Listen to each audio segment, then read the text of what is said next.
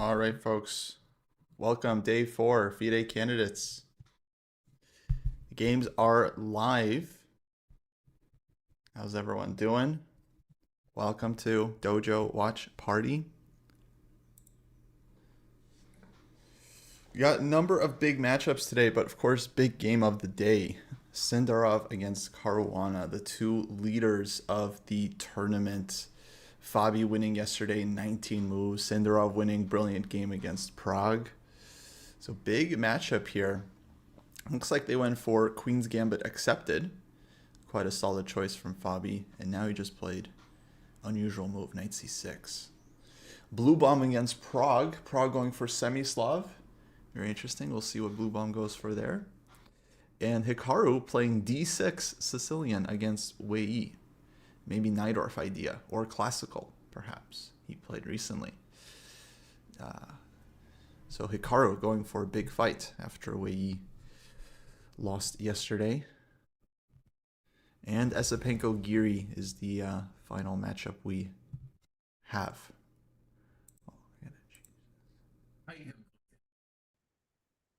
Going. All right, all right. Ah, good times. Good times. Yeah, yesterday was an amazing round.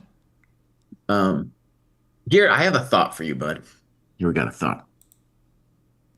So even though Cindarov is tied with Fabi, it's actually much worse for Cindarov. So think about it this way. After this game, Fabi's going to get both Esapenko and Bluebound, of which Cindarov's already played both of those guys. So Fabi gets, it's not like they're easy or anything, but you definitely get the weakies for the next two games after the rest day. And those guys will have unveiled a little bit of their opening prep, a little bit tired. Mm. Also, I was thinking about it. People thinking like Fabi playing, getting lucky or something. And I'm like, wait a second. Fabi lost the opening battle of every single game so far. Every single game, his opponent knew better than him out of the opening, and then he's outplayed him. Yeah, I feel like he's played well so far. He said something in the interviews about just not wanting to chase wins that aren't there, which I thought was interesting. Meaning he's not trying to take too many risks, but rather just take what people are giving him. And yeah, yesterday Wei, kind of gave him that point, not in like a bad way, but just in like Fabi was the one caught out of book, and then Wei was lost like 2 moves later. Basically, it was. He just made some serious mistakes. Yeah. Um, Kostya, I feel like we're definitely going to talk about the Cinderov game, but can you help me understand what just happened with Esapenko and Giri, bud? I have a feeling this is some known thing, but it's such Oh, an amazing position. You got to talk me through it. knight f5. Yeah, I don't know, some kind of Najdorf theory, I guess. Is they're playing pretty quick. But yeah, that's wild I think position. this is Knight one of the f5. bummers of playing having a Najdorf course and playing a Najdorf, man. You're gonna get these guys coming up with some spooky moves like knight f5. Yeah, sometimes it's like you don't even realize what you're revealing with the course or what moves you're leaving out, what ideas, and then someone sees, oh, he didn't cover this. Maybe he won't know it. But bishop e7, I think Giri seems to know. Giri seems maybe that was the only move, but It's obviously gonna be hot forever after knight takes g7. yeah, yeah, that's not something you can just waltz into 3 minutes. Oh, Oh, and king king d7 d7, instantly. He king just d7, waltzes. You're talking about waltzing. He's doing some waltzing. of course. He's gonna do some waltzing. I Oh, kind okay. of like this position for black. It's looking quite fun there. Interesting. Yeah, that'll be interesting. Okay. So actually, yeah, let's talk briefly about the other games and then we're gonna go to the main event. Um, yeah, let's call Blue Bounce position pretty standard. And then we got Wei Yi. Well, we'll see what happens there. That's just still the beginning. Obviously, this Anish game is madness. Um, I think I have things to say about this opening. We're gonna see. I have old school things to say about this opening. I don't know if I have new school things. Hmm. So let's say in the position after six castles. Wait, what game are you talking Oh, about? excuse me, the main game, Cindarov Favi. Ah, okay. Let's go there. Also, I'm curious. See, someone in the chat, Lalo, mentioned they uh, they coded something so we can watch the cameras, but without the eval bar. If Oh that's real, wow. I'm very interested. If it's not real, I'll be disappointed. Oh, speaking of coding, do we have our eval bar working? No, I didn't. I didn't try to fix it, so I could. It's the same from yesterday. Okay. Okay, there's a Um, link here, but I'm very. Oh man, I'm very okay. I'm gonna copy this link. I'm trusting you. I feel like Lalo's been around. I feel like this is not a new person in chat. They've been uh, around. Okay, let me open it. this debug view expired. Same. It says, Oh, Jesse, you can open it for me. Okay, great. but I didn't. I don't. It says this debug view expired. Okay, well there you go, Lalo. 403 ever error. There you go. Actually, that's yeah, that'd be a great test. If it works on Jesse's side, then I'll try it as well. Okay. Did Esapenko not look at King D7? Why is he thinking? I mean, it's a weird opening. So yeah, let's talk about this Fabi game, dude. Like, so this is, to my mind, definitely Fabi doing risky things that probably aren't absolutely computer approved. Um, so Cindarov has played let's call them the natural moves in response, and generally, like this knight c6. Let's say the obvious problem is the knight. If you're going to fianchetto the bishop, the knight looks like it belongs on d7. That's the ancient method here. Yeah, knight c6 is some new stuff. Now, I want to say it was played back in the Soviet times a little bit by Korchnoi too. But yeah, generally kind of had a shaky reputation. So I think this to me is a good example of Fabi. I'm going to look in the database now, but a good example of Fabi kind of testing the limits to get an interesting position. Also, let's just say the obvious, fighting with black. Fighting with black in a position that I think from a tournament standpoint, if he draws this game with Esapenko and Bluebaum coming up, you got to say, "Oh, Fabi, you're doing great. What are we talking about?" Right? Yeah, if he draws this game, I think he's fine. Um, but I don't necessarily agree that he's like risking it by playing the QGA. Like, if anything, it gives White a lot of very solid options. And I think he kind of put the ball in Cindarov's court. Like, Cindarov could have played e4 on move. Oh, wait, sorry. I got the move order wrong here. I thought it was QGA. It wasn't. It was QGD with knight f3 DC. Right. Ah, so that is unusual. Because he's saying that White can't go e4 here successfully. Whereas if he had just taken on move 2, then okay, White has e4, like huge main line. He can, pose some questions there. But so Fabi, because Fabi has played QGA before, so that's why I thought, oh, it's QGA. But no, it's QGD. QGD, guys. But then he accepts. One move later. But he still could have played e4 on move 4. Yeah, but it's a bit different because Black is committed to e6 and White has knight f3, which you would think would be in White's favor, but maybe, I don't know, maybe it transposes to some line, like some Vienna or something. I'm not sure. But that seems to be the critical choice, would be to play e4 there. So let me just stress in the database, we DC4 is 2% of games in this position that's been seen obviously a million times. Yeah. So DC4, 2%, uh, e- I mean, So that E4 is is kind of definitely a playable there. I mean, for yeah. sure. Yeah, that's kind of a surprise. Um, okay. So yeah, now I'm more with you in that Fabi. He was kind of like, because it's a frisky move. Like DC, it's just like, Yeah. Avrik said you're not supposed to do that.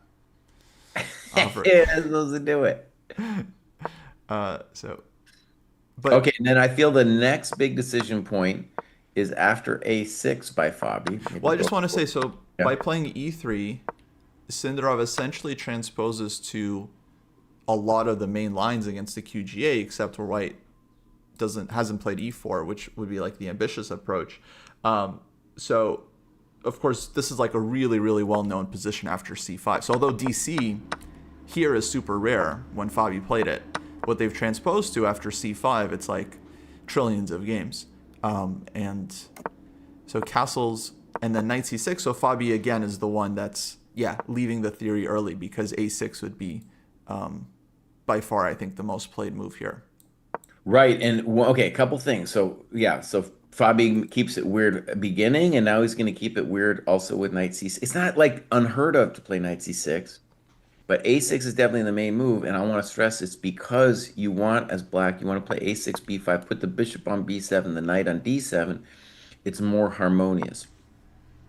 Also, though, if you play a6, first your opponent might be better for prepared. And the endgame variation, d takes c5, I've always liked. But anyways, I don't know how dangerous Fabi thinks. He's played that actually. We've seen that from him.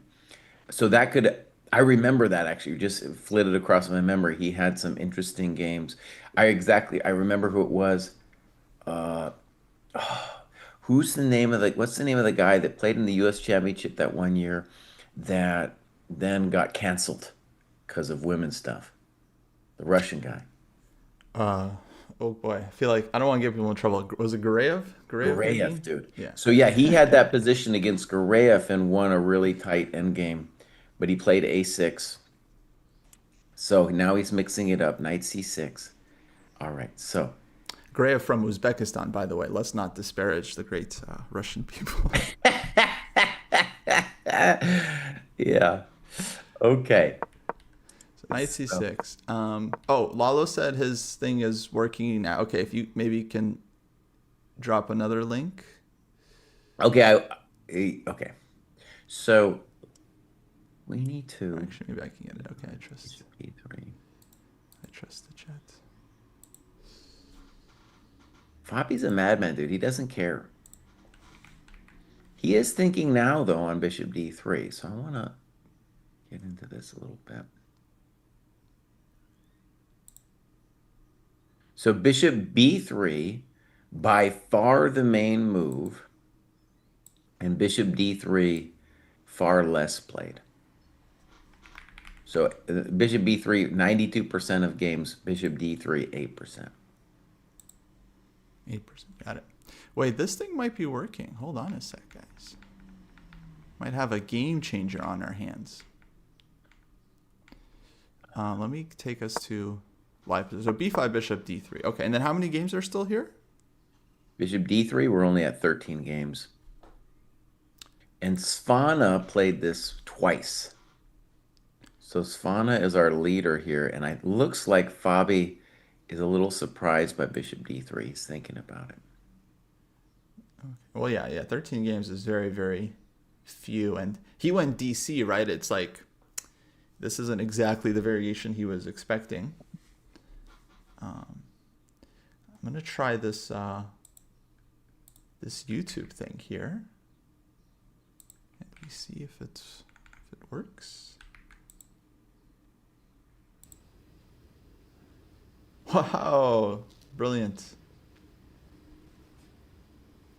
Brilliant. Wow, very well done, Lalo. Amazing. So for me, it's like I got to log in or something. I don't know. It didn't ask me to log in. Yeah, so Lala, I can't see it, but I'm just seeing a login thing on this. Log into what? Yeah, I don't know. It says log in, sign up or log in. This is the one he just posted, or where should I be looking for this? Yeah, it In was the in the FIDE chat. chat? I'll put it in the chat for anyone else because Okay. if you guys want to try it, seems to be working great.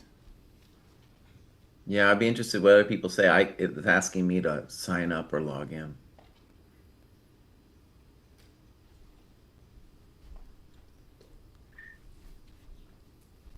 Maybe Maybe, Lalo, you could also help us with this eval bar. Help us fix it.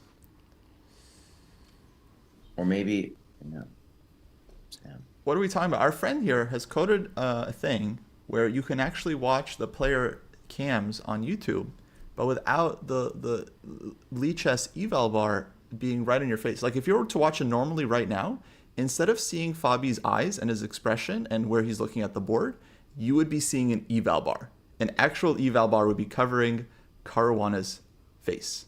So, when you open it, do you have to put in the game? How does it work for you? Uh, for me, it felt self-explanatory. There's a box that says YouTube link.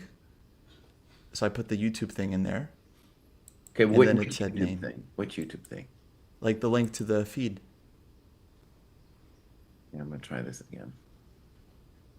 So, Like it's what we've been complaining about. Like you can't watch the games, and then as a joke yesterday, I said someone should code an extension that blocks the eval bar, and then Lalo was like, "Hold my beer." Oh, fantastic! What did you use for this? Is it Gemini? What'd you use? So curious now. I will try this thing. I add you. It says, please enter a name and a link. I don't understand how you did it so fast and it's not giving me this login crap and it's giving me all this drama.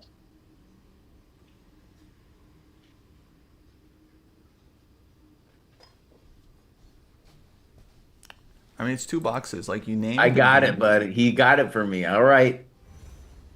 So you don't have, by the way, if you're watching this, you don't have to log in. It's going to seem like you have to sign up or log in, but you don't.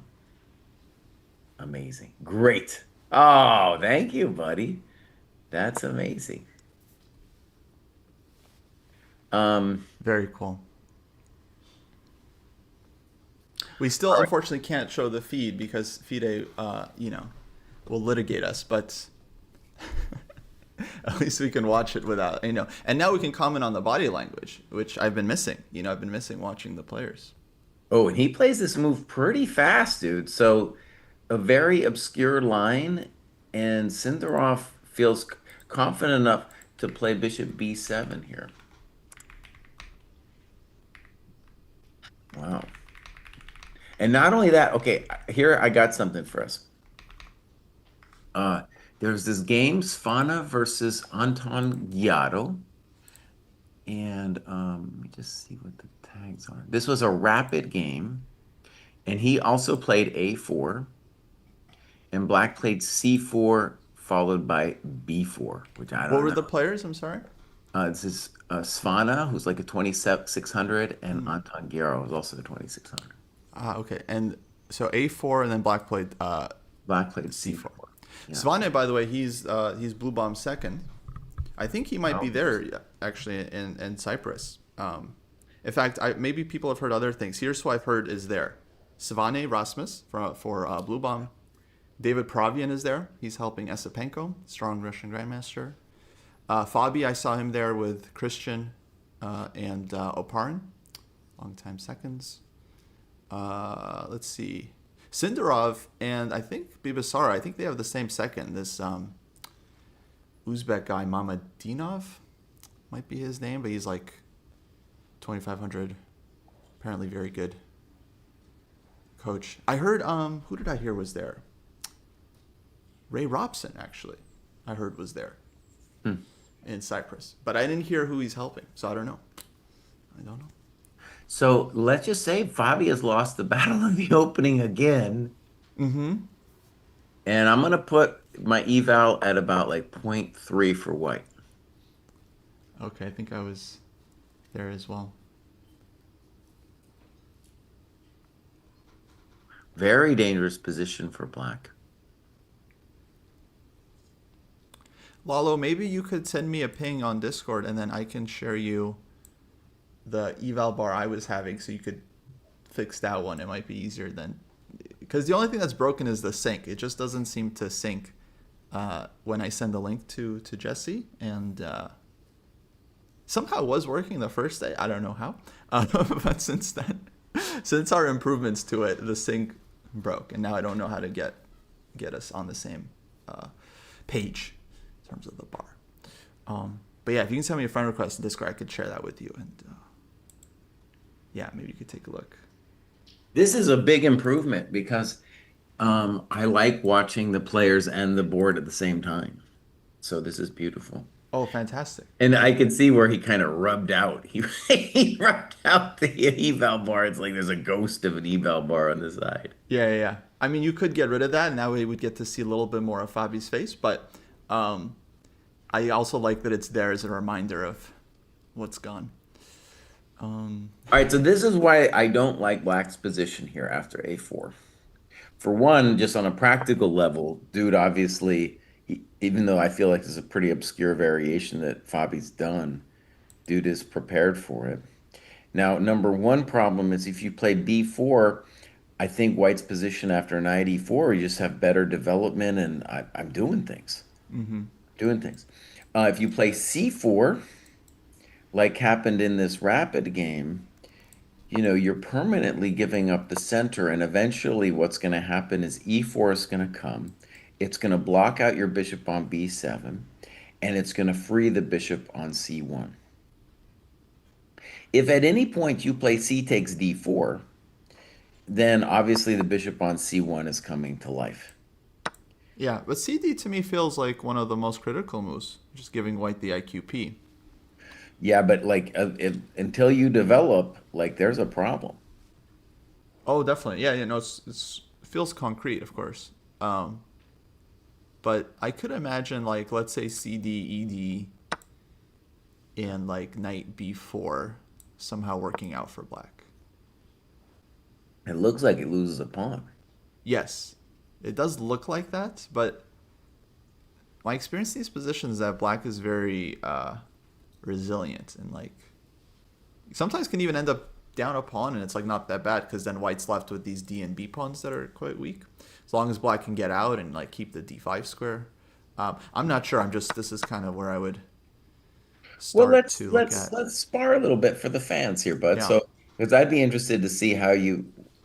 I don't have a great intuition about what black should do right now.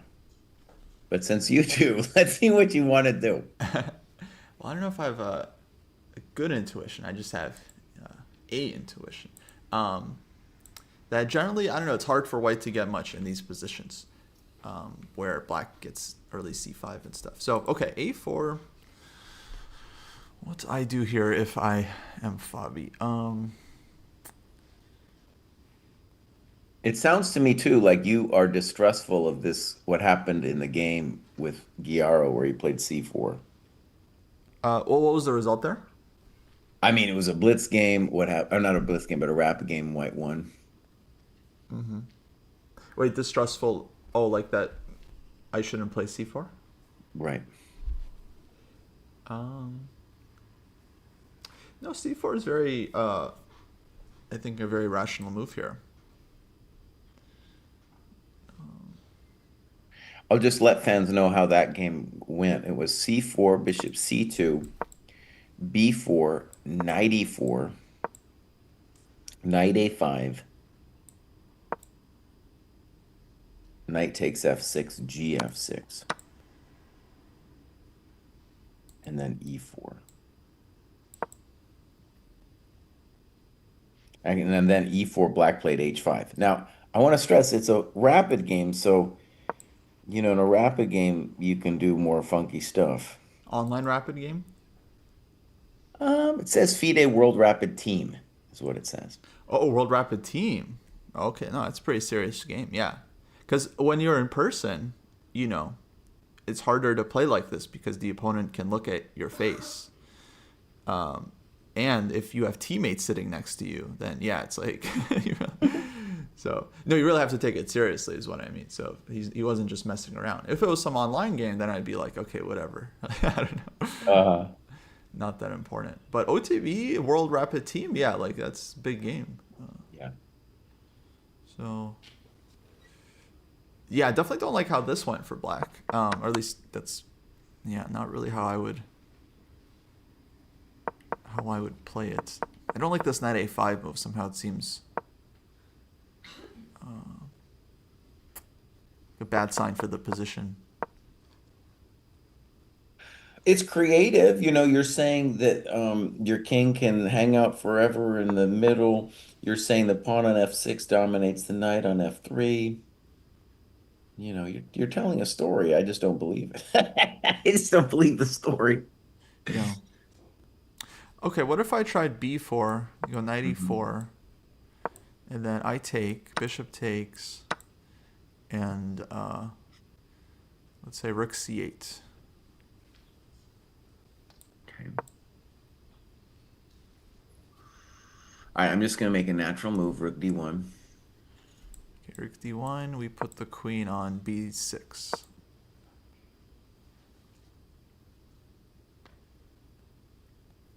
This is hard to believe. All right, d5.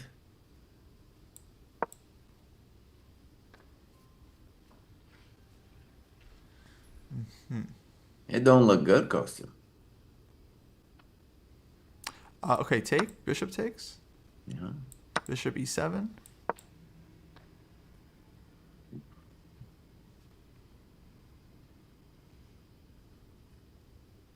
Well, then this is just a standard advantage for white, right? Because the c4 square, nice development, all the business. Maybe, yeah, maybe slightly better. I'm not sure how much it is. I'd be definitely be leaning towards clearly better here. Okay, can agree to disagree. Um,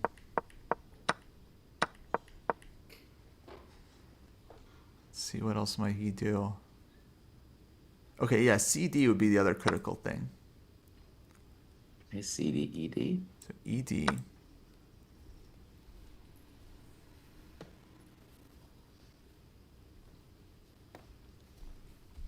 Let's say B4. Knight E4. So you just played b4. So I think maybe you're a GM today. I I started really with did not have a good intuition for black here. And now 94 has happened. Yeah, no, I mean, Fabi probably feels comfortable. Like I said, he's played a lot of QGA before, so he must know these structures quite well. Let's say the obvious thing. It would have been cool if the knight were on d7. There would be no 94. Yeah, I mean, it's pretty clear. Like, yeah, the knight on c6 is kind of a problem in these lines. And knight a5 quickly. So he didn't actually tank that long. He spent 11 minutes on bishop b7, and then 9 minutes on b4. Knight a5. And now knight e4, knight a5 played. Yeah, so by the way, there's no games, at least in the database here with knight a5. Wow. He took quickly on f6. Oh, knight f6 on the board. He's playing very fast. So this is interesting. So Cindarov is playing as if he's in book, like playing pretty quick. Because knight a5, I mean, it's a surprising move. I would think but he just takes on f6. Yeah, like 19 seconds. Like, okay, even if you believe this is a forced move and it's the only move that makes sense and yada yada yada, 19 seconds. It's like very very like he had to write the move down. So he takes very fast, which means that if we assume Cindarov isn't prepped, that means that what Fabi is doing is still at least computer approved. Oh, I don't know. I think though, let's try to put it in human terms. I think maybe the intention is to do the idea of the Giaro game, but without c4. Keep the tension with d4 So maybe GF now. Keep the tension on D4 and say, well, because of the tension on D4, you're not going to easily play E4. And maybe I'll have interesting play here with GF. Now, Queen F6, of course, is the other option, but that makes me real nervous, especially because some kind of E4, E5 might whack us. But also because the queen doesn't feel correctamundo on F6. Like Queen F6, Knight E5 looks very unpleasant. Yeah, Queen F6, Knight E5 looks unpleasant. I'm worried about my life. Yeah, it seems like a GF situation. Ah, Fabi, buddy, you're playing with fire here, bro. Dang. Dang. Big time. Yeah, risky.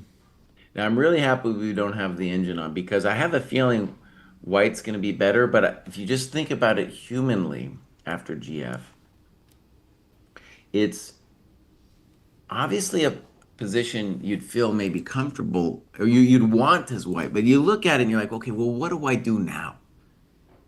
What do I do now after GF? Because it's not super simple. Whereas black has a couple moves that make sense. Queen b6, rook c8, maybe h5, maybe rook g8.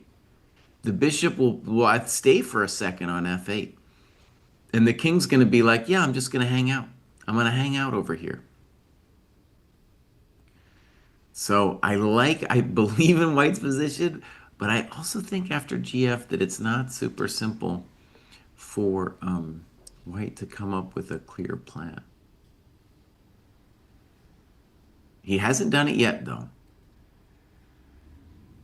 I mean, GF is really bold, but at this point, like, I think Queen F6 is even bolder, though, because you're it's so out of play on F6, and then Knight E5 is going to come. Doesn't look good, yeah. Also, in addition, well, I like Knight E5 best, but there E4 might also be a good move. E4 is probably a great move as well after Queen F6, with Bishop G5 crud happening very soon. yeah. No, I Another think nice he's thing going about GF. what Fabi did here is white, in the other game with C4, Bishop C2 and the Knight A5, then white doesn't have to worry about Knight B3 stuff. Here, at any point, Knight B3 can be a thing. So imagine anytime E4 happens, then probably Knight B3, and then take the coconut on D4. Amazing. Okay. Yeah. But with GF, black will have to play with the king in the center, and white still has DC whenever they want to open things up. I don't know. I mean, Anand was really good at these positions. Yeah, I feel like the Semislav is how he cracked Kramnik, right, in their match. He won a couple of games with these like really double-edged structures. But there I just felt like Vichy, just had this amazing prep, and it felt like the positions really suited his style.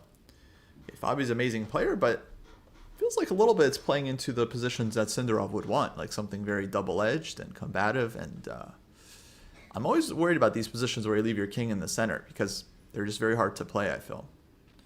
Easy to mess it up. So Kaylin, to you, really is thinking Queen F6. Why don't we spar Queen F6 for a second just to see it from Fabi's point of view? And I'm going to admit that because I saw this weird rapid game, I'm kind of primed already to be like, oh, GF6 is playable. Also, the idea that GF6 here is conceivably better than in the game what we saw with C4 and Bishop C2. Okay, you mentioned knight e5. For me, queen f6, I'd be scared of e4. Now on E4, I think Knight B3 could be a real pain in the butt. But it's very concrete, right? Like knight b3, we have bishop g5. But then Knight takes D4. Okay, but takes. You take on g5? I suppose so. That was. Okay. Yeah, I just wasn't sure what's happening here, but no, I don't see. Maybe you could play Well, Bishop B5 check. That's the bishop kind of b5. crud that could happen to me. Exactly. Exactly. I still don't know though. I played like King E7. I don't know who's better and why. Very hard to say. Maybe Maybe white's better because the king is on e7. Knight C6, King F6. I don't know. I don't know. Okay, you don't know, but I have an intuition. White's doing well. Bishop c6 looks interesting too. Right. So I think Queen F6, there's a couple plans that bother me. E4 and also Knight E5 scares me as well. Yeah. So for example, let's just play Knight E5 out just because I think it might be simpler. So Knight E5, what do you Kind of want to looking do? at bishop b5 check a little bit. Um, Also now, like, you can't castle because of Knight D7 crud. let's say maybe bishop d6 for black. All right. I wanted to first try F4. There might be Okay. other. Well, Bishop b5 actually might still be working. Yeah, f4. Bishop B5 might work. I don't know. Yeah. Actually, we might as well check that. Bishop D6, Bishop B5 check. Ace king e7.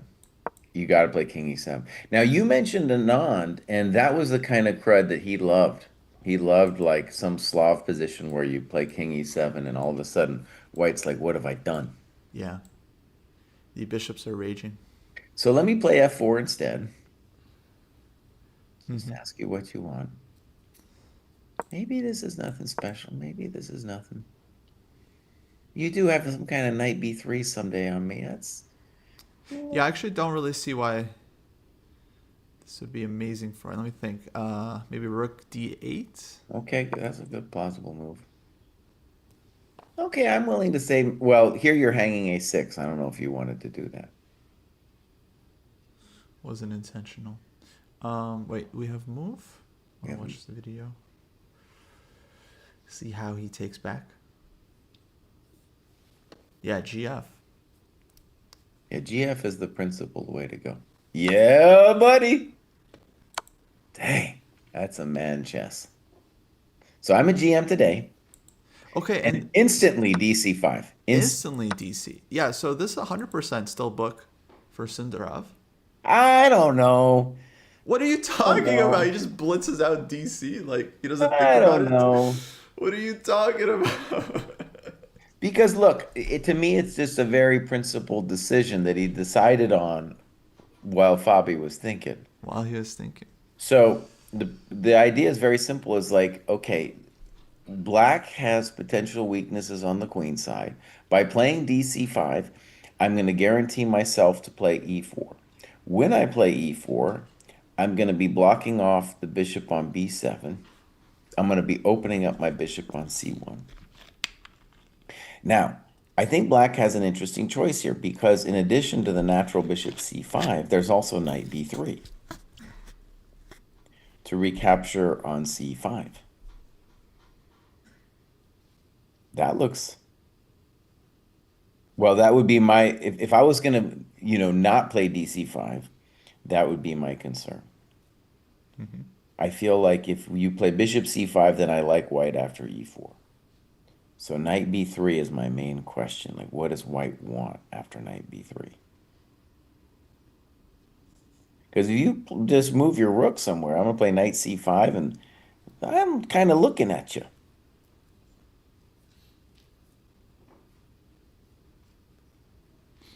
Hmm.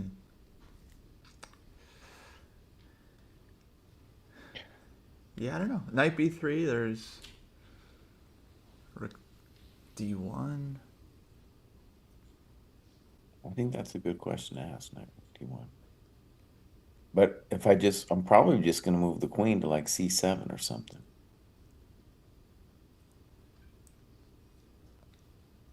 Yeah.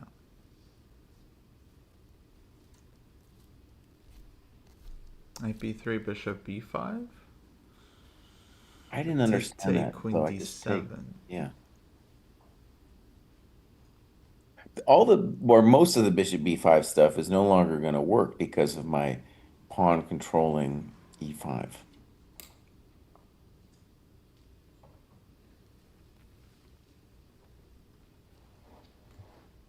Now, one thing that's funny is like the position reminds me of so many positions where black has an unopposed bishop on f8 and is saying, you're not going to ever get me because I got the dark squares. But of course, here, white still has that bishop on c1. Now, I think one of the fundamental questions for black is like, how and where do you want to put the pieces? Okay, so yeah, if I'm white, here's my concern. Let's say I play knight b3, and I'm gonna take on c5 with the knight, and then my fundamental setup is gonna be like queen c7, bishop d6, king e7. And I'm gonna say I'm tucked away, I'm feeling good about life. Yeah, I don't. It's funny. I'm not sure I understand White's position after knight b3. No, I've never really felt these positions for white that much, especially, yeah, a lot of these structures. Like what are we doing with the bishop and everything? So I don't know. All right, Kosia, I'll tell you what. I'm gonna put it back down to zeros, and that's just because I don't understand what White's plan is after knight b3. If I come up with a move for White, I'll change my eval, but at the moment, I just don't see what White wants after knight b3.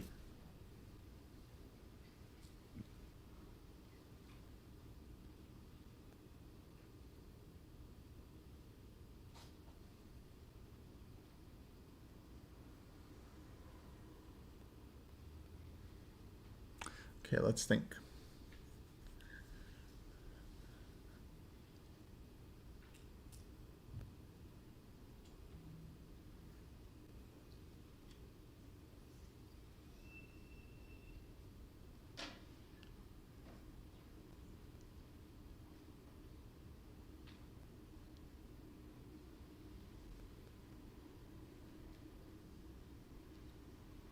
How would knight b3, knight d4?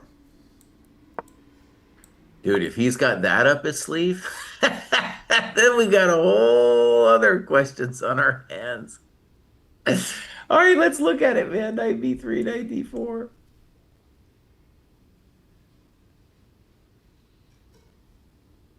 This would be incredible if that's what he had in mind.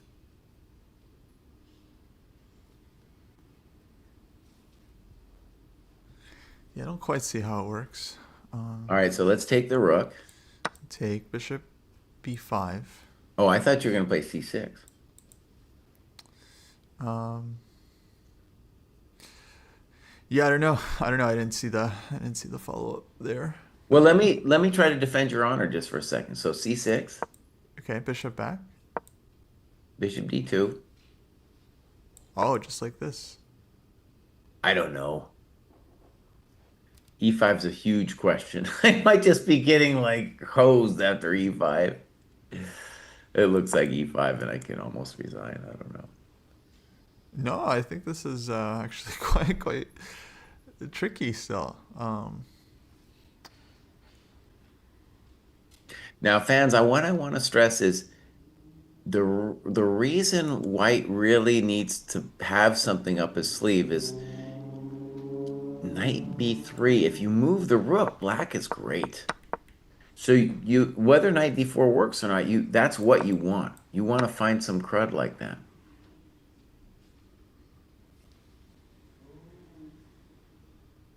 I don't believe Yeah, it. position after rook b1, knight c5. Like I'm not really clear what white does there. Black's pieces are very good.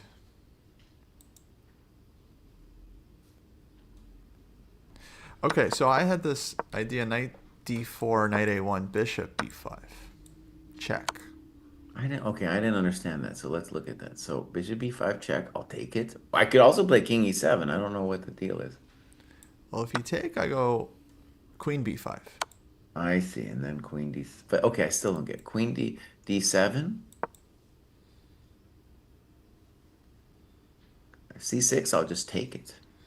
Yeah, I guess c6, take, and then you come out. Yeah. And we're rook down. And your bishop on c1 is still a crutter. Yeah.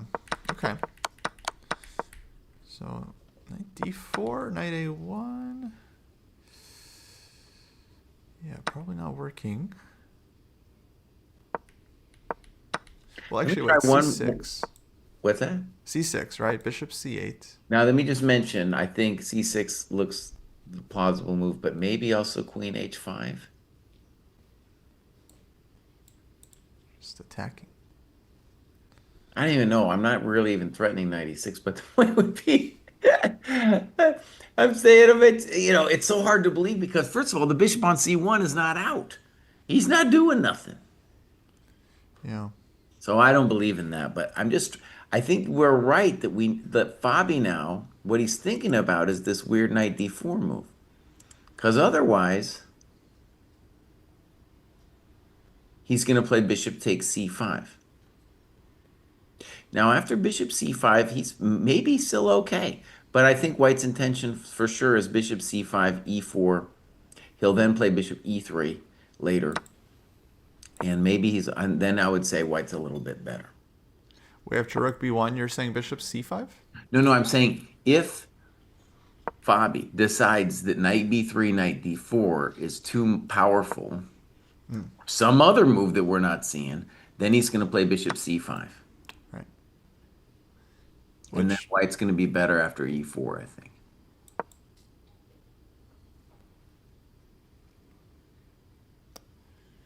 I mean, maybe. There's still knight b3 here. Well, I know there's knight b3 here, but what I'm saying is that's what Fabi's thinking. He's wondering, like, why can't I play knight b3? No, no, I'm saying after e4. Oh, I see what you're saying. Okay, but let's try that out. So bishop c5, Yeah. e4, knight b3. Now I'll go rook b1. And then,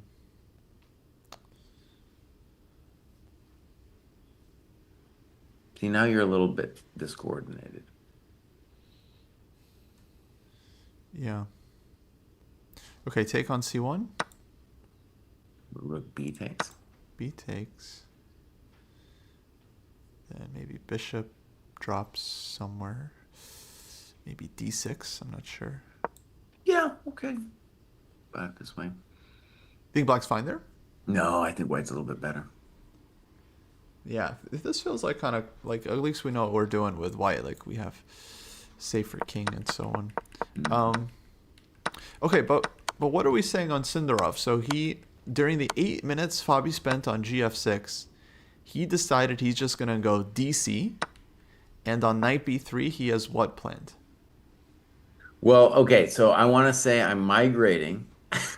I'm migrating to the thought that maybe he does have some secret nasty thing here. Dude, this is the fourth game that Fabi has lost the battle of the opening. If that's true. I mean, because, I'm putting my eval at fine for black after knight b. I don't, but okay, let's just recap. If we don't have a different idea for like it's just knight d4. I don't see anything else that could bother us so much. Knight d4 definitely the most annoying move, it feels. But Unless there's like some we have not. c6 or All right, something. but we haven't figured it out. All right, so knight d4, knight a1. I don't see it. Ah, maybe c6. Okay, c6. Oh wait, you mean Like on knight b3. oh. Okay, but that doesn't really make sense because now I'll just play bishop takes c6. And then queen c2. Oh, but no, then I have knight c5. Okay, I was just, I was hoping for something. No, that Rook was good. That d1. was a good thought.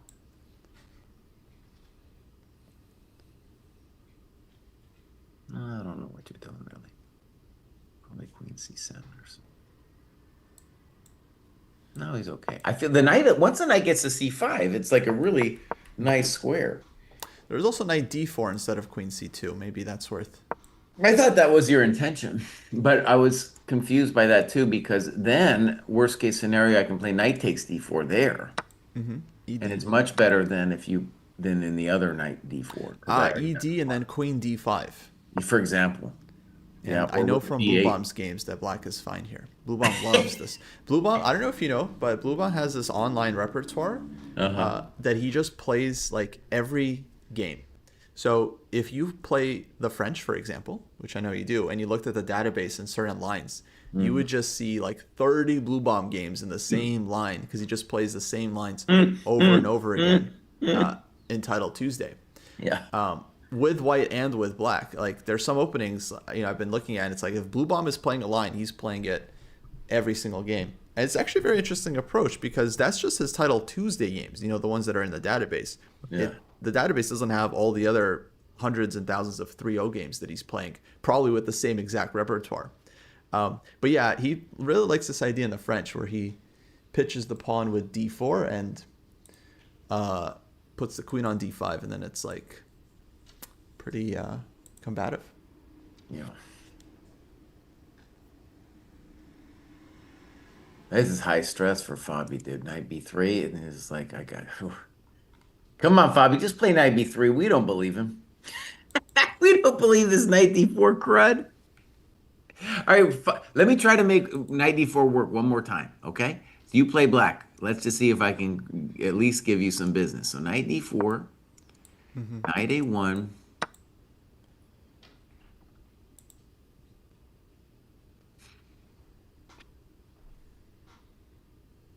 I'm thinking about it.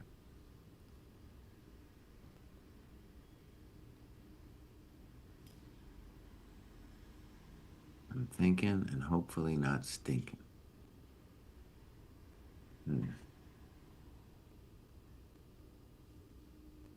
Now, one of the things this concerns me in this position for white is obviously I've lost the rook, but if my bishop on c1 were doing something, I'd feel a lot better. If there was an easy way for my rook to get in, I'd feel a lot better. Wait a second, Kostya, wait a second. Maybe, all right, okay. So there's also, in addition to knight d4, there's your move. I think you had suggested this, but anyways, on rook d1, and then I said something flippant like, okay, black plays queen c7. Rook d1 after knight a1? Or No, after knight b3. knight b3. Rook d1, queen c7. Now, maybe he could take on a1, but let's just say queen c7 just to see if this is some kind of idea. I don't really see it. Yeah, I don't understand that either. Yeah, I don't see. This is going to be one of those things where he's not going to go knight b3, and then we just won't know why until hopefully after the game. Hopefully someone asks him.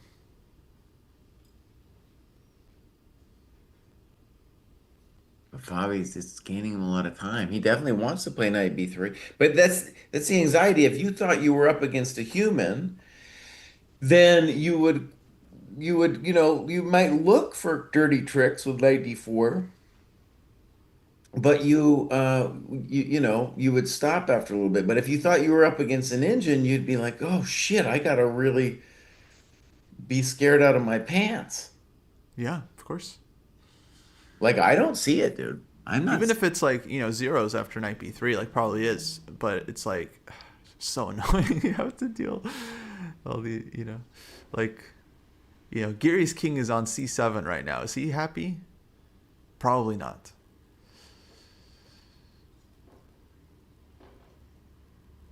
By the way, in terms of the other games, okay, Blue Bomb against Prague.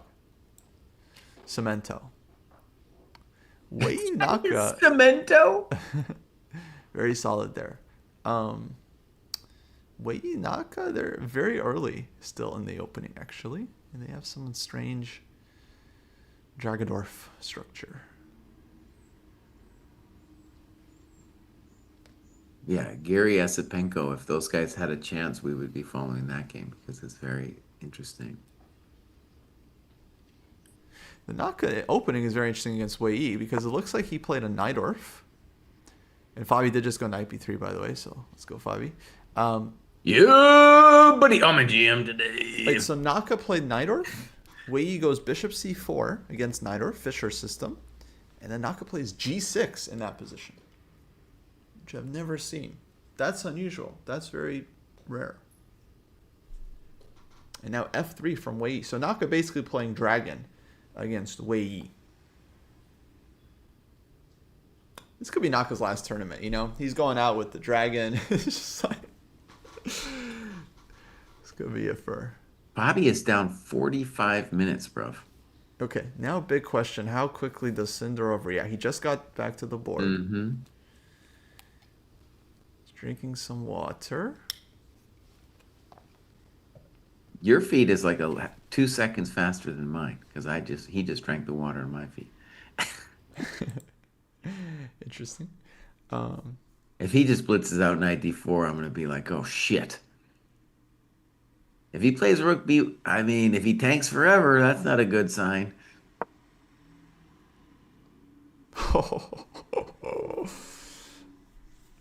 I think our boy is in prep, dude.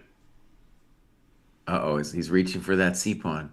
Dude, he just played it. Oh, and he made a little head nod. He was like, I got the little head nod thing. Okay, so maybe you're a GM today. Oh, he's caught him. You might Oh, be. no. He's caught him. Oh shit. Well, what's the alternative? He was away from the board for half an hour thinking about a blindfold. Comes back. He's like, yeah, c6. Ship it. All right, knight d3, c6. We are thinking bishop takes c6. We did not see anything here, but obviously his computer has seen something. Okay, let's think. I did not comprende this bishop c6 thing. Queen c2, knight c5 for me looked convincing. Because white just doesn't have the development there. Okay, so let's check knight d4. Well, let me try queen c2 again. So maybe queen c2, knight c5, knight d4. How about that? Okay, it's an idea. So bishop d5. Or bishop b7. Mm-hmm. The advantage of bishop b7 is at least you threaten a blue bomb with queen d5.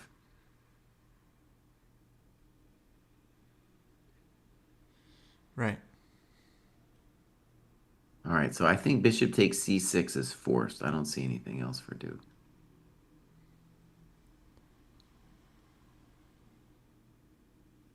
Now, interestingly, Fabi might think forever just because he's like, well, what is this guy's computer doing to me? Nah, he takes. He takes. I mean, I think he saw this coming when he played knight b3. Yeah, he takes. Yeah, you. 'Cause he was tanking so long, so for sure he was looking at all the sharp options, and I think c6 is like one of the first candidate moves. All right, so knight d4 is played, which was my first instinct for white if he was going to do this c6 thing. But I just want to say, knight takes d4. Wait a second. Wait a second. I thought white was doing, or black was doing pretty good after knight takes d4. Yeah, and queen d5. I mean, Blue Bomb would be coming over and like smacking his lips over this position. He'd be like, "Ooh." Now, let me stress, after knight d4, e4, in addition to queen d5, you have rook g8, which similarly forces f3. Yeah. Now,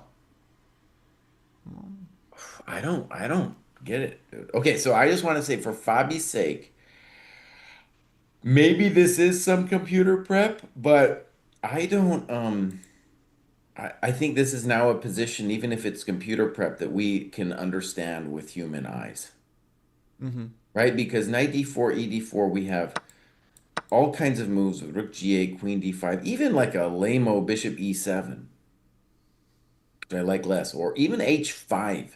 All of these moves, I feel like we've reached a position that we can calmly say we understand.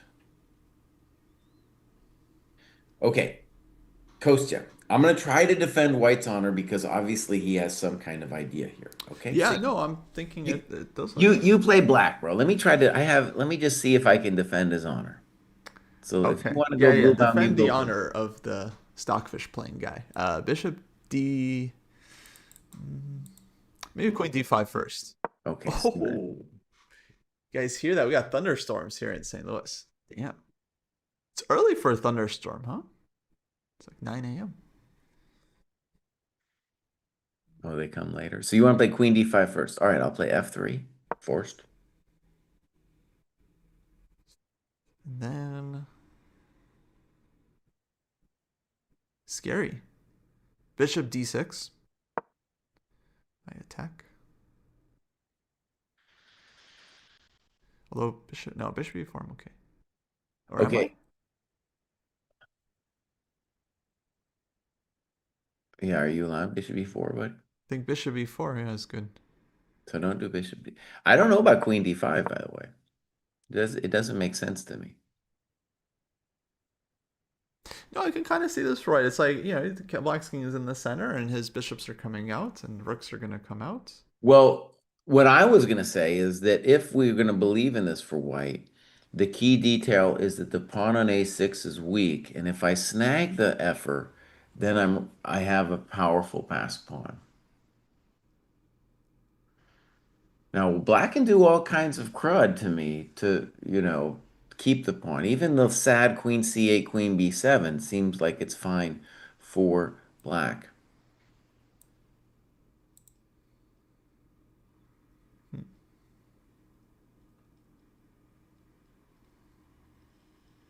I would take white side. Okay, why don't we switch? You take on d4, you want queen c7?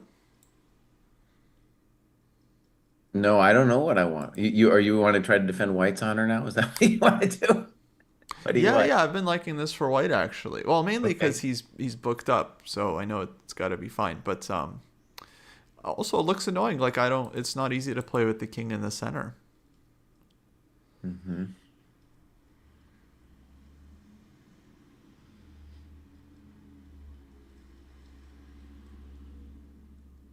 Okay, I'm just gonna play natural moves. Rook g8.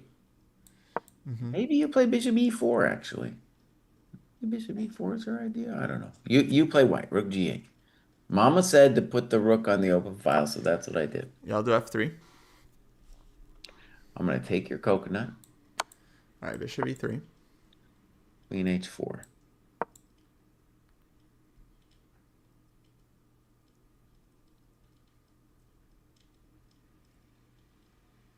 Let's start with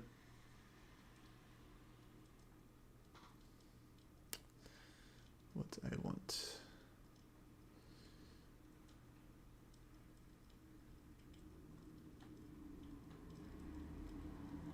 Berlin chess. I think originally I mentioned queen c8 as a move, and I think Kosi interpreted that as queen c7, but I would be worried about the pawn on a6, right? Okay, go bishop f2. Okay. And Mama said threaten mate, so I'm gonna play queen g5. Queen g5. Bishop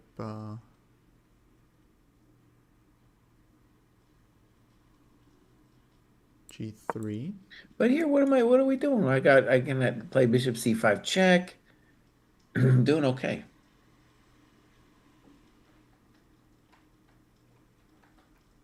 Right? I mean, king is still in the center. Let's see if white had options. So rook to g8. We could also try this bishop e4. Maybe I that's thought better. I was more concerned with that. Yeah.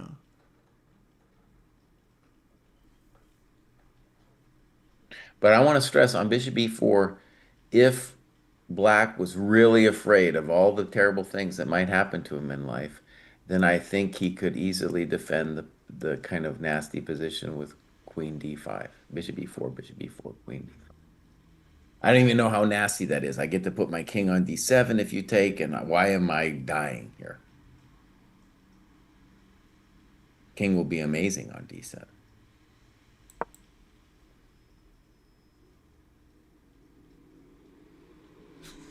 Tough call. Fabi's still thinking on knight d4. Wait, but you see what I'm saying, Kosi? You played a different move. I was saying on bishop e4, we're going to play bishop takes, queen takes, queen d5, Oh, queen d5. Oh, my bad. and just say I'm fine. Hmm. You can say that, but isn't that kind of ugly? Just the end game, right? Take bishop f4. Yeah. Like your bishop doesn't really come out. But your king isn't really coming out, and mine is. I don't know if that's a good thing. Well, Like rook is okay. coming We could talk about it. To me, that c7. seems pretty holdable. Um, okay, so dude is tanking. Now, besides knight takes d4, let's think about it. Uh, oh, you could also, I mean, you could also play queen d5 now, but then check it out. Though that's an important variation. Queen d5, f3, and if then knight a1, you have bishop e4 to contend with. Welcome to the dojo. Yeah. So that's good for white. Actually, I'm being a little too fancy too because queen d5, well, knight c6, maybe knight a1 or something weird. And Then then you we're could just take the kind rook of right away if you want to do that. this is also like a thing where we're just trusting the engine because uh, knight a1, we're just saying to ourselves, oh, knight c6, that has to be more than enough compensation. It probably is, but I'm just trusting that because of the fact he's playing it so fast. Yeah, it's not so hard to believe though. Like knight a1, knight c6, Hmm. queen goes somewhere, and then say d5, All and right, then what's your eval? I'm still at 0 here, bishop but a6. I could imagine. I mean, from a Um, practical perspective, he's down 54 minutes now. So, yeah. So well, objectively, I feel like it's probably close to zeros, but mhm. I think practicality is certainly on White's side here. Um, so yeah, my official eval is that White has initiative, arrow pointing up in chess-based terms. Um, Yeah, that has a practical initiative for sure. yeah, but I leave it at like point, uh, I guess at point two to represent that it's like equalish, but I feel like I would rather take White given the situation. Yeah. Now, you denied me the ability to say that, though. You said you can't say given the situation. It had to be objective. I So said now you're that. going to change the rules on me, man. What rules? The rules you guys created, you and David. You were like, no, you can't. Like, yeah, I wanted to add practical considerations to the eval bar. And you guys were like, no, you can't be doing that. It's Is just, this another conversation from like 2.5 years ago? Like I uh-huh. don't even know. We've been doing this a long time. Yeah. Yeah. Yes. I don't even know what you're talking about. I like the human evals. I think it's honestly more in my mind. It's always human evals when I'm playing.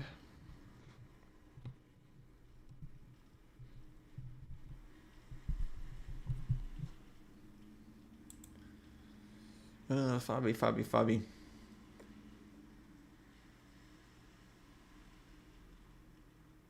All right, Kostya, I have a question for you. Now, when I ask you this question, I don't want it's going to be like a list question, but I don't want you to like start the list. I just want an intuitive response in terms of a number. Okay? You ready for this? Okay, number. This is a game that people in chat can also play. Here's the question. How many things in life do you think are better than getting all jacked up on caffeine and watching this FIDE candidates? How many things are there that are actually better than that? Um, if I'm thinking logically, there's an infinite amount of things better. I don't know about that, buddy. There's also an infinite amount of things worse. So it's hard to. Um, yeah, I don't know. I don't do well with caffeine on an empty stomach. So I'm Oh just drinking the water man. here. Oh, criminy. I don't need this, artificial substances to. I'm just into the game. Games for me are exciting on their own. Yeah, Chad Kostia. That was a good response. That's- What kind of number are you expecting? What, like six? Something like that. Yeah, maybe just a couple. I don't know. Six It's hard six. hard for me to come up with a lot, hard to come up with a lot. Someone in chat said it would be better to watch it live, and I've watched stuff live, and honestly, like you don't get to talk to anybody. You don't get to talk to anybody when you do it live. True.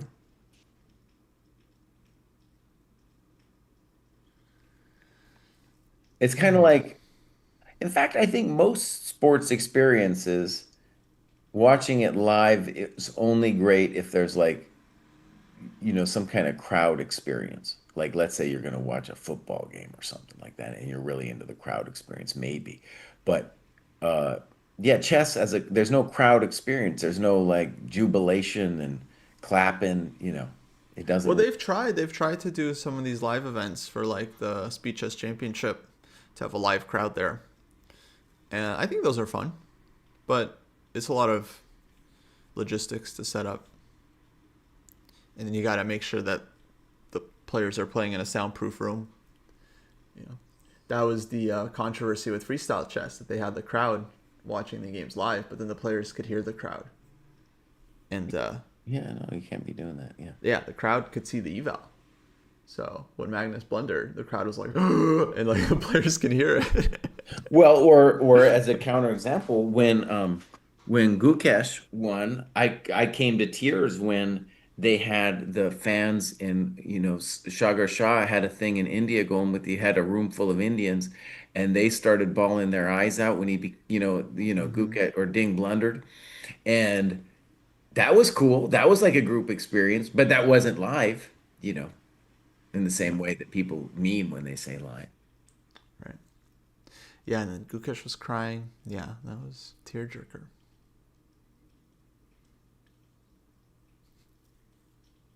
So, buddy, you need to learn to drink some coffee. You need to learn to lift some heavy things and drink some coffee, man.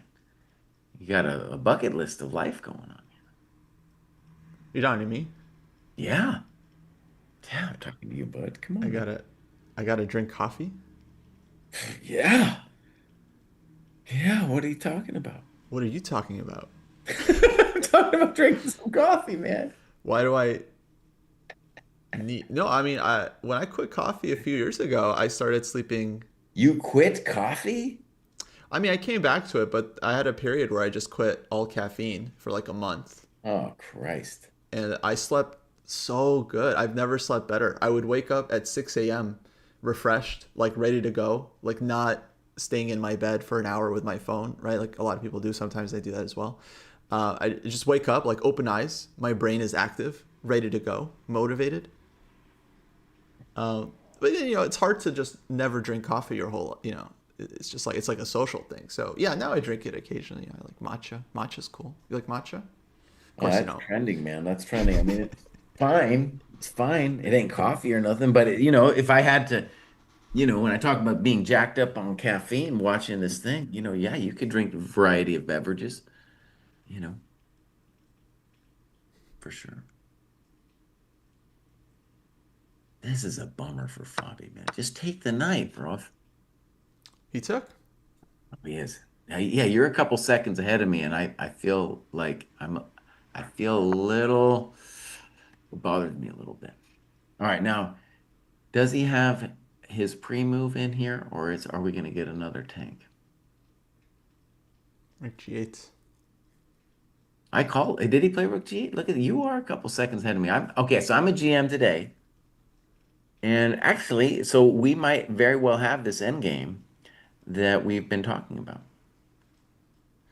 With bishop E4, queen D5. Let's play that out and just try to assess. I'll try to like see how I feel about it because you made maybe a reasonable case that I should be worried about it. So knight d4, ed, rook g8. So the first question for Cindarov is, does he want to play bishop e4 or f3?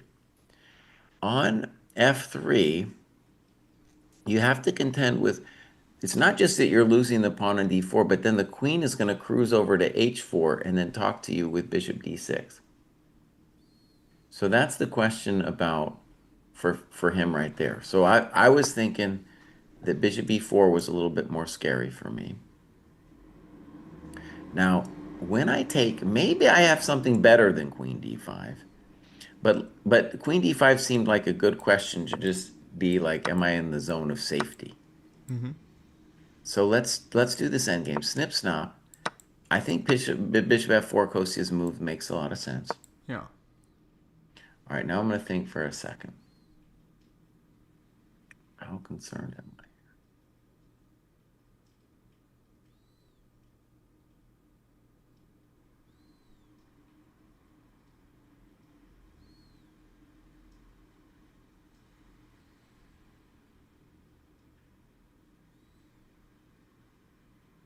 All right, first let's just do obvious moves. King d7.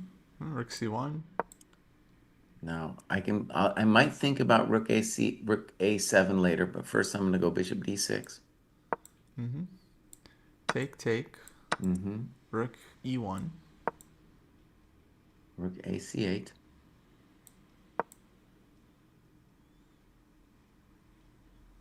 No, my king's developed and yours isn't. Yeah, I fixed that. f3. I like that. I fixed that. Rook c4. c4.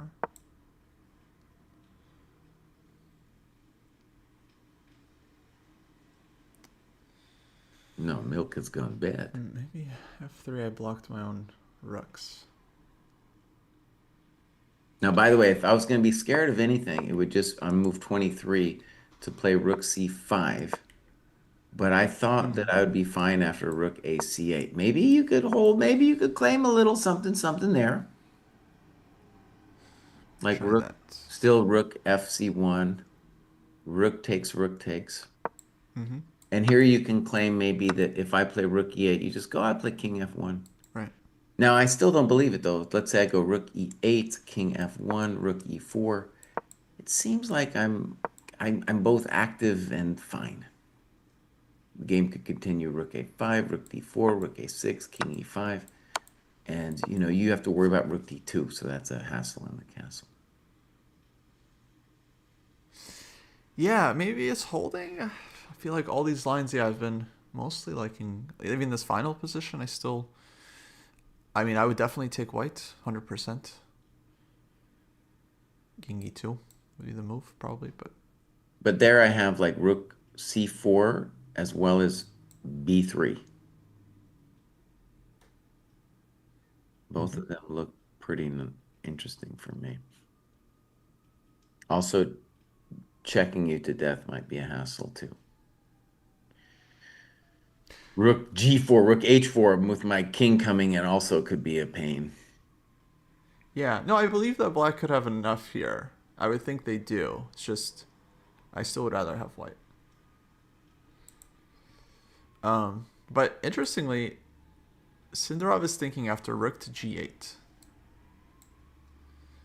So he doesn't have this fully mapped out. And officially he has, I would say, three moves, because g3 is also like No, not so bad. no, g3 is like Bobby's gonna play for a win, buddy. Come on now. But what's the problem? Well, I mean,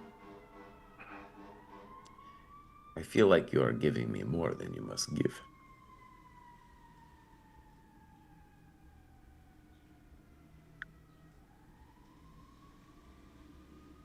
Yeah, I feel like G3 is madness.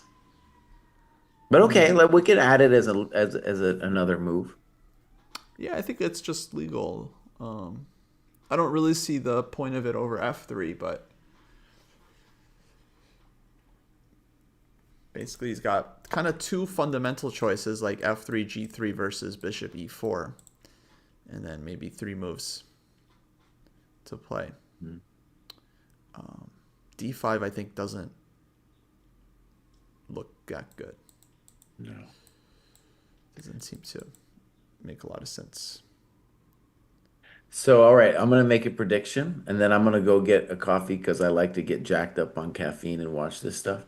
I'm going to predict that he is going to think for a long time here and decide against the ambitious F3 or weird G3.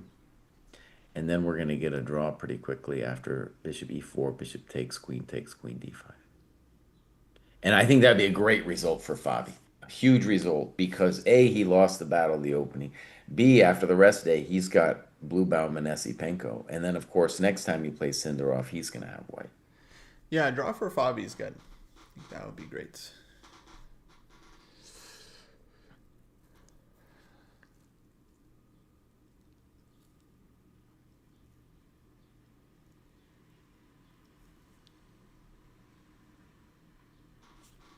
I love getting jacked up. All right, I'll be right back. Okay, so with that, guys, let's go around the horn. See what's going on. Esapenko-Giri, we had this position. Just crazy.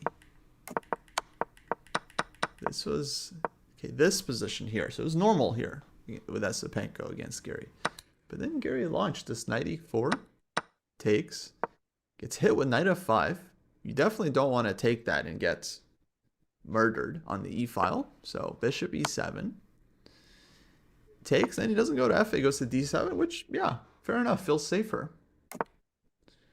Castles,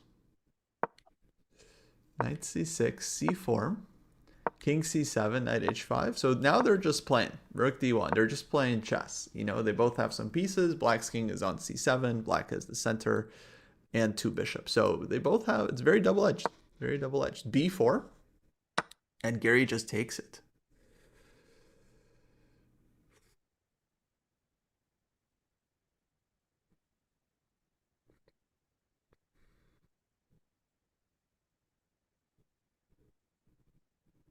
Which is fascinating because Esapenko, you know, he goes b4 like, you know, he's saying, if you take me, I will end you. And Gary's like, go ahead, I take, I take. And yeah, I don't know. Actually, it's like, it's honestly a very tough position to judge because the king on c7, like it has a lot of pieces around, even though it looks open. White's not an h5 is kind of floating. These bishops with these pawns are very strong, and they cover many squares. Right? Like they cover everything. Look at this. Look at this, guys. You see this?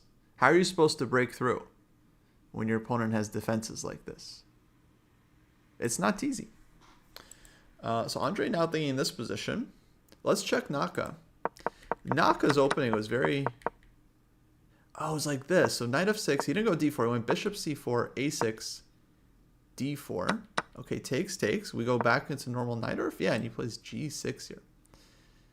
Very chaotic move. Probably something he's seen. But now the game is going into Dragodorf. f3, b5, and now bishop to b7. So very sharp position. And very dangerous position. Because, I mean, it's... These open Sicilians, you know, white starts attacking. Black castle, you know, can get absolutely killed. So, Naka really waving a red flag in front of Wei. Wei is a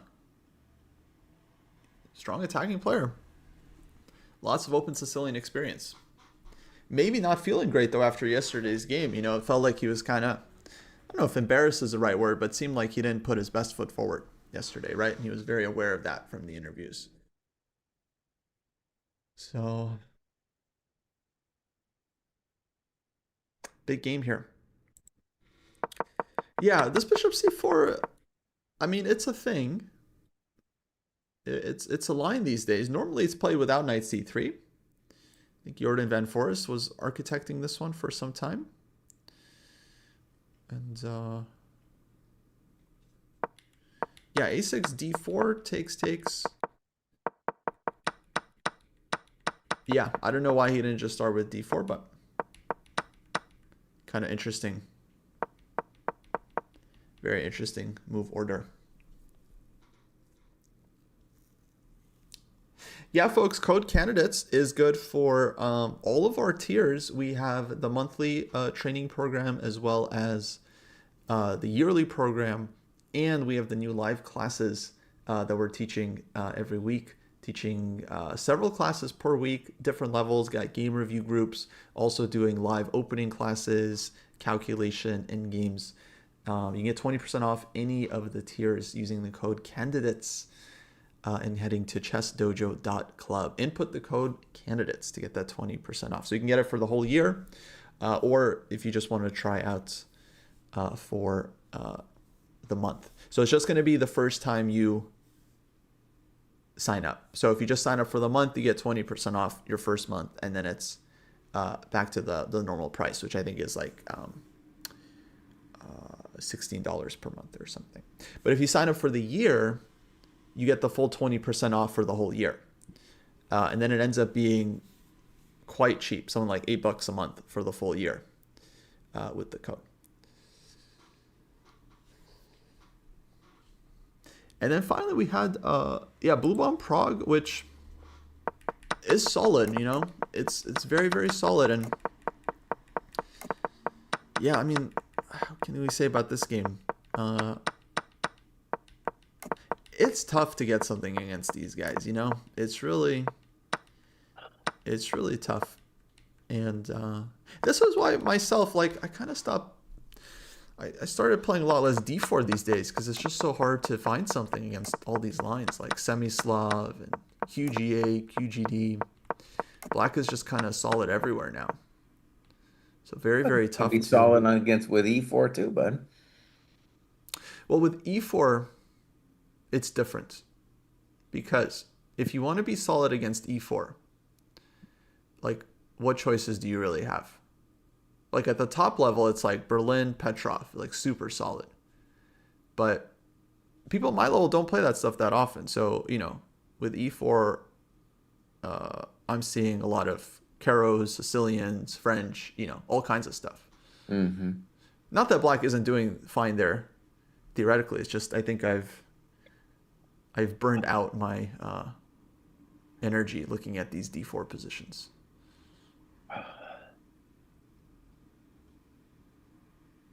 Well, oh, we should definitely focus on this FIDE game. Oh, by the way, Kostya, look what I got you, bud. Look at that. A matcha, bud. I brought you a matcha. Wow, you're drinking matcha. Yeah, for you, man. For What you. happened? Oh, I said, Kostya wants a matcha. I'll give him a matcha. He You likes it. said you said coffee is the greatest. You asked how many things are better than coffee, and then you left and No, I got said getting matcha. jacked up on caffeine Oh, and okay. watching the tournament like this. Ah, so it's just the caffeine you're into. I mean, coffee is the best, but if you got nothing else lying around the house, yeah, could drink some matcha. Yeah, matcha's good. I just want to say a couple obvious things. This Giri thing looks super dangerous. It's been dangerous from the start. Yeah. And then we want to say that Naka is playing with fire pretty big time with Wei Yi as well, man. Oh yeah. Showing little respect. Maybe it's a good. I mean, after yesterday's game, I was just saying, you know, Wei's just likely not in a great mood mentally.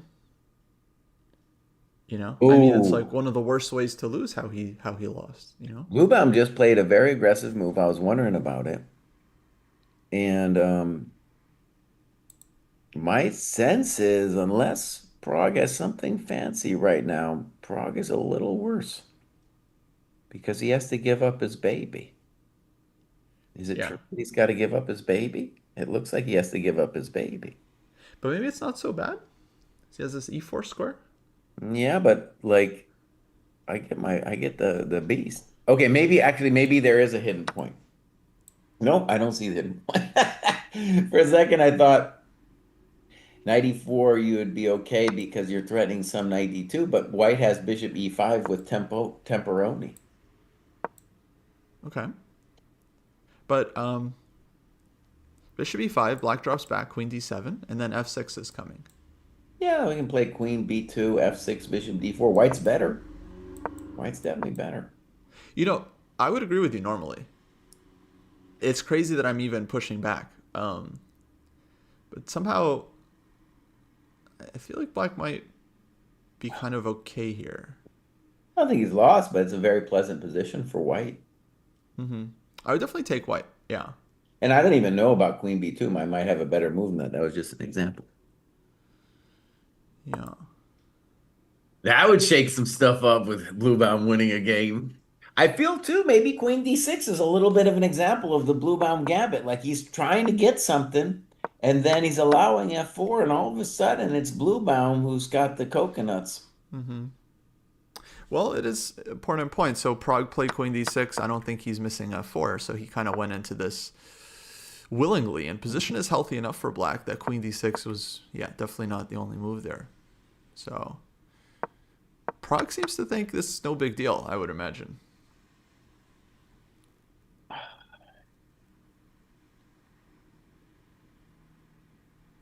I don't know about big deal. It just seems pleasant for me to for White. Yeah. Yeah, I don't know if he's going to be able to create some chances. Cindarov finally tanking. That's got to be a relief for Fabi, dude. Yes.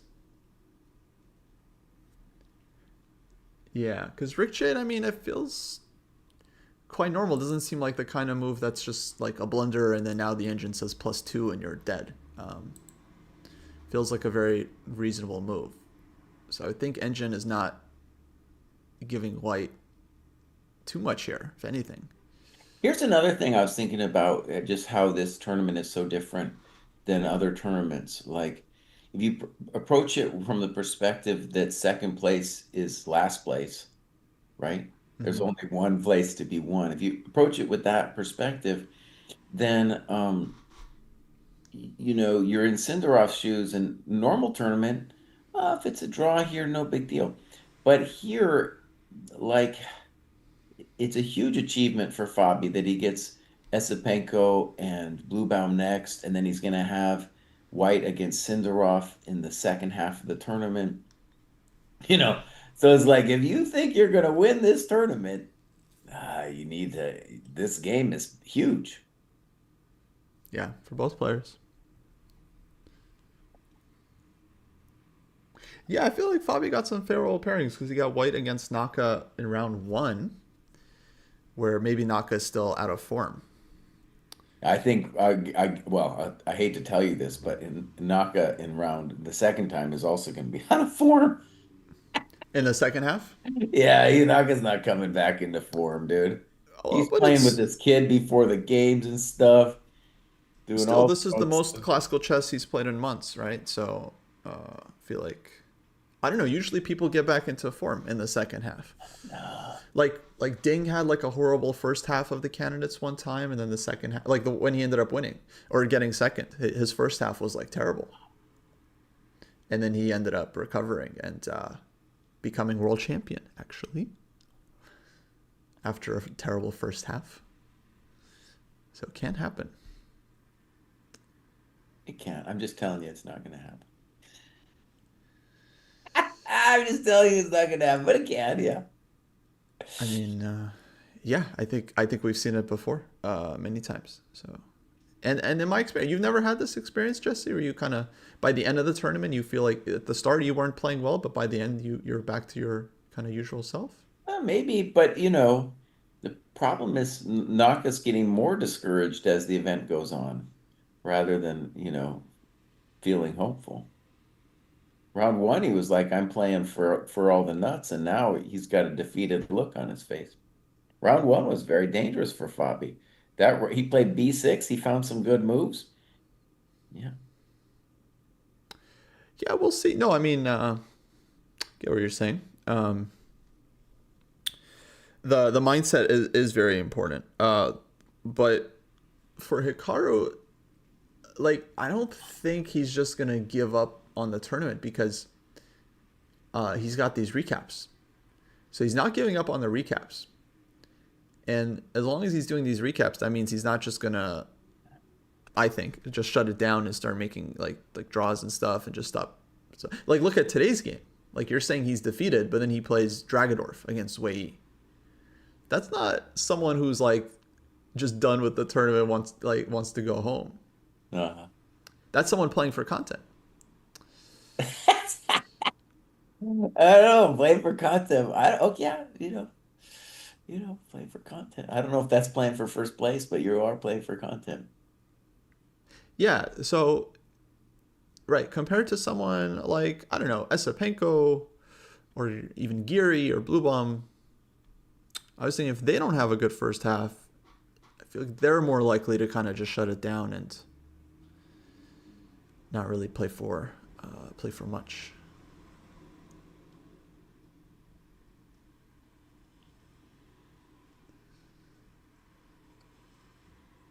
One thought I had for Fabi, looking at this position, is, you know, from the practical perspective, if I'm black and I'm analyzing Rook G8, that endgame variation that I showed, seemed like the, the continuation of somebody who's just trying to survive, right? But if you look at that position after bishop e4, maybe you could say, hey, I want more than survival because your bishop on c1 is kind of a chump. It is an isolated pawn. So if you had some way to just hold the position together for a little bit, maybe you could somehow consider playing on. I tried to make bishop e4, rook c8 work, for example, but I think d5 might be a hell of a drug. Yeah. But maybe you could make it work. I don't know. But it's worrisome. In any case, I'm just saying, from a human perspective, it seems like black is fine. I'm still, you know, we've all been here where Cindarov has like followed some kind of computer prep, but now he doesn't know. He doesn't know. And one of the problems too, right, when you're following the computer prep is your opponent plays some move like Rook G8 that whatever reason, it's either too far in or the computer didn't want it. Then you try to refute it, and then weird stuff can happen when you try to refute it because you're trying to guess what the computer thought, right? Yeah. It's tough. And yeah, Cindarov's really tanking. He's like pulled back. Mm-hmm. Very interesting. Did you see that Gukesh pulled out of the Grand Chess Tour a couple events? His team released a statement. Oh, no, I didn't see that, man. Yeah, I thought it was kind of weird actually. So he was supposed to play I think all the events, but now he's only going to play like two events, like the Rapid and Blitz. And they said it's because he wants to work on his chess. Like he's Huh. not happy with his latest results and needs to work on like his play, and so that's why he's pulling out of these events. And who replaced him is Cindarov, which is very funny. Um, Oh, okay. So, I mean, I don't know how true that is, but he does need some kind of reset. It is true that he needs some kind of reset. yeah, I just thought it was weird that they like announced it to everyone. He's like, "Hey guys, Gukesh here.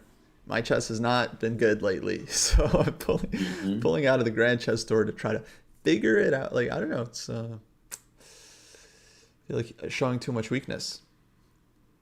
You No, should be like, I'm pulling out of the Grand Chess Tour because I'm too good, and the World Championship, is bigger, and I have bigger things to work. Like that would give me more confidence. this matcha's pretty good, bud. I gotta tell you, the Yeah. hell of a matcha we got going on here today. Welcome to the green side. Um, One thing actually. Oh, it happened what we talked about with Bluebound. So you went Bishop E5, Queen. You called it Queen D7, and now I like White. Queen B2 is the natural move, but the issue with, let's say, with Queen B2 is after F6, like we do have this beautiful dark square bishop, but we don't have any juice on that diagonal. So we No. could consider moves like Queen D3 is very natural as well. Hmm. Queen B2 is fine, I guess, as well. Oh, Cinderov. Oh, oh, He Jesse, did it, dude. He did it. you're gonna owe me an apology. He his hand hovering over the G pawn, dude. I'm seeing the Hovering. hover. Is he gonna? It looks like he's gonna do it. G3. You said this move was. I'm not even gonna use the R word, but you said it was the R word basically. Like, you're like no chance. He hasn't done it yet. He's Yeah, thinking about Fabi's it. like, you serious, bro? Oh, there it Here he is. comes again. He's about to touch it. Oh. Okay, I feel like we just entered the zone of now we're playing for three results. Like maybe Wow. it's a fine move, but it's we're playing for three results now. Okay, Wow. let's get into it. This is going to be amazing. Now we have ourselves a game. I thought, by the way, I predicted Bishop E4, which is probably the best move, at least from a human standpoint. And then we were going to get some kind of draw. But now, my good friends, it is not that way. We have Kostya's weird G3. I don't know if I called it what R word I used, Kostya, but I definitely called it weird. Ridiculous. You said it was Yeah. ridiculous. Yeah.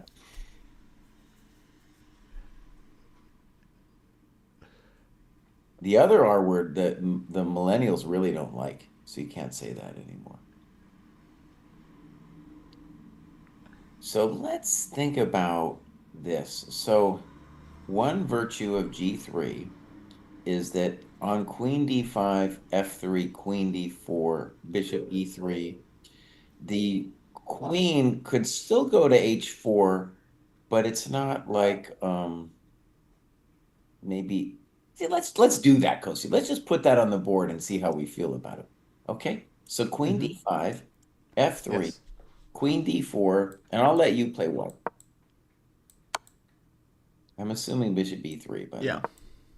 All right, Queen H4. Maybe Rook AC1. Well, maybe Rook AC1 messes with me more than I Sure. want. It's a start. Yeah. Rook C1, some Bishop B5 action.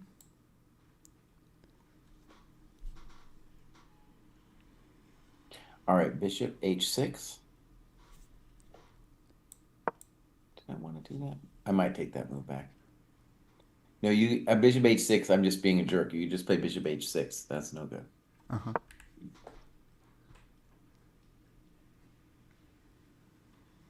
Okay.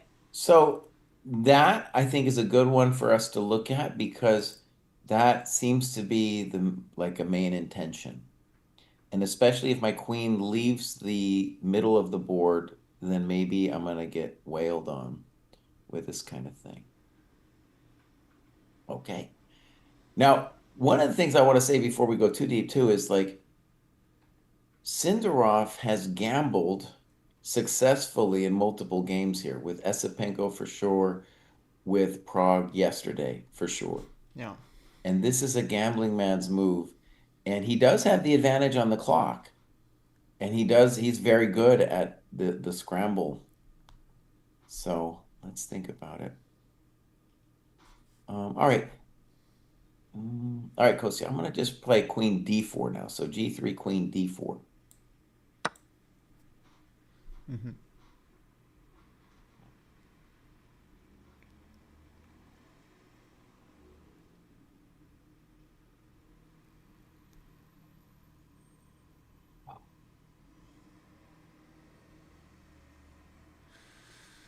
Can I try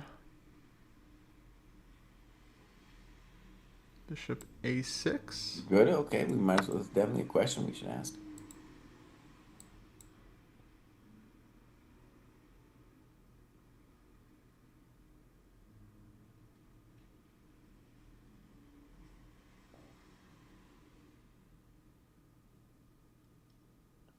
All right. I just like development. So we're going to play Queen D5.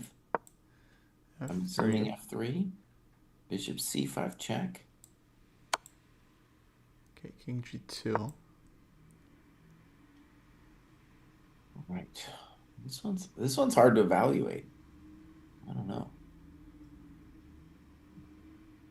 Like Like King E7 or something? King E7, Rook D8. On King E7, I'm concerned with Rook D1. Mhm. Okay, so let's keep that as one of our variations too. Let's just do a thing where like we're mapping it out a little bit. So he's got Mhm. queen D5, he's got queen D4. Um, at some point, maybe an H5.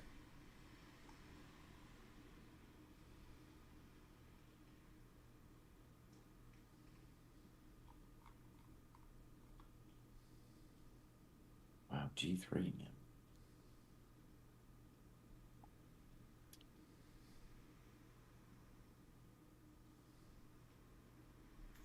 Ah, good. On rook d1, that line, there's queen takes f3. Oh, okay, that's important. Wait, really? Wait, no, that's not true. And then the bishop on a6 was hanging. Oh, good, good, good, good call. Yeah. Yeah, so that's pawn up for black. So, playable.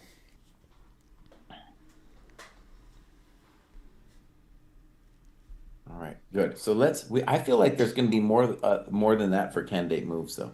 So we got queen d5, queen d4. A5 seems weird to me, but I guess you could do it.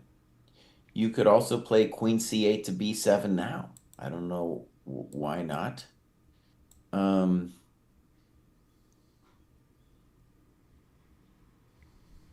yeah. Yeah, so there's candidate moves here. Oh, And yeah. I think what to me one of the real griefs for white is like I don't know where you're gonna put your bishop on c1. Okay, I do want to reject queen c8 though right away because white could play bishop e4, bishop h7, bishop e4, and then white's at least up a pawn. Yeah, okay. So we'll reject queen c8. H5 seems really weird to me, but maybe.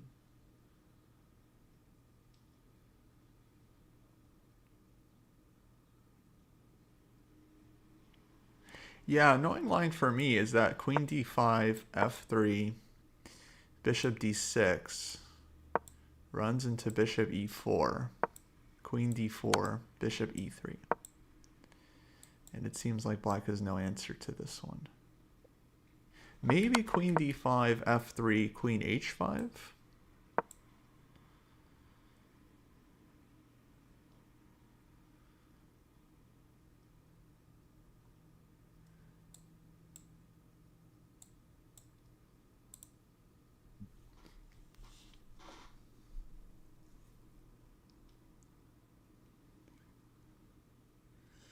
Not sure.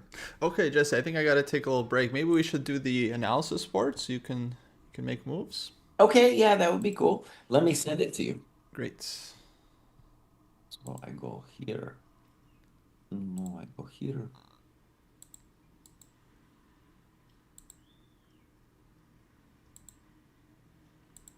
Oh, so.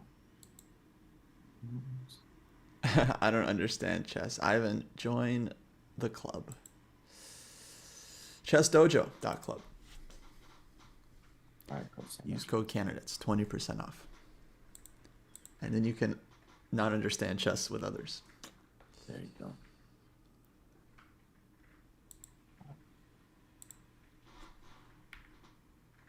Now when you got that set up, and then I'll make the moves here. See if I can do the game by heart.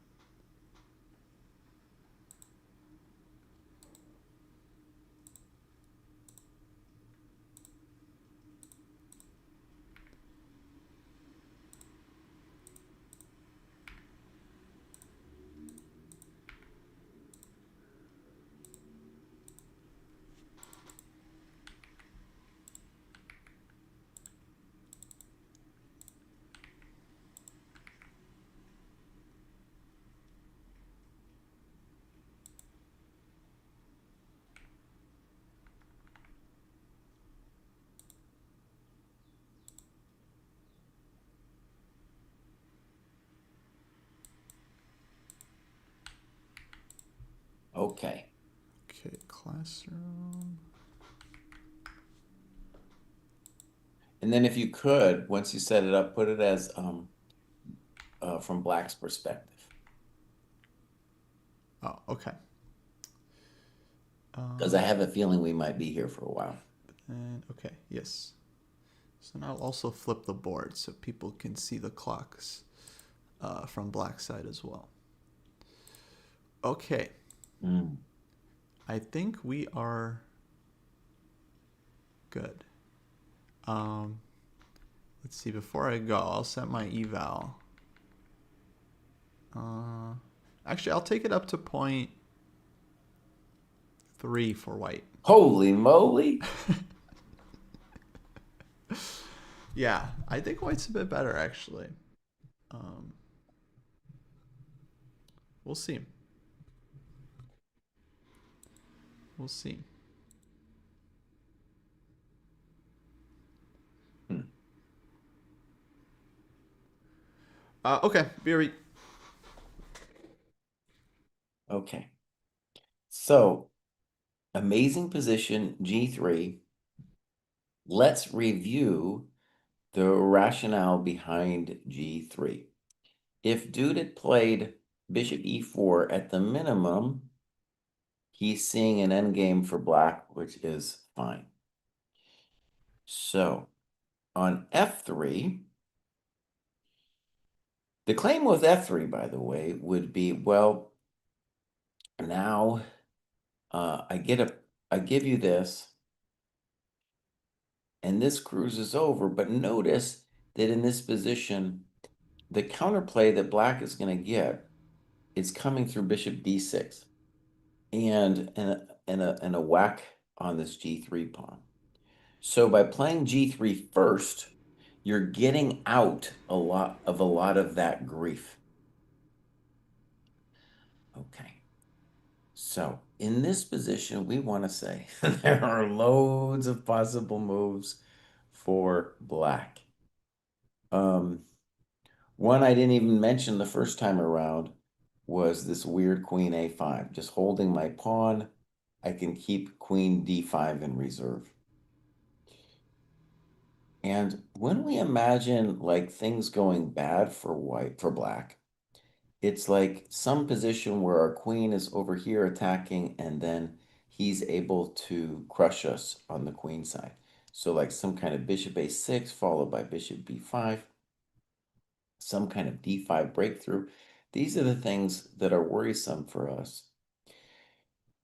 And of course, G3, it looks like a fish move because it looks like we just deliberately weakened all of our light squares here. So one of the things when I decide that a move deserves an exclam, it usually is because you break the you break some kind of normal rules and there's a reason why the move is actually good.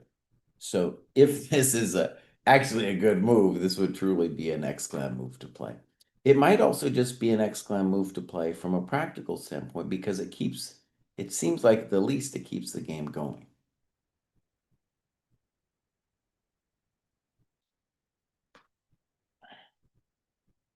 So the drama of Queen D5 is it will set a lot of things in motion because F3 will threaten Bishop E4. That is our grief. Um, and I think a key variation that he's looking at that's interesting is this one. And this is an example of one where the milk has gone bad for us because he's invading on the queen side and our queen is away from the action. So that's the first variation that I'm sure Fabi's looked at several times trying to make that work. The next one is Queen D4. And this one's more plausible. Uh, and there's a lot of questions about Bishop A6 and Bishop E3 here. All right, so we got that one. We also, this move Queen A5 seems very weird to me. But one thing Maybe it's just poor for a simple reason in that you could take and then come back. That might be a simple reason why that move is wrong. If that wasn't possible, it'd be kind of cool because I like the idea of playing h5.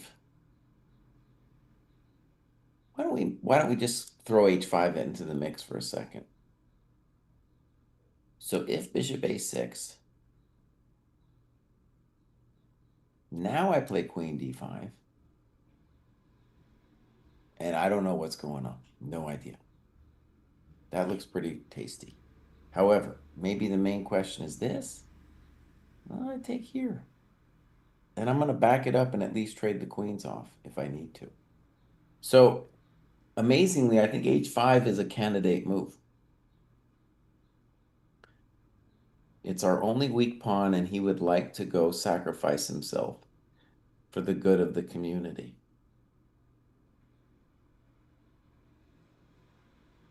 Maybe I'm even leaning towards this move h5 for a half a second here.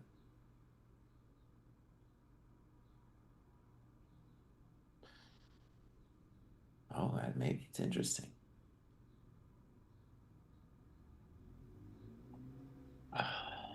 Let me look at the cam just to make sure I'm not. Yeah, he's still tanking. I have a feeling. Oh my God, he's down to 35 minutes. We might be here a while. We might be here a while, my friend. All right, Mumuxia says, what's wrong with queen d5 and f5? Let's take a look. I don't know if anything's too dramatically wrong. Let's look. Queen d5, f3, f5.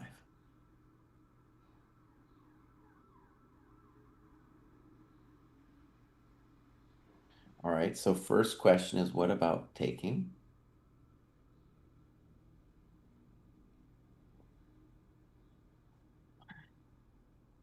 And let's just state, like, I guess the whole idea of whites is like, if I take that thing, maybe someday my a pawn's going to be a hell of a drug, you know? Yeah. So I don't know if that's an explanation, but I don't know what Black's next move is here. Right? Vic Furyk is also, I think that's Pyrrhic victory, a little bit backwards, is also getting stressed out by Fabi's time. It's a big one because he's got queen d5, queen d4, queen a5 is weird to me. There's h5.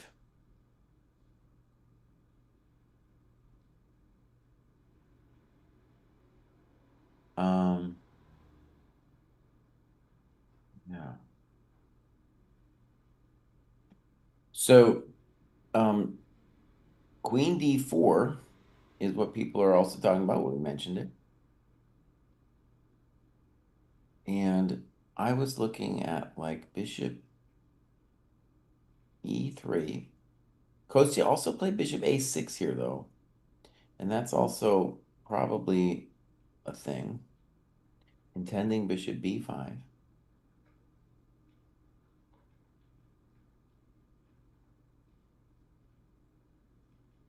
And it's messy. I just think it's messy. Like queen d5, f3. You know what we could do, though? In this position, if nothing else, we could bail out with queen e4. That's good to know. Now, maybe we're still worse here because he does have this pawn. So, for example, here, check to the miserable king. Bishop d2. Oh, no. That could be annoying. That's actually that's a pretty good variation, man. All of a sudden, that's not so pleasant for a peasant. Yeah, okay. That's not so pleasant for a peasant. All right, so queen d4, bishop a6 could be one of the main intentions for white. Obviously, queen d4, bishop a6, queen d5. There's nothing clear to me about that. Another one, yeah. And again, the intention of bishop a6 is not only to take the pawn, but to then play bishop b5 and get an initiative against the king. Ivan Funny, what's up? You're screaming my name.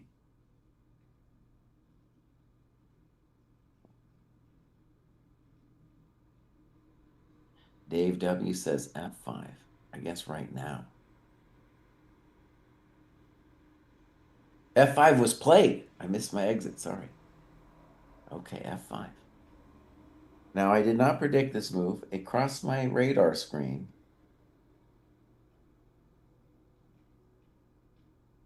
All right.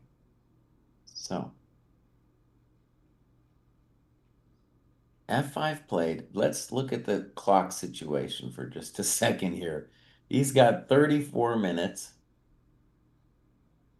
And the first question we want to ask is, what, if anything, is wrong with bishop a6?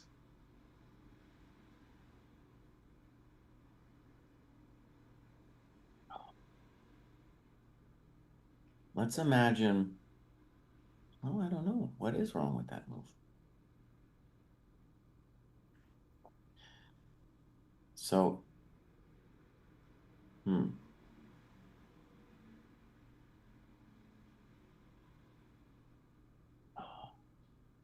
Again, the intention is to play bishop b5.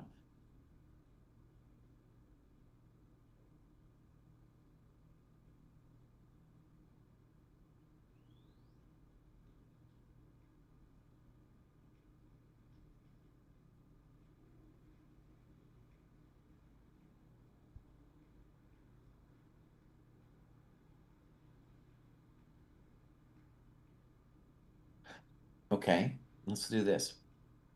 Queen d5, f3, and now let's just try bishop d6.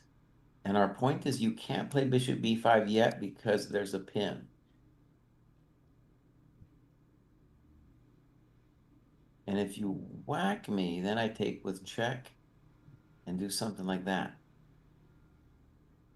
And I claim I'm okay. I'm happy to hear that.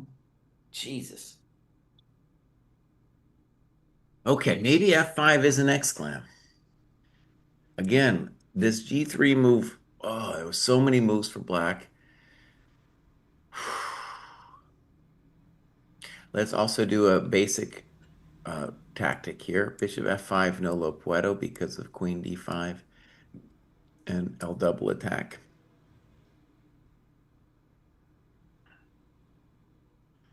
Okay.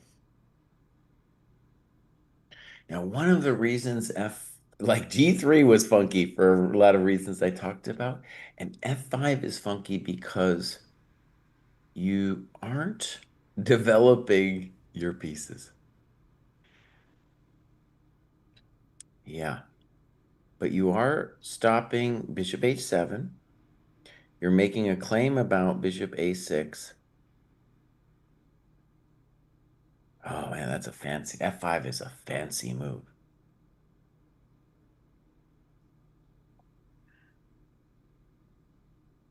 It's a really fancy move.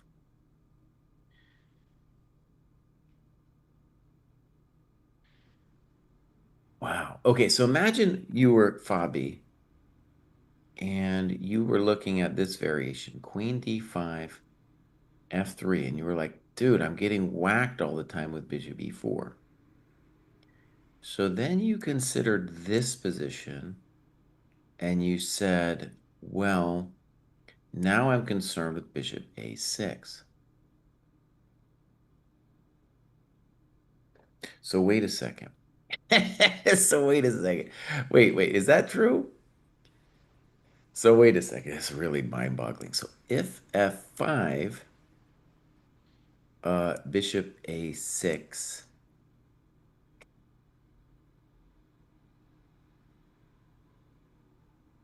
queen d5, f3, bishop d6.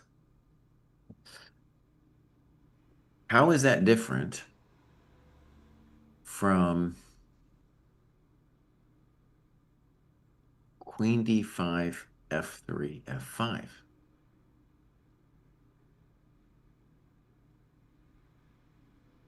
If there's no difference, maybe I'm missing part of the plot here. Whew.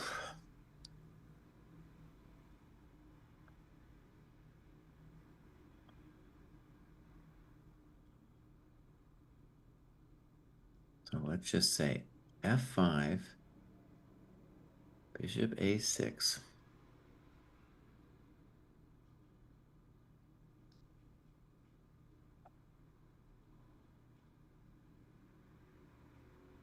I don't know what else you would do besides queen d5.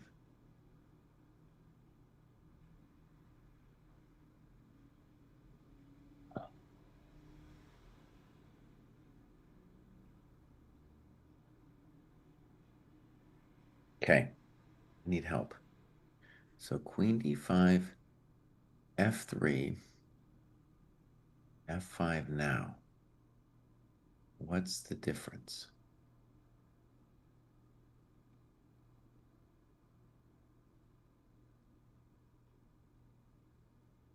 Hmm. Maybe there's no difference. But you'd think if there, you'd think there would be one here.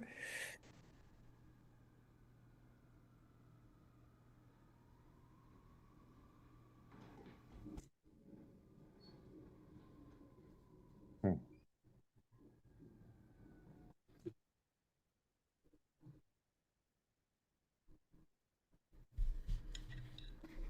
All right, Kosti, we have mad scenes, and I definitely need your help understanding what the hell's going on.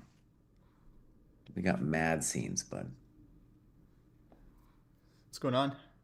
Okay, so he played the remarkable f5, and we had kind of considered queen d5, f3, f5. Mm-hmm.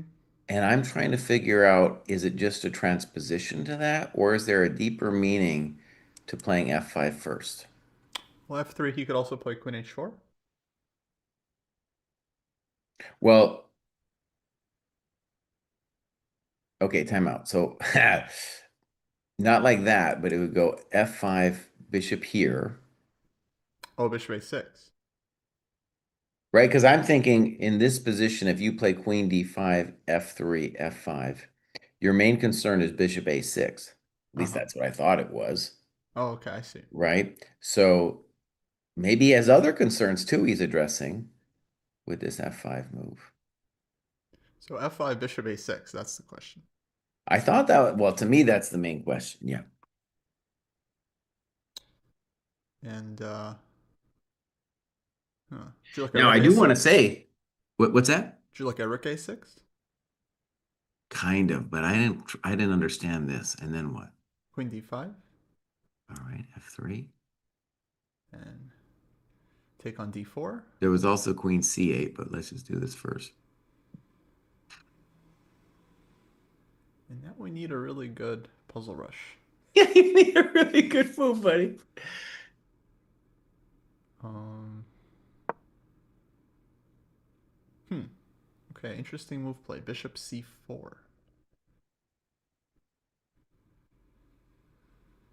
He just played it? I see it on the live board. I don't see it on our thing yet, but yeah, here we go. I guess the live board's a little bit faster than this stream. All right, bishop c4 played. Yeah, I always get the moves on the live board before I see them on the video.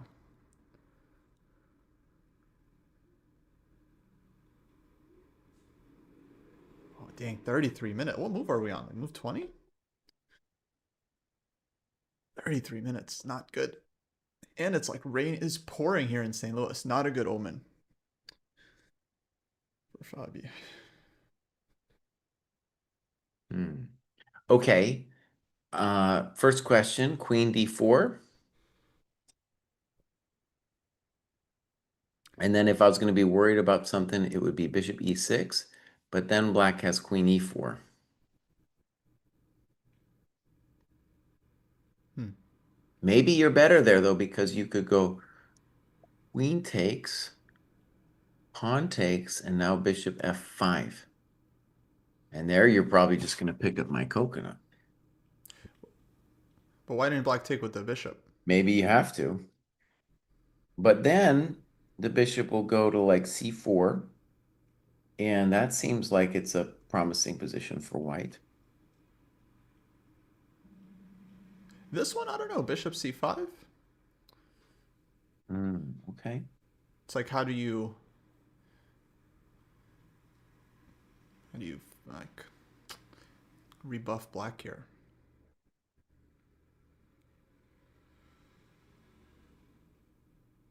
Rook E1.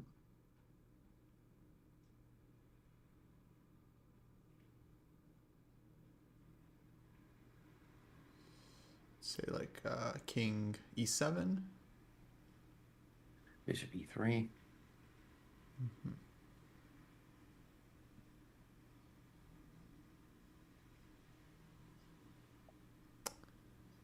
Now I'm less sure. I don't know. That looks better for white. Yeah, probably white is better. All right, my friends, we have some real questions on our hands. One was, what was the dark secret behind F5? Maybe he missed bishop C4. We don't know the dark secret behind F5.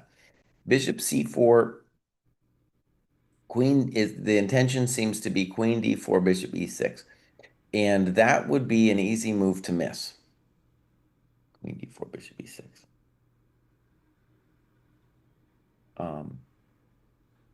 D5 directly is probably a big threat too, because D5, bishop D5, rook D8. Yeah. And if you play black plays bishop D5, then certainly bishop takes A6 looks strong. So Fabi might be in big trouble now. Yeah, I think that was his point, to provoke bishop d5 and then take on a6. Um, so queen d7, you think d5 is a problem? Mm-hmm. But maybe, okay, might be kind of a thought actually, because queen D7, D5, bishop D5, and then on rook D1, I have, luckily, bishop takes C4.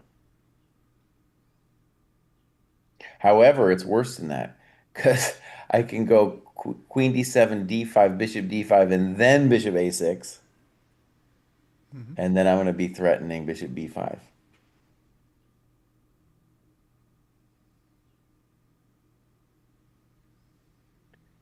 Uh-oh, this is not pleasant for a This peasant. doesn't look good. I don't know if this is a good like test or measure, but if this was a lower rated player's game with black and they had 30 minutes on the clock, I would think that they've completely misplayed the position. Like king is on e8. They have one piece on c6. Just look at the position. Just forget that it's Fabi playing. It's just Yeah. like, and you're down 45 minutes. It's like, okay, disaster. Like absolute disaster. Like what is this? That said, I have faith that if the position is actually salvageable for black, that he'll be able to do it. Okay, I got a wacky move here. How about rook G4? Sure. So the intention is if bishop E6, I'm claiming that rook E4 is going to be fine for me.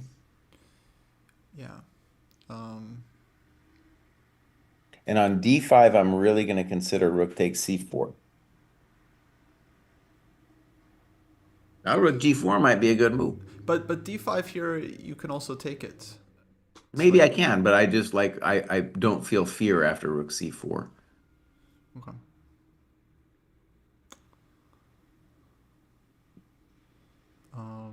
Maybe bishop f4. Good thought. But now my rook on G8 isn't hanging with bishop E6 tricks. Okay. Maybe that's not meaningful, but at least it's not hanging anymore. Again, I go back to like if I just forget who's playing and I just look at the position, it's like, what is black doing? Especially seeing it from black's point of view, it's like, ugh.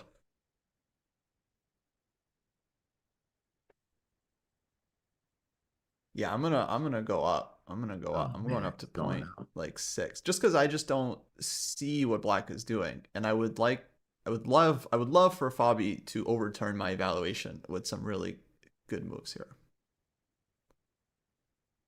Hmm. I think rook D4, bishop F4 is a good question.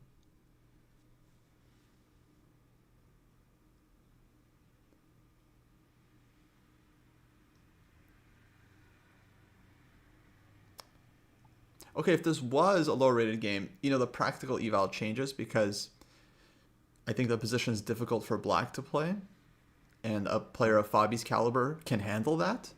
So if it is holdable for black, then I think he'll be able to hold it. But for a lower rated player, I would think that it's just so difficult to play with the king in the center that they would likely uh, collapse. So I would put it higher. But yeah, I don't know. Rook g4, bishop f4, this exchange stack looked quite scary. So I'm definitely not sure about that. But there's other options for white. Could have put the bishop on e3 also. Or we'll go rook d1. Rook d1 was a move. All right, let me try again to defend his honor. And also, Kaylin wants me to do queen d4. So let's go queen d4, bishop e6. Queen e4 looks like a bad endgame. But what if I just play like bishop e7?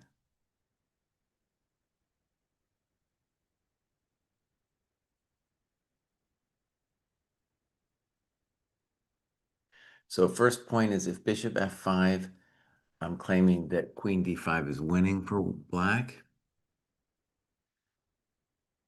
And I'm really, yeah, if bishop goes to like c4, then queen e4, I'm going to claim that endgame. I'm going to live. Maybe rook e1 now. Okay, rook e1. Okay, I think this gives me more opciones, but maybe it doesn't. Let's see. I was hoping it gave me more opciones.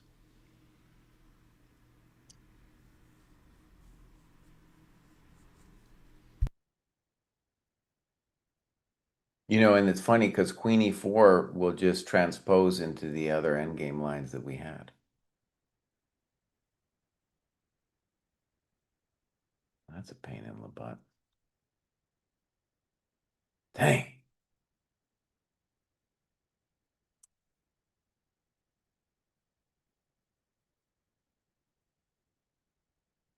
This bishop c4 might be. I don't understand. I still don't understand f5. Like, again, I just think if you wanted f5, queen d5, f3, f5 made a lot of sense. This one, I don't know why we did it. So queen d4, bishop e6 looks like a clear advantage to white. Yeah, I just don't like that he's spending time here. Bishop d6, I think bishop e6 is still very strong because if pawn takes, queen takes, king f8, bishop h6.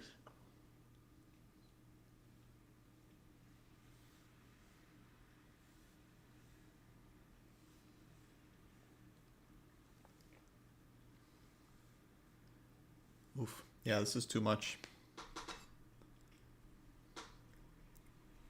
Rook g4, I was proud of, but then bishop f4 kind of cut me off at the knees.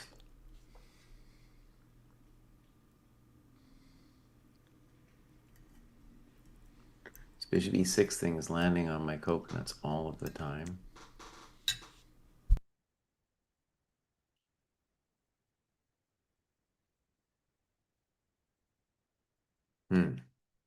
Problemito. All right, Kostya, I guess I gotta go up, man. So put me at plus 0.5.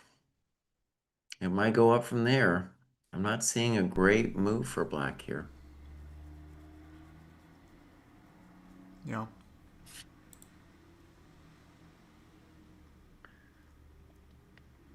And with the time, it's like, ooh, Well, it's we getting bad. need a moment to update our human eval. It takes a momentito. We don't just automatically get it. Now, 24 minutes left.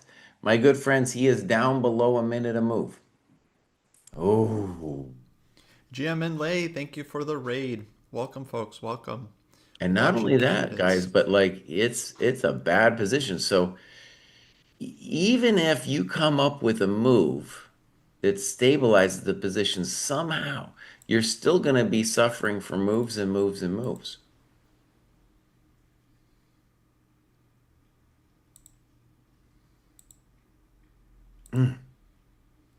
No me likey.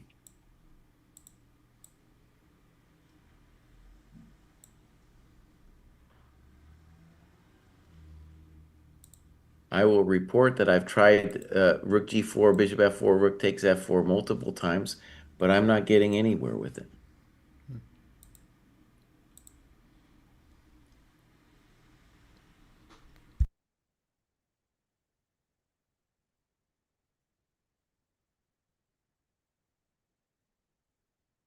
Because the bishop e6 thing is crushing me all the time. Oh, this is really bad for Fabi, dude. This is really, really bad. Mm.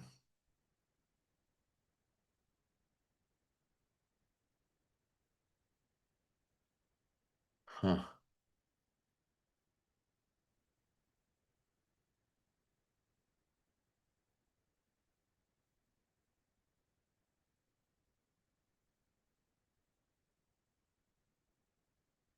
Uh-oh.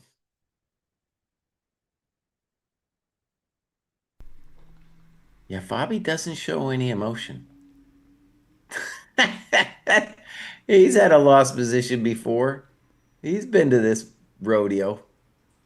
Yeah, I feel like Fabi, he's very good at just being objective. Like he doesn't concern himself like, oh, I'm worse, I'm losing. Cindarov's gonna lead the tournament. I have to play Esapenko. He just looks at the position. He's like, okay, D5 is a threat. Bishop takes C6. Either he's just calculating, right? He's just looking at the board, trying to make the best moves. I don't think he's engaging in the drama. Like, oh, well, probably he's thinking about the clock. Hopefully, he's thinking about the clock.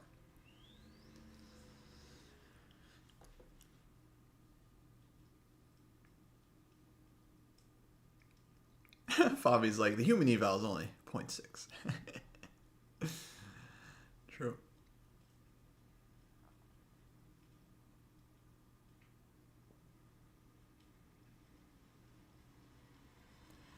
Was f5 really just to avoid bishop takes h7 question mark question mark? Guys, have some respect. Watch like one interview with Fabi and see how many variations he looks at before you make comments like this. Like, Well, the main point, actually it was funny because yesterday Wei Yi mixed up the move orders with the H5 thing, and it kind of feels like a similar thing here where he was thinking that it was similar to Queen D5, F3, F5. The main point of F5 is to stop Bishop E4. Uh, so Bishop H7 was also sometimes a thing, that's for sure. But stopping Bishop E4 was the main thing. So I didn't see a virtue of F5 outside of that. So I was confused why he did it first because it feels more natural to play Queen D5. But this looks like he missed the move orders and now he's suffering big time. yeah, Let me go very back to possible. the main position. Here's our main position. Oh yeah, Feels like he 20 did minutes left. overlook bishop c4 just based on how much time he spent on f5 and now on this move, for sure. I mean, And I it's an mean, anti-intuitive move because we didn't mention it at all. I think, right? Like, no, I mean, it's like the bishop e6 thing is so nasty. It's got two ideas is one of the reasons why it's so hard to think about.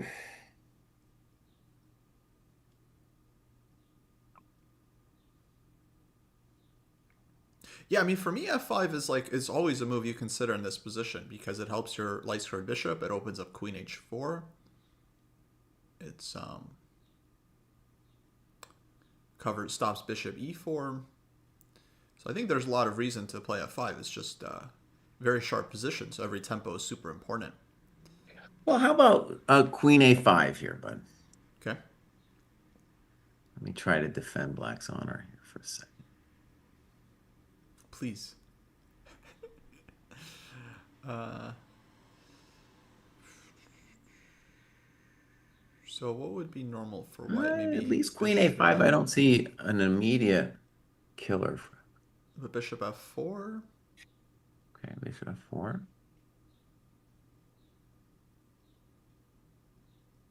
Okay. Besides developing, is there a concrete threat? I feel like no, I don't think so. I feel like white's position is just good, so I just want to go like rook d1, d5. Okay, Just no, yeah, that's totally just fair. want to play And normal. let's mention that the rook on g8 is a real tourist here. He's not doing any fancy pantsy stuff at all in this position. That was one of the reasons, like, now that we can't force him to play f3, we have no juice at all. Oh yeah, what was your idea on bishop takes e6? I'm not sure I had one. Oh no. um, I mean, I've been frustrated by bishop e6 so many times. I was just, no, I don't even have one. I don't even have one. So I don't know, man. I think this is really crispy. Is rook g6 an option? Try to castle by hand? I mean, it's so nasty. And the obvious reply is d5, bishop a6. And not only are you down a pawn, but you're going to be hit with bishop b5. But no, well, you're giving the pawn a d5, so take Well, bishop a6, and then and let me just stress, rook g6, d5, bishop d5, rook d1 also looks like just that seems like a big question. d5 and rook d1. d5 and bishop a6, I feel like I just move the dark squared bishop, and then my king is ready to run to the king side. So there I now, actually feel okay for black. maybe I could try to defend black's honor with rook g6, but the bummer is the rook is defending a threat, but it's not active on g6, and it's still a prisoner over there. It's I not. like it because it at least it comes with this plan of shuffling the king over. Uh-huh. Because I feel like if I get my king to g8, then all right, rook g4. Before I'm a GM today. He said it so unenthusiastically. All right, I'm gonna watch Fabi play this move here. Well, he There he played goes. it. All right. So, He's done an hour. Oh my god.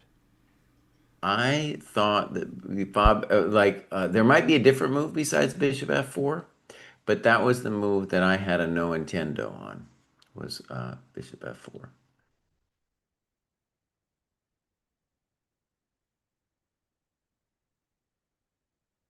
So bishop d5 we didn't like because we need that square for the queen.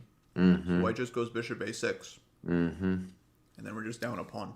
And it's worse than being down a pawn because then Bishop B5 is going to come next. No. So I guess our main question here is after Bishop F4, again, there might be other moves. What is our intention? As I said earlier, I tried rook takes bishop 1,000 times. I couldn't make anything work. Because, when you're down in this kind of nasty position, it definitely makes sense to try to play an exchange sack. A real bummer about this exchange sack is I really want to take white's light square bishop. If I could sack my rook for the light square bishop, then I'm feeling fine. This Mm-hmm. dark square bishop chump, though, That's that's nothing. interesting. Yeah. Um, I do think it's a good practical choice though. So on bishop f4, I feel like I would definitely play rook f4. All right, let's get into it. So bishop f4, rook f4, gf. Okay, how about queen d4? All right, bishop e6. Oh. Okay, wait. It's not over. Wait, queen g2, queen g7, queen g7. Oh yeah, queen g7. No. Oh yeah. I thought the response was bishop d5. Yeah. Queen g7. That was my idea. I thought you had this Ah, bishop d5 like counter check. okay. Fabi's maybe alive. He's Yeah. maybe alive. All right, so good. Good, Fabi. Now, that's good too. Maybe we'll get a good tank from our boy here. Oh my God, that would be amazing. Now, I'm a little bit ashamed I missed it because I was really trying to make it work. But I missed queen g7. And I actually, Costa, let's just imagine bishop f4, rook f4, gf, queen d4. As long as bishop e6 doesn't work, wouldn't you say to yourself as black, you'd be like, well, I'm alive, right? I'm alive in 1985 or whatever you want to call it. I mean, so far I haven't found the move for white. So yeah. Queen no, queen e5, queen c4.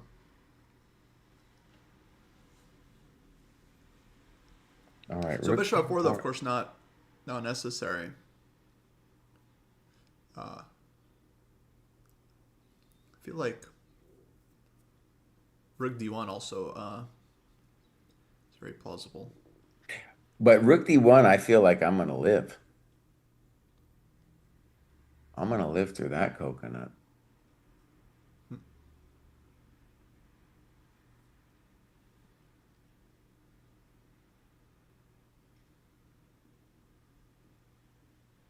Okay, so we got candidate moves are bishop f4, bishop e3, simple chess, um, and d5. If I'm Fabi, I really want to see d5 because and then I feel I was talking about sacking for the other bishop, and there for sure, rook takes c4. I feel like I'm at least not going to go down easily after that. Yeah. Let's just show that position real quick. So d5, boom, boom, boom. I feel like I'm going to live. All right, he's about to make a move. Bishop Right. e3. All Bishop right. e3. Logical. So now, if you knew that bishop e3 was forced when you were playing, then you would have played rook g4 a lot faster. Because now all of the drama here is no longer spanking us. Right. That's helpful. What's not helpful is that the time, the time the dude took to make that move, that wasn't helpful. Oh, bishop e3. Yeah, that was pretty fast. No, but I And mean, rook. Fabi Yeah, on rook rook g4 took g4, he forever. took forever. Yeah. Man. And there's no increment. I think the no increment thing is actually going to kill him this game. I mean, it's move 19. It's deadly, man. It is really deadly. Oh boy. Oh boy. And now and this is like, it's not your typical position. You can just do whatever you want. You gotta figure this out now as black. Bishop g7. Bluebaum held the gambit. Blue Bluebaum held bomb. the gambit. 4 4 4. Let's go. I'm rooting for the guy to make a full equal score. I think that would be amazing. He might be over 2,700 now just by making all these draws. Someone said in chat if he draws all his games, he gains 20 points. That's huge. At 2,700, you get 20. It's pretty big. The thing too, actually, about this game is Fabi yesterday crossed 2,800. Oh, that's true. Yeah, he's like a point behind Naka now, Yeah. so So he might surpass him. he might get knocked out of this. 14 minutes left, my friends. All right, so bishop e3. The good news is, okay, bishop e3 kind of like just throws the ball into black's court now. Um, And he's already used more time than he's allowed to on this move. Like he's down to, what was it, like 45 seconds a move? He's already like double past that. So he's just bleeding the clock. and honestly, let's just think about this. There are very concrete problems because in addition to the famous bishop a6, we can always push the rook away with f3. So the rook is not really stable. And one thing that's a bummer is if I play bishop d6 now, I get in the way of my own queen doing her queen d5 dance. So like if bishop d6, then I think he could probably play bishop a6.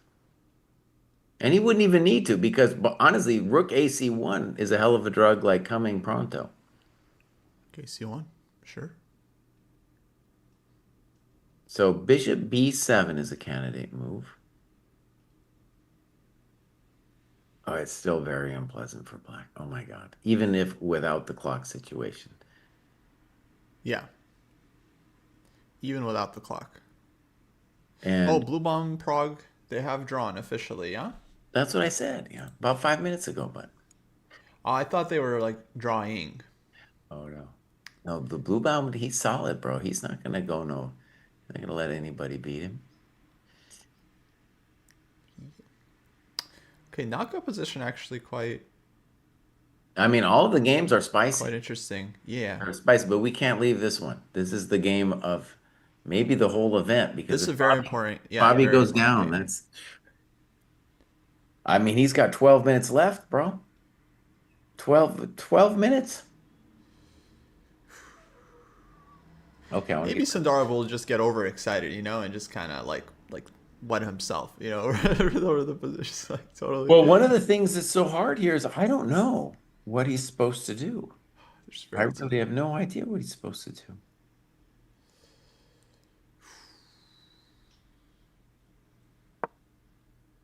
Okay. How about bishop G7? Let me try that. Goes to That's what I was thinking. So he's played bishop d5. okay. Now bishop D5 seems insane because it seems like it allows bishop A6. Right. And then a further bummer is for if bishop A6 doesn't work for whatever reason, rook AC1 seems like a very clear advantage for white because your development on the C file is not going to be contested by the tourist rook on G4. Yeah, rook c1 is simple. Does Fabi Bishop. have did he have some dirty trick on bishop A6? I wonder if he wants to sack and play like queen h4. Like rook a6 and queen h4.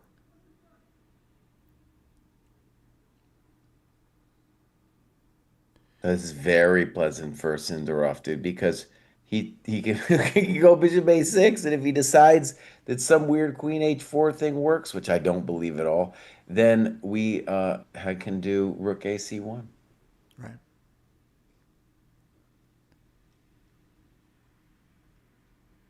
All right, Kosti, I'm going to go +2 for white. Oh wow, I think both bishop a6 and rook ac1 are winning. that escalated quickly. Yeah. Dang. Okay, +2 for Jesse. I update the bar. What does +2 mean in computer terms? 75% winning chance? Yeah, what 80%? does that mean? Screw those computer terms. They don't mean anything. No, I'm genuinely asking. Like, what? How how good is +2?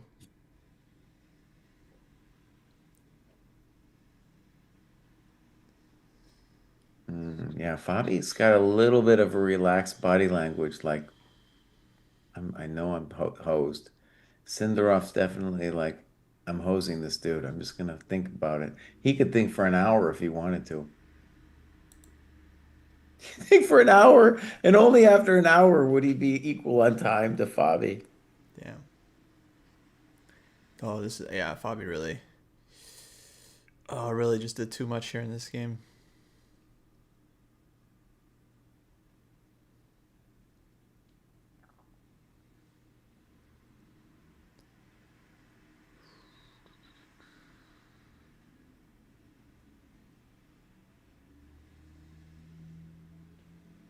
I did think he was holding it. Well, yeah, I did think he was holding it together until he played F5. That's my take on it. Mm-hmm.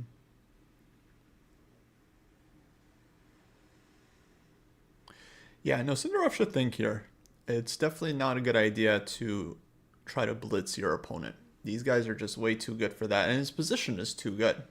So you have to kind of play the situation. If Cindarov was like busted, you know, like completely lost or something, then yeah, it's like, okay, maybe he needs to do Mm. something funky to try to change the position. But here it's like he's good, so he doesn't really need to Yeah. play for tricks. He should just try to find best moves and just win on the board. But we'll see. I mean, it's a lot of pressure. It's a big moment for him. These guys, they're not dumb. They know what the eval is probably. They know yeah, Javrik here is looking good.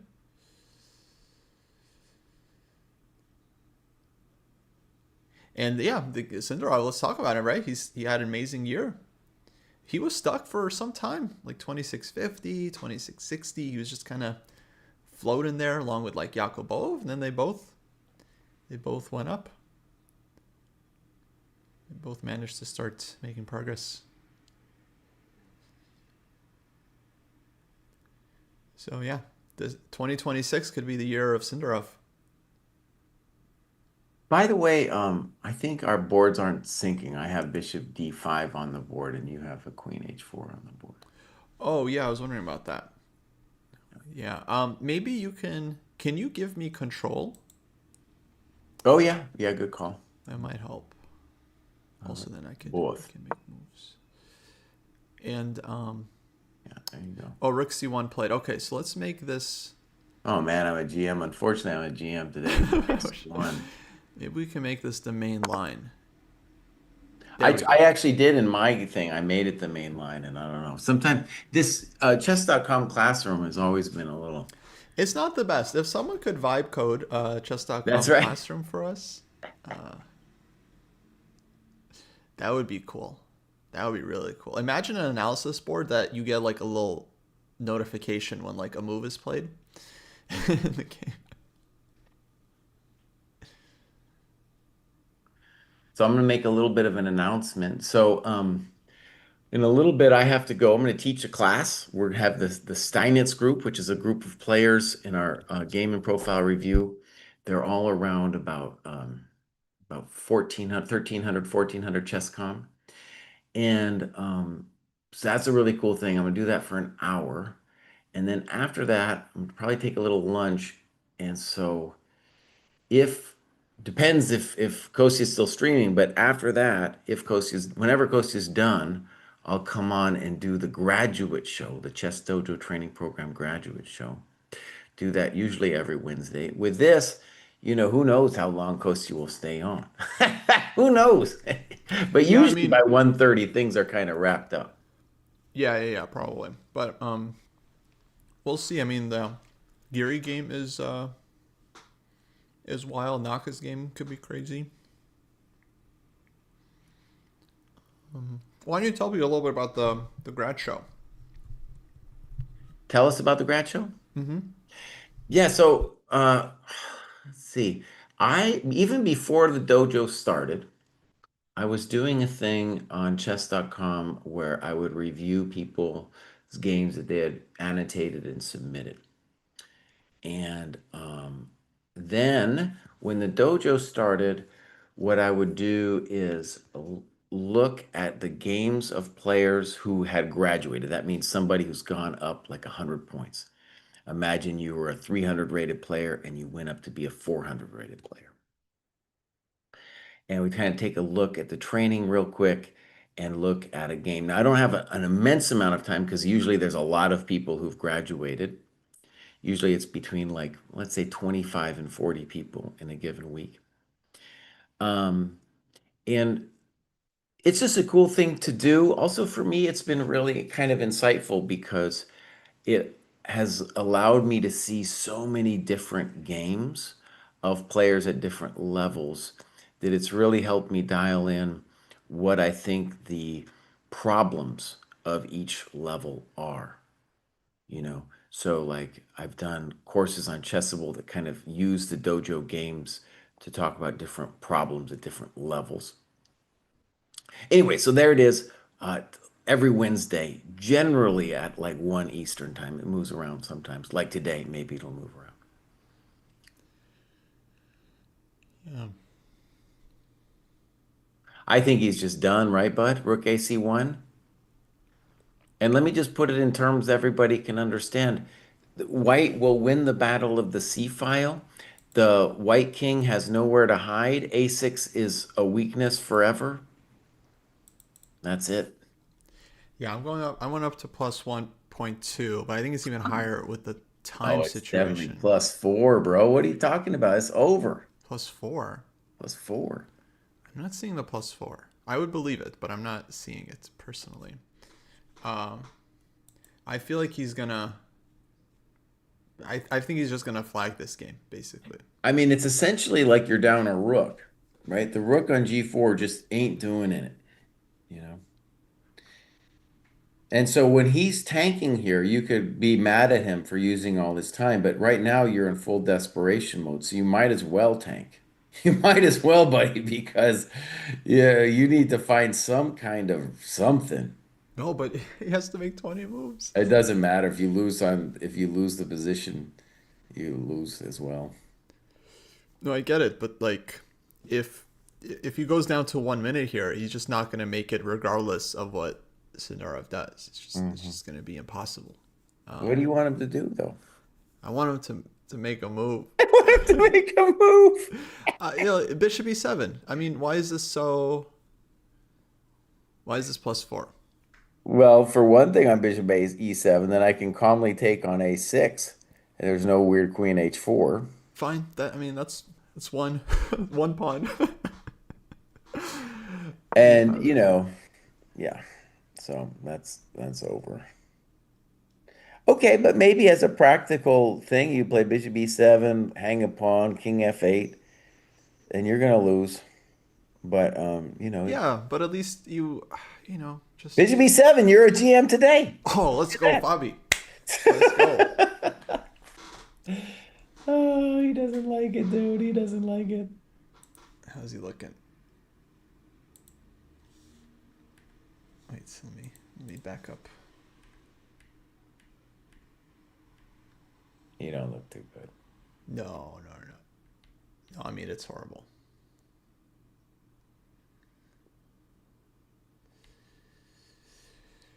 It's really bad. It's really, really bad. Oh, Kostya, do we have with that prediction site, did we get it set up so we now have the standings? I'm not sure yet about that. Because my standings will be all messed up after this one. I was definitely the leader for the first three rounds, but if after Cindarov wins this one, he's clearly in first place. Yeah, yeah, we'll have to discuss that. Oh, he's gonna, oh yeah, he's just, I mean, he might as well take 20 minutes here or just take on a6. Whatever you want to do, buddy. It's a good question. How confident would you be that you win this in Cindarov's shoes against Fabi? Hmm,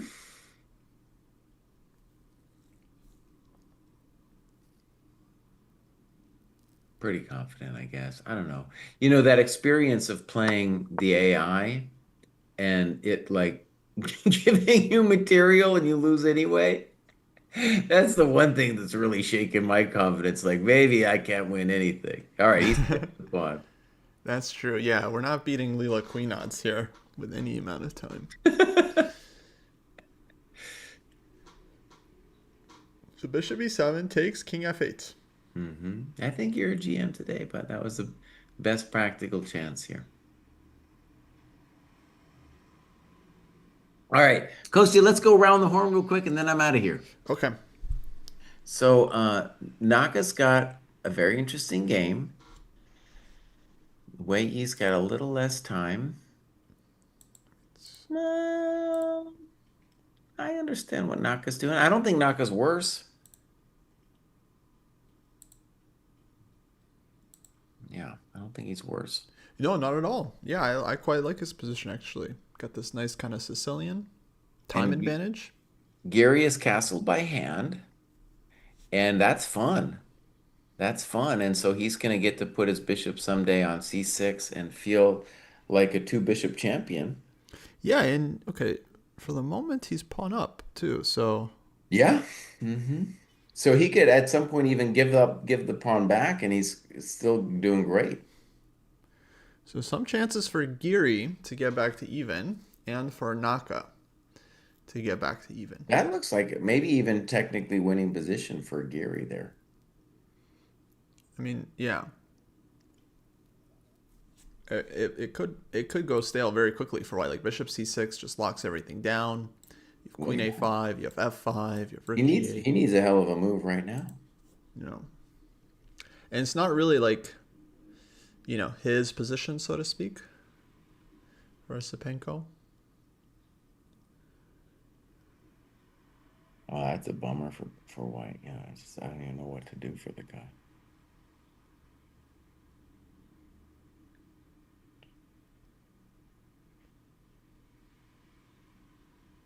All right, Gosia, I'm gonna get out of here so I can get ready for this class. But I Okay. will be back probably what are we talking about in like maybe 2 hours, a little less than 2 hours for the grad show. Okay, maybe we'll. Yeah, probably should be done by then. All right, my man. I'll talk to you soon. Okay, see ya. All right, folks, quick break while I fix the stream. Uno momento, I'll be right back.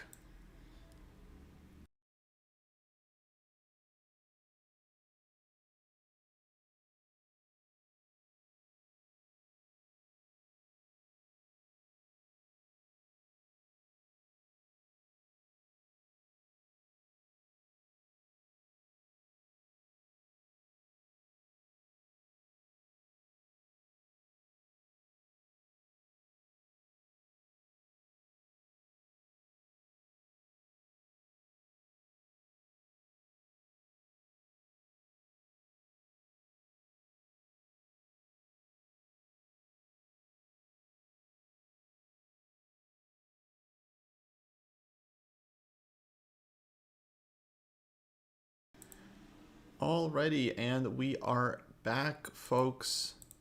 Day 4 of the candidates still ongoing. We got some moves. Let's go back to FIDE Cindarov, our game of the day.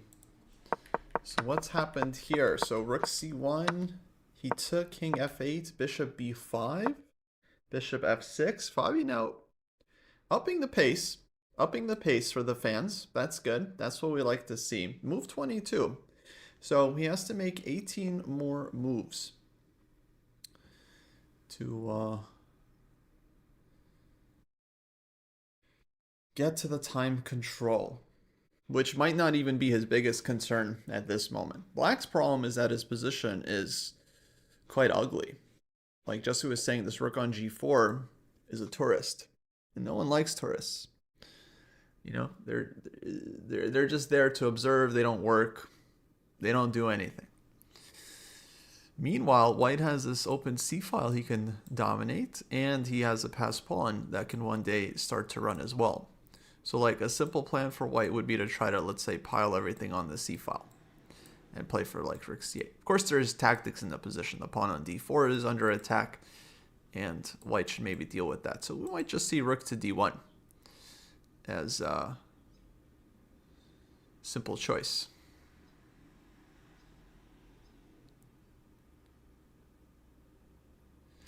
But yeah, it's important for FIDE not to burn all this clock, because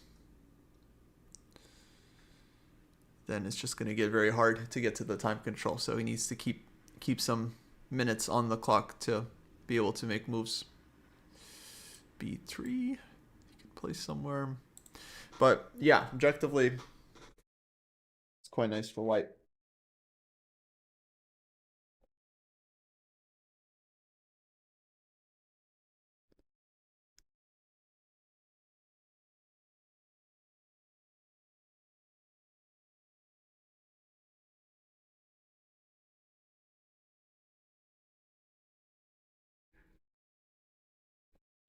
So now 59 minutes for Javakir.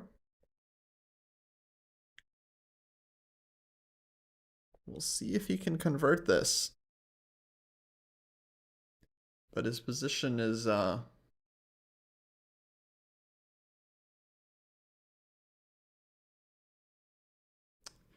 very promising. Which move is the best to make FIDE think? I don't think that's the right approach here. I think the right approach is which move is best. That's it. Because his position is good.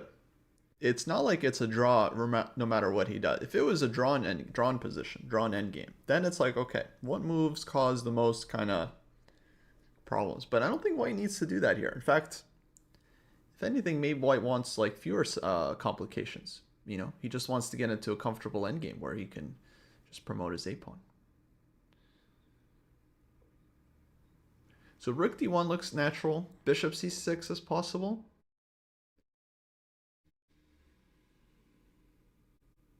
But in bishop c6, you do potentially give the a pawn.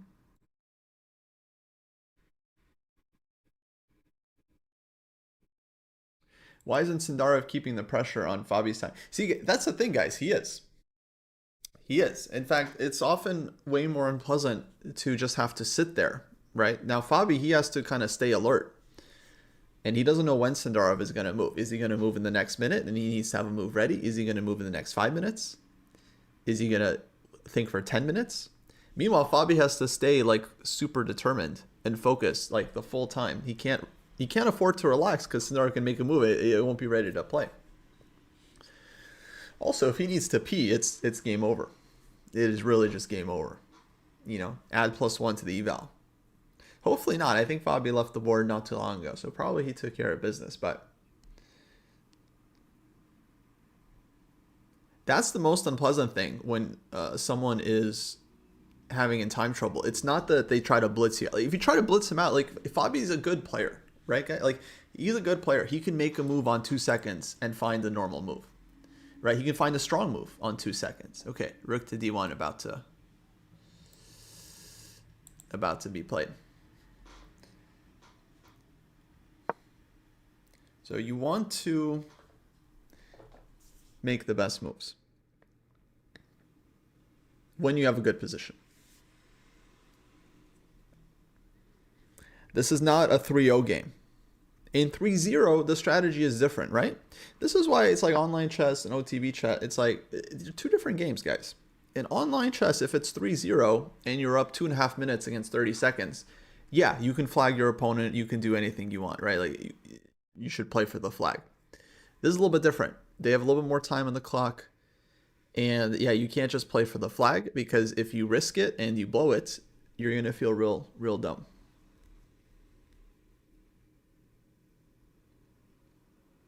Has a grandmaster ever relieved themselves on the spot because they didn't have time to go to the bath? I don't think it's ever come to that. At least I can't think of any stories. But it is a thing. It is a thing. Okay, King G7 played. King G7 was played pretty quickly, right? 20 seconds. Maybe could have spent even less time on that.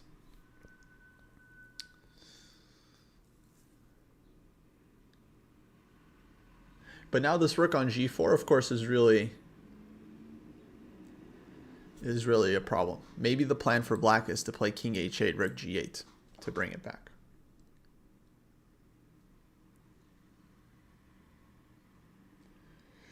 And we're still down a pawn.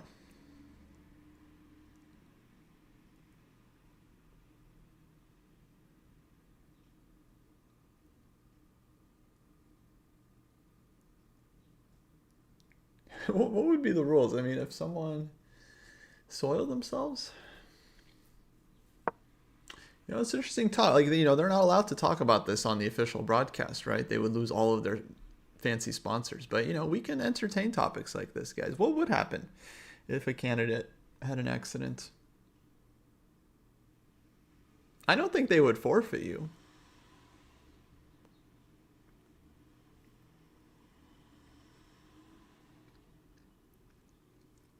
It'd be a real scandal, though. I mean, what would they do? Because I could see an arbiter pausing the clock and giving, you know, the player a chance to, you know, freshen themselves up.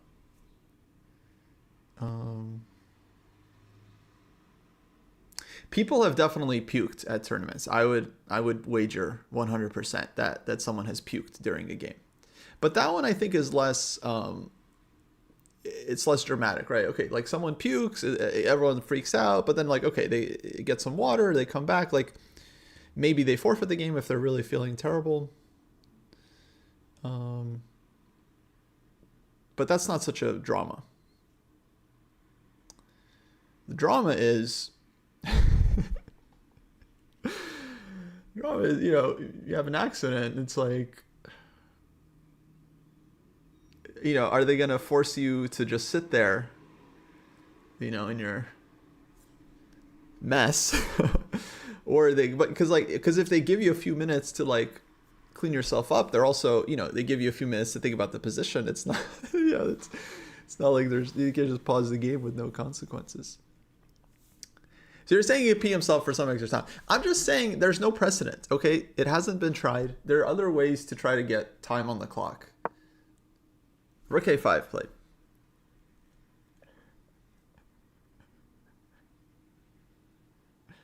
You know, actually, there is a leak in chess, guys, and I think people don't talk about it because they don't want people to know. But chess does have a problem with the rules right now. And here's the issue, is that if a player claims like a threefold repetition, the arbiters have to stop the clock and they have to check it. And that takes time. Here, obviously, he's not really going to do that. But in like blitz games and rapid games, when if you're in a time scramble and there's any kind of possible, like there's been a couple checks, there's no real drawback to a player just stopping the clock, claiming a repetition. If they're wrong, then their opponent gets like 2 minutes. But then they have like 5 minutes to just think about the position. And this happened. I think this happened in the World Cup, where it wasn't like an intentional thing, but there was a player, I think he was down to, let's say, playing on the increment, like 30-second increment. Or maybe it was in the tiebreak. and he had no time. And the position was one where it's plausible there could have been a repetition. So it's not like just there's like no repetition at all. He like makes some bogus claim. No, there's like checks. There were, it was like queen endgame checks here, checks back and forth. And at some point he just claims that it's a 3-time repetition. It wasn't. I think it was a 1-time. But he was able to get several minutes to now think about the position, try to figure out. I'm not saying that this player did this intentionally to gain time. What I'm saying is that he easily could have, and there's no one would be able to know the difference because the position, it was a plausible that it could be repetition. They're in a time scramble. They're not necessarily recording moves. Could have been genuine mistake, exactly. And it looks like it might have been repetition.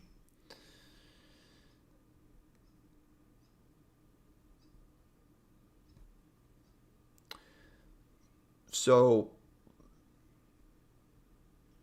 yeah, there's some... There's some leaks, I feel. And I've seen it before. Like, the two players, they have some kind of dispute. Someone makes a claim. 3-time repetition, 50 move roll, something. The arbiters, it always takes them a couple minutes to check.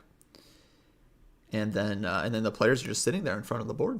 And it's not just you get time to think. You also get time to calm down, right? If you're in the middle of a scramble, you have seconds, It's like very hard to move.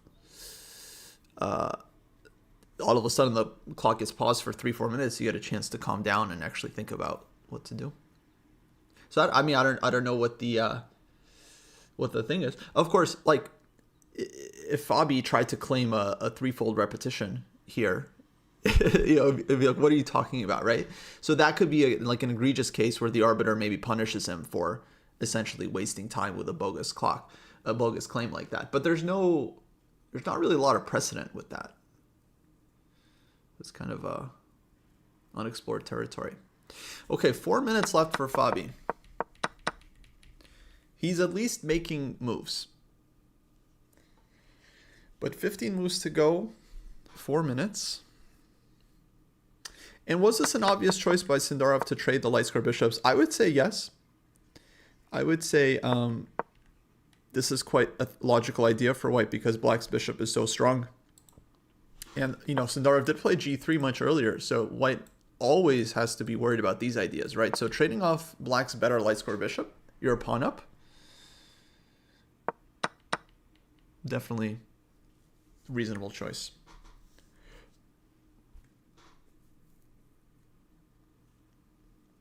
Yeah, now it feels like a technically winning position for white.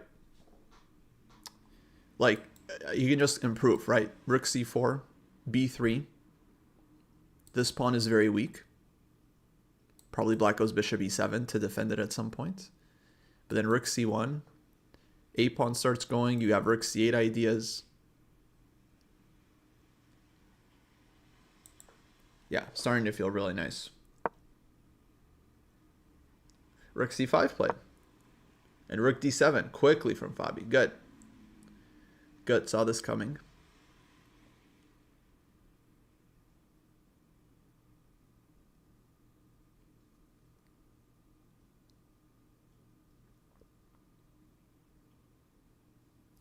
And Fabi hasn't gone into full blitz mode yet because he still wrote Cindarov's move down before making his move. Legally, I don't think he has to. I think once you're under 5 minutes, you don't have to record moves. But if you stop recording moves, the issue is that you're not sure if you made it to move 40 or not. Yeah, move 27 here for white. So at the very least, you might want to just mark on your score sheet that moves have been made, so you know if it's move 40.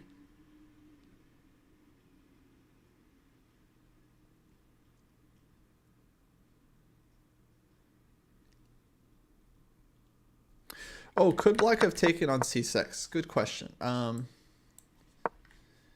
Take, rook a4. Wasn't this just a pawn? Why didn't he do it?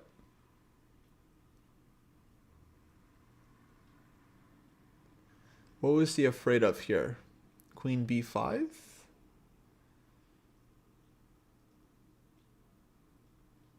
Maybe queen b5 and white wins the pawn on b4 at some point? Not sure how I'd compare that to the game.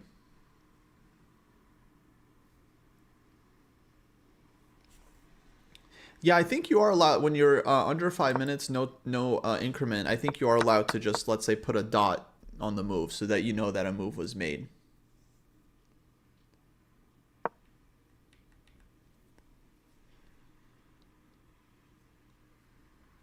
Cindarov, he's not rushing here, which I think is correct. If your position is good, then just take time and win it. You know, why do you have to try to blitz your opponent with some tricky moves? Very high pressure for Cindarov. I mean, I think he feels the moment, the gravity of the moment. If he wins this game, he's up a full point, and he's just defeated the favorite. You know, just put a stamp on the tournament. So Cindarov wins this game. He's dominating.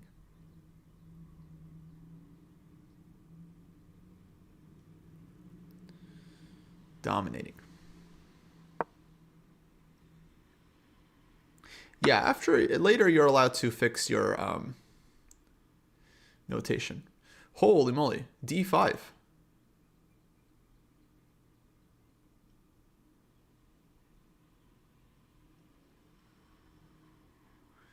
Dang, and ED quickly. Again, Fabi is had his move ready, although position is not looking good for him right now. Yeah, let's bring the eval bar, right. Let's bring the eval bar back. Jesse had it like +2, I had it +1.2, but that's not updated. My eval, I'm gonna say +1.7. Jesse was at +2. I'll keep his because I think his evaluation probably hasn't changed.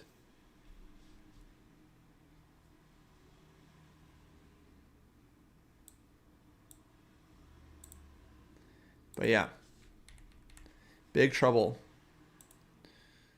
Big trouble for Fabi.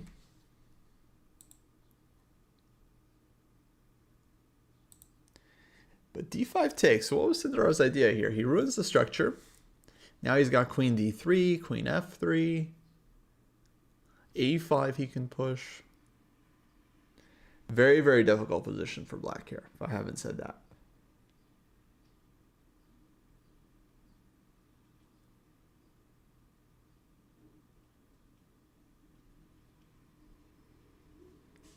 Yeah, black has 5 pawn islands. This is ugly.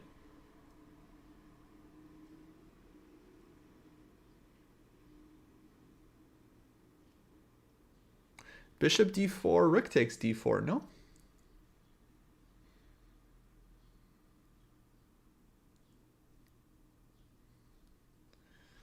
Okay, Cindarov reaching.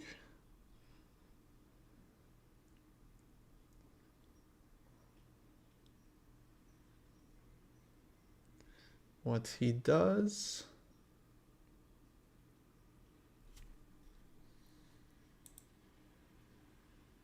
Queen F3. Why didn't I get this move on my board? He's played Queen F3. Why is the live game not updating?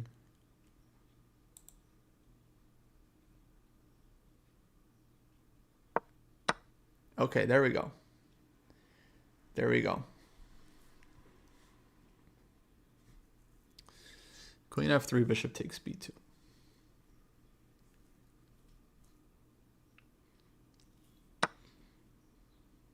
Rook takes D5. Well, at least black has this B pawn now, but what's the problem? The problem is now black's king is going to be weak. Rook takes D5 is coming. He's going to win the F pawn. I guess rook drops back to G6, so it's kind of covering, but F7 is also hanging. So right now black needs to defend something here. Queen E7 maybe.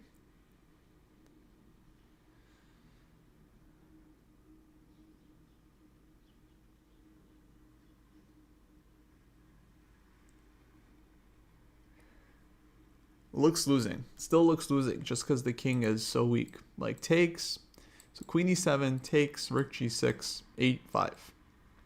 And now this a pawn can run. We have h4, h5, h6 as well to harass the king. It's very, very weak for black's position. And he has 2 minutes. Oh, to make 10 moves. See, now the problem is position is getting so bad that he's unable to find a decent move. So he has to just play something. Oh, queen e8.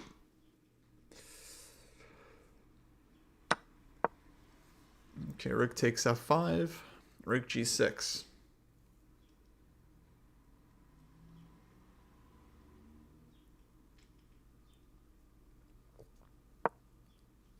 h4. Very logical move. I think you can play this quickly. It's not really, yeah, it's just a very, very normal move here for white. 32, h4, h5, h6 coming. And short of a blunder, this is just nasty for black.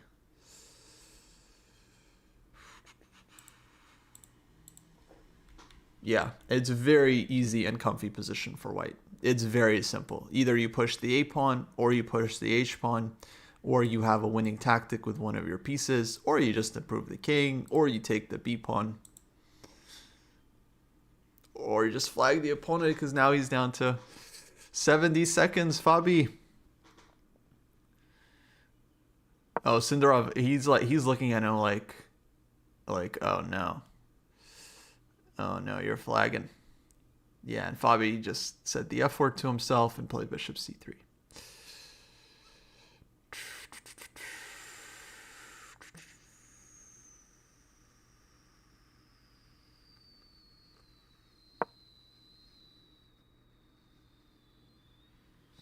Dang, Cindarov, huh? How do you get so good, guys? What's the secret? What's the secret?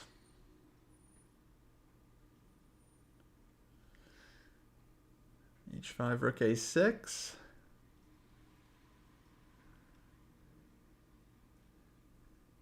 Now, okay, there's still this b pawn. There's still this b pawn.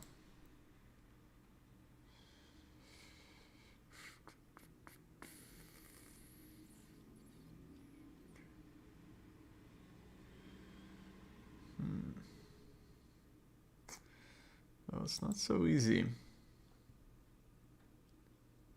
But now there's ideas like queen g4, rook c5, and then rook c8, for example.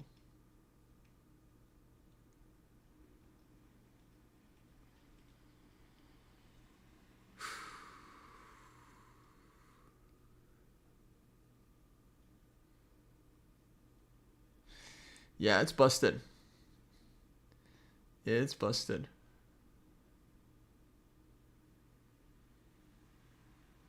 He played a great game. I mean, he had very nice opening prep. He found this move bishop c4, and then Fabi got into trouble, wasn't able to handle the position. Not the best game from Fabi, I feel. I feel like he didn't get a chance to show his best form. Okay, they just both turned around like something happened in one of the other games. I'm not sure. But it's not over, guys. It's only 4 rounds.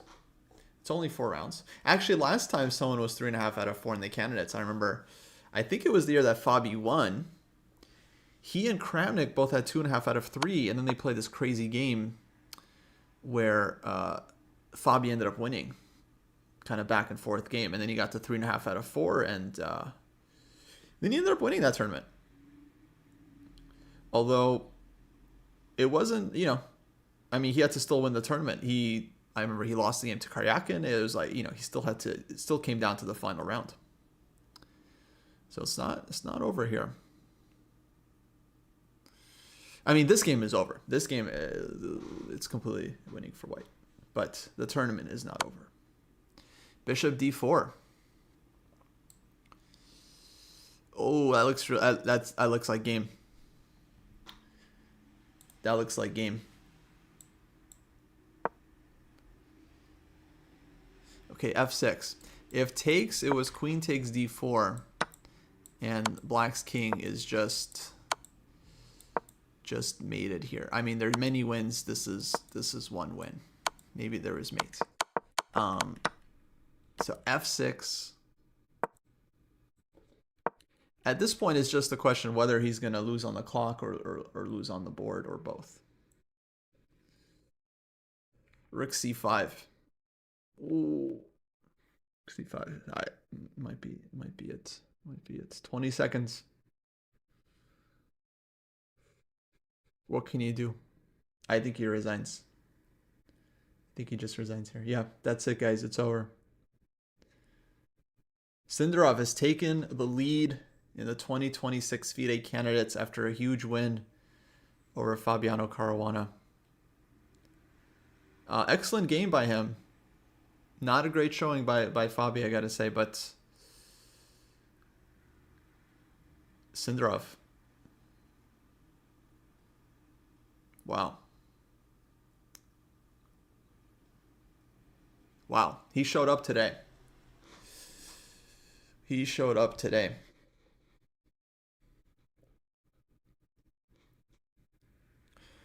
Oh boy. Okay, huge win for Cindarov. I mean, Fabi officially resigned. He was also about to flag. He was also about to lose. 1-0, guys. 1-0. Hard to say. But no, he lost this one on the board, guys. Of course, he had his huge time trouble as well. But at this, 20 moves in, like, this should be 7 already. He's just down a pawn and just trying to survive, right? So it's like he lost this one on the board. I think it was just kind of a not necessarily opening disaster, but they got this opening where I don't know how deep the players were prepped. Cindarov seems to have had some nice prep, but Fabi just wasn't able to figure the position out. And maybe I think this one was still quite playable for Black, but yeah, G3 and then maybe F5. This is where we were thinking Black was starting to go wrong. Like really wrong. And Bishop C4 now. Now we couldn't find solution for Black after Bishop C4. Okay, we have more games, guys. Let's jump to Wei Yi. Wow, both games are actually sharp here. So Esapenko-Giri, we have this on the board. I let you guys take it in.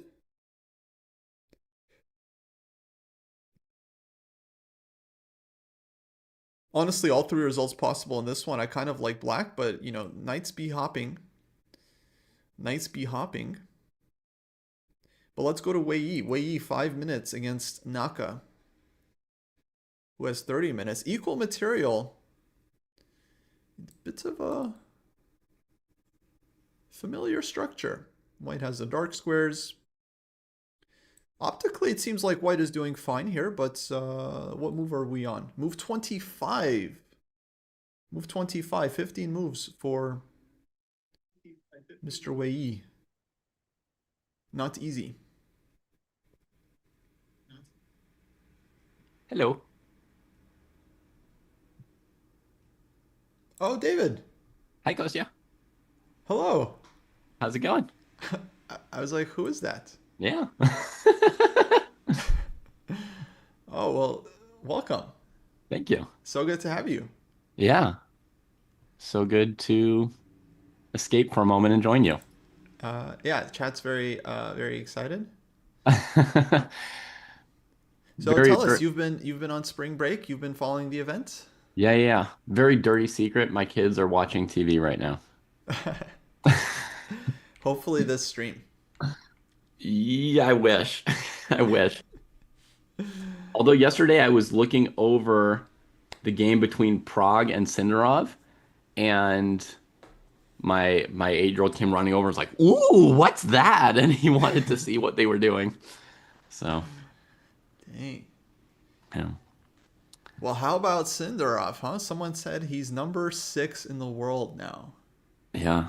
Isn't that unbelievable? If you think where he was a year ago, yes. Because a year ago he had like a good result in chess 960, and people are starting like, Oh yeah, I mean this guy's definitely going to make 2,700, but it didn't seem like he was a candidate for the world championship. No, I didn't think he'd be leading the candidates 1 year late. Yeah. Now I'm worried. Did Jesse put Cindarov in his top? Because Jesse he threw. I remember he threw in some picks, for his June top 10. Did he? Was it? It's possible. It's possible. It was a reasonable pick for the top 10, but it's surprising just how far he's come. Yeah, dude is crushing it now. Yeah. Have I been watching? Yes, but like, and not only that, I am up at 6 a.m. every day. But I'm dealing with my kid that doesn't sleep. I've got one kid, she's amazing, but she doesn't sleep. So I was up at midnight, 2 a.m., 5 a.m., and 6 a.m. on. But while you guys are watching the candidates, I'm like making Bummer. breakfast and trying to keep one person from waking up other people and all that kind of stuff. I watch it later in the day. And when you do follow, you watch it. Have you been following this stream or just the games? I only have time to click through the moves. Got it. Got it. I like really, really want to see what you guys said about. Well, I'm hoping that Jesse let you look at the Prague Cindarov game yesterday at some point. That he wasn't like, "Oh, Fabi's game is over, end the broadcast." I'm hoping. Yes, after the Fabi game finished, we switched over, and that became the game of the round. Good, good, good. Yeah. So yeah, well, I'll go back and watch what you guys thought of that game. Yeah, that was a very spicy game. That was Yeah. really interesting. Um, I think we were liking Sindarov's position, yeah, for the most part. Hmm.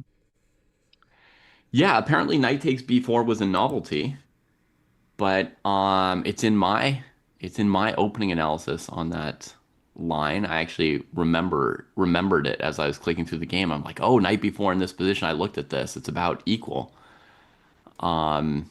Though like super messy. Like I think you'd be pumped to get that position as black Yeah, absolutely. in a game. Maybe that's my old like bias towards chaos, but I think that's a great position to get with black. Yeah, no, it always looked like easier for black to play. Yeah. Okay, so now, Yeah. Well, let's I look was at the just game in front looking. of us, right?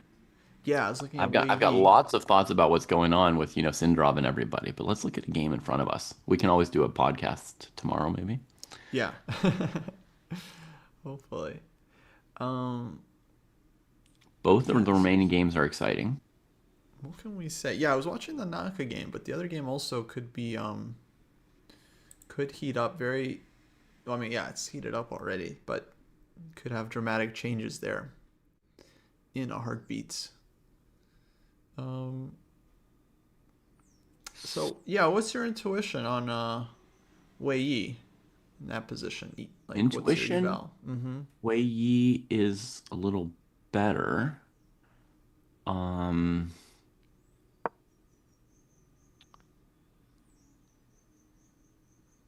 but probably not enough to be winning at this point, right? But okay, the issues for black is that the king side dark squares are always weak, right? And white's got the majority on the king side. There's a million pawns stuck on light squares. Bishop is like mildly bad, not terribly bad. It can't really attack anything, but it has, diagonals from which it can defend things at least. Yeah, kind of passive for black. Hmm. Yeah. The only thing is, okay, he has the clock on his side, which is kind of a big deal. Oh yeah.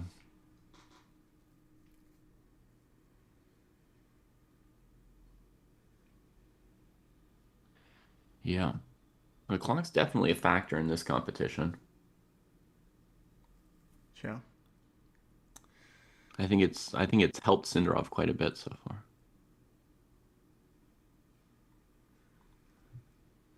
Oh, there's a question on queen e5 on the last move. Yeah, possible. Guess rook Right. e1, Uh-huh. and then Queen back to c7. queen Rook back. takes, knight takes. Knight c6, queen back to c7. Yeah. Then you throw in like queen d4 check, Uh-huh. f6. f6. Otherwise, knight d5, right? Knight d5 is coming, King yeah. g8, knight d5. So So f6, knight b8, queen b8, knight d5. d5, and seems good for white. Yeah, but is this worse for black than his current position? Not really. Yeah, but it does simplify a lot. It allows Wei Yi to make a lot of moves, Mm-hmm. get closer to the time control. Mm-hmm. So I can definitely understand queen d8, and yeah, now he had to spend like 2 minutes, and okay, plays rook to d1, but at least position keeps Okay. pieces. So his position might not be so bad that he wants to simplify towards a draw. He might be hoping for some kind of collapse. I think he's hoping for more. Yeah, Yeah. especially given he played very kind of risky opening and Wei Yi lost yesterday, so Mm-hmm. I could see him definitely playing for more here. Yeah. Yeah, also, I mean, there's always extra tricky thoughts during the candidates for some people, right? So like maybe you're thinking like if I'm going to win the tournament, what's my path? And then you try very hard in some game or you take extra risks.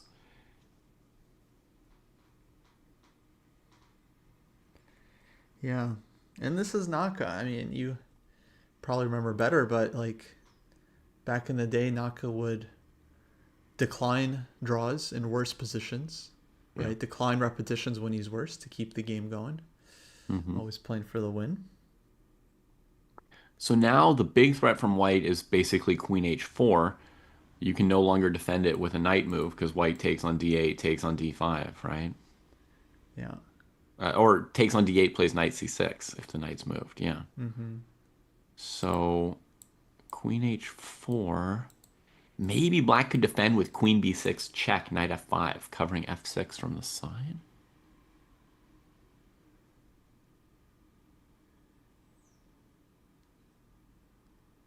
Queen b6 maybe is a move right now. But then I guess why didn't he go queen b6 instead of queen d8 if he was going to do that? Mm-hmm. Yeah. I guess because of the clock. I feel like in a tournament game I would play like I mean sorry, in a normal situation, right, with equal material, equal time on the clock, no particular pressure on winning or losing in the standings. I feel like queen b6 would be the move. Yeah.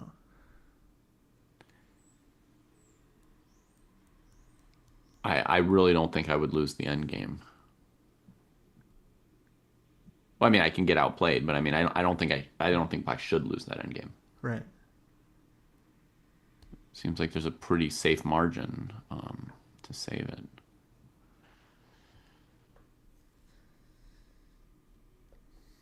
How big do you think White's advantage is here? I would put it like point two ish. Okay. So not much.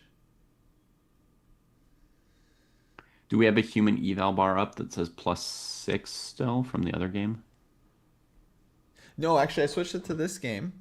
Okay. And we haven't gotten the sync to work yet. But if you have an eval, I can add your thing to the bar. Okay. What do you Yeah, I'll put it at? say point. I'll say 0.25 for now. But I think it can easily get worse for Naka if he doesn't trade the queens. I think. Right. Yeah, with queens on the board, it can be really bad. Yeah, I think the biggest factor against him is those kingside dark squares. So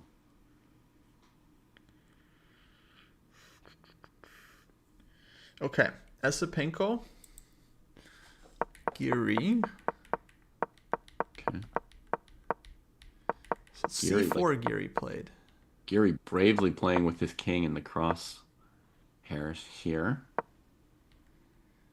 94. Good for him. So that knight's headed to C3.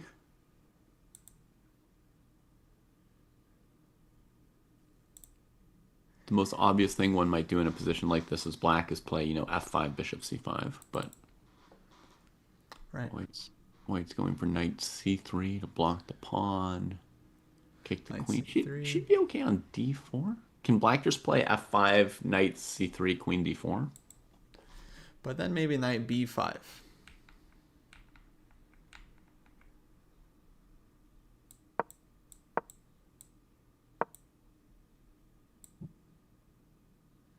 Is knight B5 possible?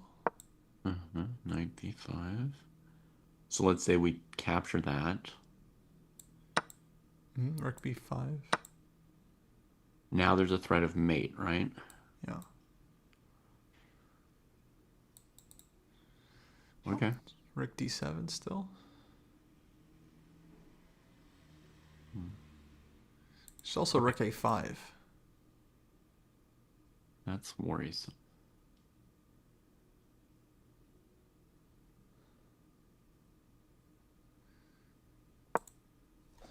Let's see. Okay, F5 on the board though. Okay. So knight C3. So mate. Knight C3 looks very logical. Oh, maybe with knight B5 you've got the problem of black maybe playing queen takes B2, rook takes B2, B takes A6. Yeah, no, so on queen B2 we have queen A7 check. Okay. But yeah, maybe queen F2. Maybe queen F2 then, yeah. Actually wasn't sure. Yeah, king F2, BA6, knight C7, king C7. That's just two bishops for black. That looks amazing. Yeah. So yes, knight B5 is now working. Okay, so his intention's probably simply queen D4. Mm-hmm. I mean, the dream for black is to have time to play bishop C5, right? Then you've got back rank mates on D1 and all. I mean, just it's Yeah. murder coming really, really soon. Yeah, no, it feels like black has like kind of all the upside here as long as there's no trickies for white. I would guess that black is stone cold winning, by the way. I would guess that it's like a 3-point advantage for black here. Yeah, it could be winning. Yeah. Do you want to put an eval on it? Yeah, I'd say -3. Dang. Yeah. Well, the That's knight big. just came from G3. Presumably the only move here is knight C3 and then queen D4 and then black's threatening what? Queen takes knight and bishop C5 and Yeah, those look pretty bad. I guess I had it around 1.2 for black. mm-hmm. I don't know. Sure. Okay, Wei knock actually looks like simplifying. Okay. So let's see what happened Plug here. there. Bishop E6. Oh, he went for knight C4. Knight F5. Oh, he's not even trying. Knight D6. He must have freaked out about his own clock as well, huh? Yeah, trying to get to the time control. Because there was knight E4 instead of knight D5, but I guess queen B6. Mm-hmm. Knight F6 check, king H8. Yeah. And black is safe. Yeah. Well, kind of feeble from Wei, but prudent. Yeah, it's understandable. Yeah, with the time. I wasn't sure he really, Yeah. could get a lot. Bishop E6 was kind of solid, right? Like, what are you gonna do?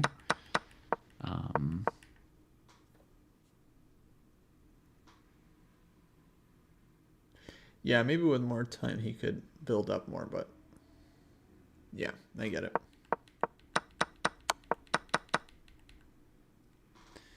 And now does Naka play for more? He's spending time like he's not gonna go for the easy draw. Or like they've already agreed to a draw, and sometimes that move doesn't get updated as fast as others. Oh, true. Do they have a no draw rule here, or could they just agree to a draw? There's no draws before move 40. 40? Okay. So he has to still move something. Or he's asking the arbiter for an exception. He's like, do we have to play queen d5? Right? No, it's faster to just play than to argue with an arbiter. Yeah, exactly. Exactly. Okay. But 100% is going to be a draw, so let's... Yeah. Okay, back to Esapenko-Giri. watch a niche. Battle of the Russian schoolboys.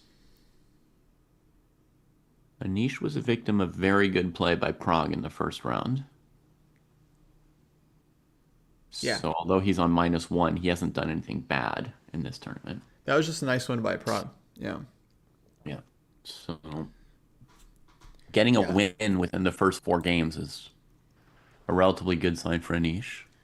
Honestly, if he wins this game, I would say totally fine. Like, okay, he lost to Prague, but then he drew Fabi, he drew Naka. And then he can beat Andre, who's one of the lower rated players, by a touch. Yeah. So, Yeah. if he wins this game, absolutely kind of normal first chunk. Yeah. I think Andre is a hot favorite to finish in last place. Oh, dang. Yeah. Very strong favorite.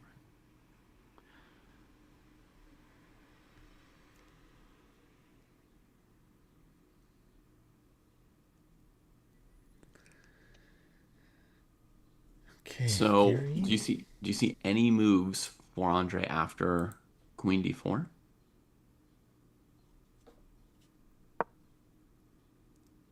Queen C5 play, just as Queen you... C5. Alternative. I was gonna say you could also play that if you wanted, but I didn't see any reason not to play Queen D4.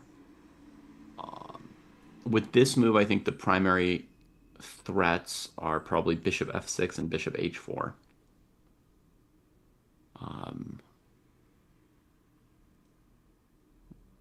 Very, very playable as well. Against Knight A4, maybe you play Queen A3? Yeah. I mean, not that there's a lot of hope in Knight A4, but Knight A4, Queen A3 looks pretty simple.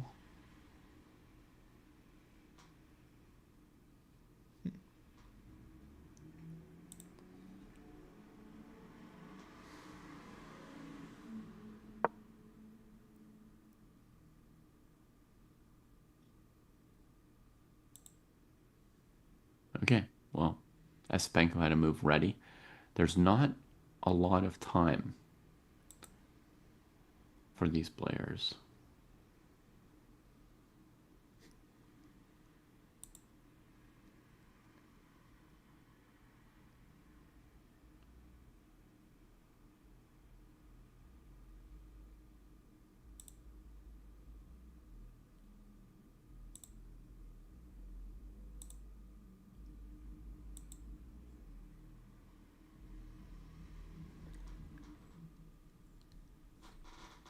Okay, Rook E2 makes sense.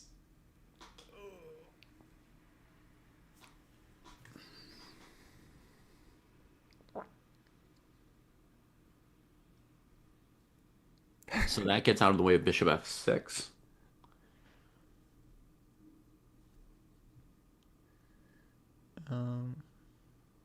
Why is that? Bishop F6 would have lined up the knight and the rook on B2. Oh, it just gets out of the way. Yeah. But it's still a nice move. Rook D3 comes to mind. Yeah. I'd still be curious about Bishop F6. Let's say Black plays Bishop F6 anyway. the knight would perhaps move. Yeah. Sorry about the chat, guys. That was Jesse playing with AI. He was trying to get us more viewers, and I think it went a little haywire with the AI agents. He let an AI agent take over his computer and told it like increase chess dojo's followers. Yeah, exactly. Get us some new viewers and have them say nice things. And just let it do whatever it wanted with his computer.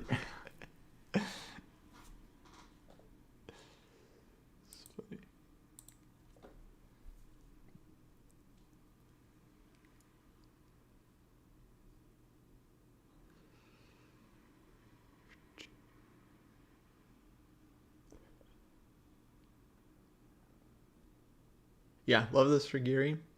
I don't see any move for Andre after bishop f6, Kostya. I know my brain is only slowly revving up to anything at all, but it seems like knight b5, there's pawn takes queen, and knight a4, there's queen a3, and yeah, I just don't really see anything. I guess knight d1's the worst. There's rook takes d1 check. Yeah, knight d1. That's horrifying. Show that one. Knight d1. And oops. I really like this concept though, just leaving the queen on a6. Like, how often are we rushing to play a move like king c8 here? Which, is not good. It like allows some checks. But it just leaves the queen on a6. Yeah, bishop f6 played. Good call there. Okay. Giri also doesn't seem to know what's wrong with this. I mean, yeah, you can go rook c2. It's just very sad. Just put the rook on e2. I mean, this game could end with something like rook c1, pawn takes queen, and then a rueful laugh. Like it's so bad. There's nothing you can do. And knight a4 played. Okay. For me, this is like a really good demonstration of the principle of like economic defense. So this is really for the chat. It's like white had all of his forces lined up on b7, so queen, 2 rooks. But black is covering that with 1 bishop and 1 rook, which frees up the rest of black's pieces to just like rook to g8 and queen on c5 to be very annoying. Yeah. And you can add to that the king, right? Like the king provides 1 defender. So yeah, you're not tying down very much of black's forces despite all that. Whoa, he just trades. He's playing a very simple variation here. Takes on a4. Yeah, you were saying queen a3, which... Yeah, do you see anything wrong with queen a3? Is that just... Oh, I guess the idea would have been maybe rook e6 then, yeah. in this version with the rook already moved from b2. There'd be rook e6. And then... I mean... Then bishop d4, rook takes c6. Yeah, it's messy enough where it's like, okay, I already don't want this for black. Yeah. So he pushes c3. I think very logical now. You know what's funny? Even there, I think bishop f2 check is like completely winning for black. But yeah, I mean, if there's something simpler with bishop a4, why get into a messy line?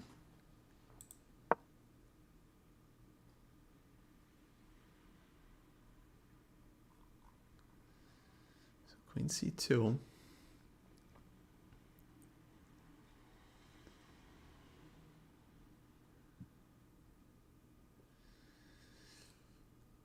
Okay. So the hope there is that prevents rook d2.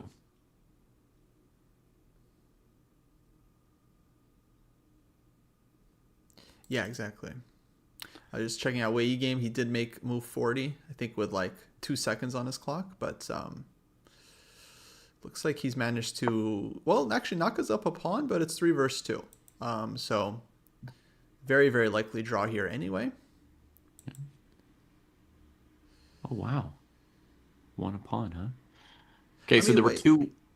There's 2 rooks on the board, but... Yeah. Nah, there can't be much here for white. There were, There were two candidate moves I was looking at for Anish. Or Bishop d4 and Bishop g5. He played one of them. So.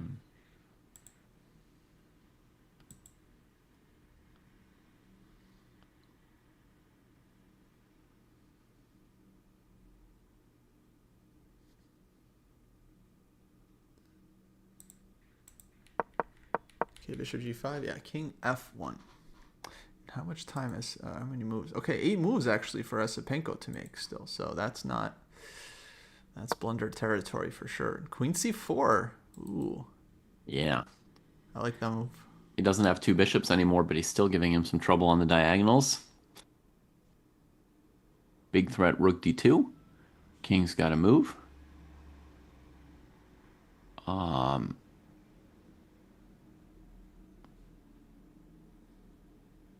I will say it is like a slight, can we say maybe weakness on Giri's part that he sometimes doesn't calculate like the forced winning move at the right time and just is like happy to press or something. Yeah. It's kind of like maybe his main weakness doesn't like always find the concrete way. He's happy to just press and play on vibes, basically. Because I mean, he gave up a bishop for an awful knight on a4, right? So if this doesn't win, like he could have been looking at lines that maybe were winning that piece. Mm-hmm. But it still feels like really good. Oh yeah. It does, right? But if there's something, if there's something to reproach him for, it's like he plays things that look very nice and then maybe they don't quite win or they allow longer defense. Here the threat is rook d2, so white's got to play like king e1 or king back to g1. The one thing white absolutely can't do is unblockade that c pawn, right? Like if you do something like queen b3 to relieve threats against the king, and then the pawn just goes c2, c1.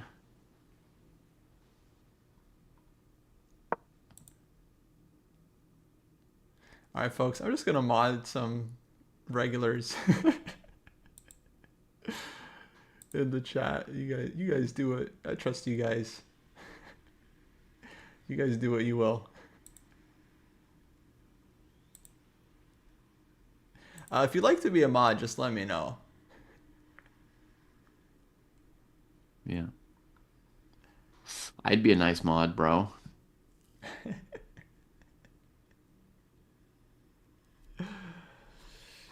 Okay, rook d1. Now, yeah, Anish needs a really solid play here. The obvious move would be rook d2 anyway. Rook d2, nice play, bro. Nice play. Takes. Oh, Jason. Yeah, definitely gonna mod Jason. Shout out Jason. So now that rook on e2 is kind of trapped. It wants to defend d1. Anish is looking to trade queens and play rook c1, which will not only queen the pawn but be back rank mate at the moment. That looks like the end. Looks like he resigned. That's it. Looks like he did it. Wow. Anish Giri. The win, rook d2, very nice. Woo! And that's it. Queen c1. Oh man. Love Trades, rook c1. Love it. Oof. I want to see a few people on fire in this tournament, Kostya. I want to see some real competition. Yeah. So,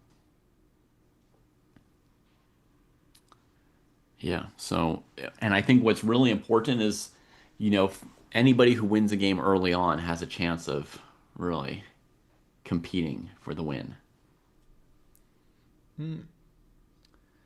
Definitely. Yeah, early win seems so important in this field just to get some confidence. Yeah. But right now, I think it's like, it seems like one player is feeling good right now, right? Cindarov. Everyone else is kind of meh. Right. You're already wondering, is it his tournament to win? Yeah. Someone already called 2026 the year of Cindarov. He had a good year in 2025 too. He did, yeah. But there was competition, yeah. There was Vincent Keimer and Noterbeck now, but oh man. Okay, I'll put it on the Naka game.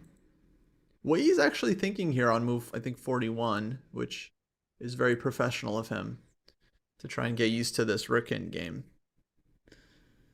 And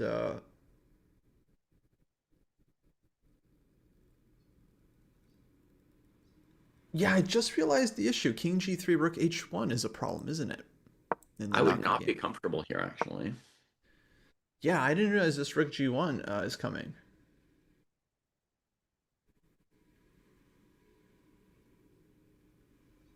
Okay, wait, that's a problem. And if King G1? Well, the problem there, Rook G1 you could answer with King H2. The problem is Black plays H4 check first, right? Yes, yes. Yeah. That was the threat. Yeah. So H4 and Rook G1. And then yeah, pawns are kind of falling apart. There's a chance that Rook A4 defends in that position right after Rook H1. Mm-hmm. But Black does have the plan if King G7, King H6, and then when your Rook moves away, then Rook G1 without moving their pawn structure, right? Yeah, there's King G7, King H6, or King F6, or F6 as Like with well. the pawn, yeah. Okay. So that feels pretty scary. Very scary. And I just want to see the other line. So if King G1,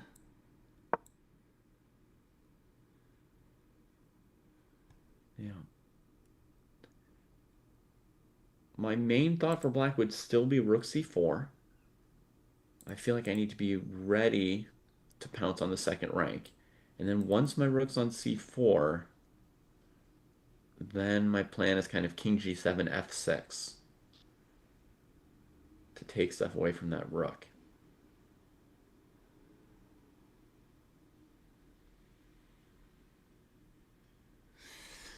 ooh, I don't like this for Wei. Yeah. And a good point from Kalen in chat. There's also a plan for Black where after King G1, you go Rook C4, Rook C1, King H2, Rook B1. You force that Rook H1, King G3, Rook B2 position. Wait, how did that line go? So you go Rook C4. It's not really a line, it's just like a concept. Black's going to play Rook C1 check, for example, King H2, Mm-hmm. then double the rooks on the first rank. Once they do that, they can force the king. Oh, sorry, on the first rank, not the second. They Yes. can force the king to G3, move the other rook back to B2, and get back to that whole like H4 Very true. thing.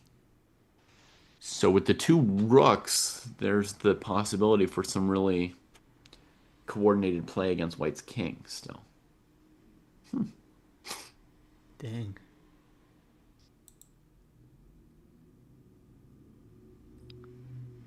Yeah, I just started banning people, Seth, because yeah, I just think it's bots basically. So Yeah. no reason to give them a second chance. But anything, I mean, banning or timing out either is fine, right? Like No, because if you whatever time you out, want to do. they can come back. Yeah. You know. Not until he uses the word bro, Seth. Yeah, anyone that says bro again, out. Well, you did play King G1. Okay. Yeah. Maybe we could just go through the last couple moves of the time trouble, because Yeah. this seems so unnecessary that this Yeah, happened. but surprisingly, it almost was necessary from the moment he went for the trade on D5. He was at least going to have to deal with this rook hitting his second rank, right? Even if Naka traded on D5, it's basically the same thing. Yeah. That he gets a rook on the second rank. And you still need to spend a tempo to recapture the A pawn. You can't just go, rook D1, rook D2 and defend your second rank because black goes rook A8, A5 with the winning rook ending. Yes. So I mean, I guess I feel like rook a6 is obligatory. So then after rook c8, there's a question, was there any better defense there, right? Yeah, after rook c8.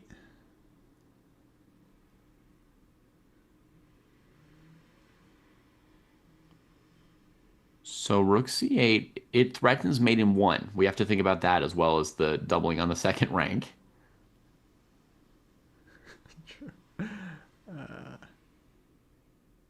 Okay, so h4 I guess the alternative would have been rook to a1 if we wanted to look at every move. or h3. Yeah. Oh, right, because h3 it wouldn't be lost the way it was on h4 at some point. Yeah, because he ended up just losing this pawn with h5 and then rook c4, just like such a killer move.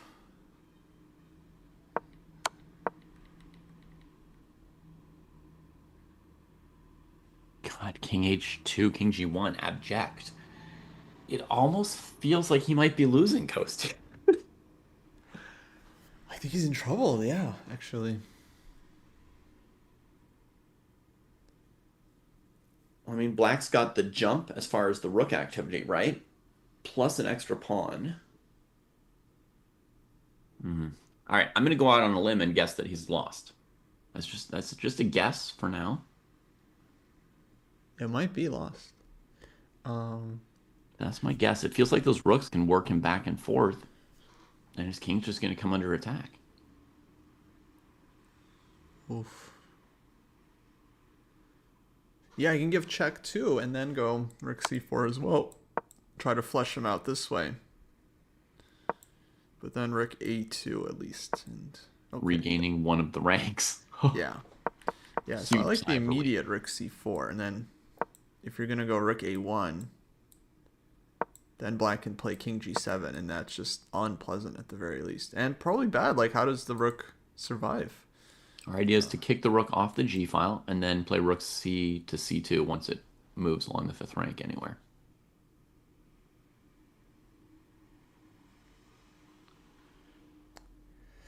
In fact, Oof. Oof. Yeah. yeah, no. I was going to suggest a blunder, so yeah, we'll stick with that plan. Not a good look for Wei Yi these last two rounds. Oh, man. Yeah, yesterday looked pretty bad. Yeah, what did you think of that game? Yeah. Um, it was weird because you guys watched it live. I had to kind of recreate the feeling of looking at the clock and realizing that they were in Wei Yi's prep, not Fabi's prep, Mm-hmm. because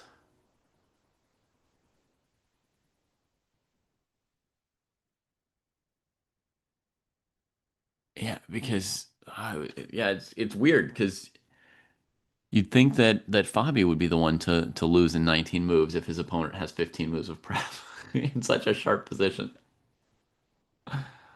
Yeah.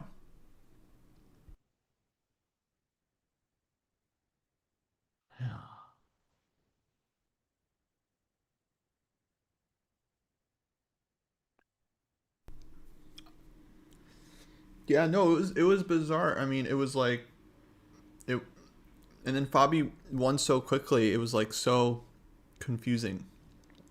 Because it was just very quickly that way he went from being in his book to all of a sudden like we don't know what his next move is, and then he's resigning.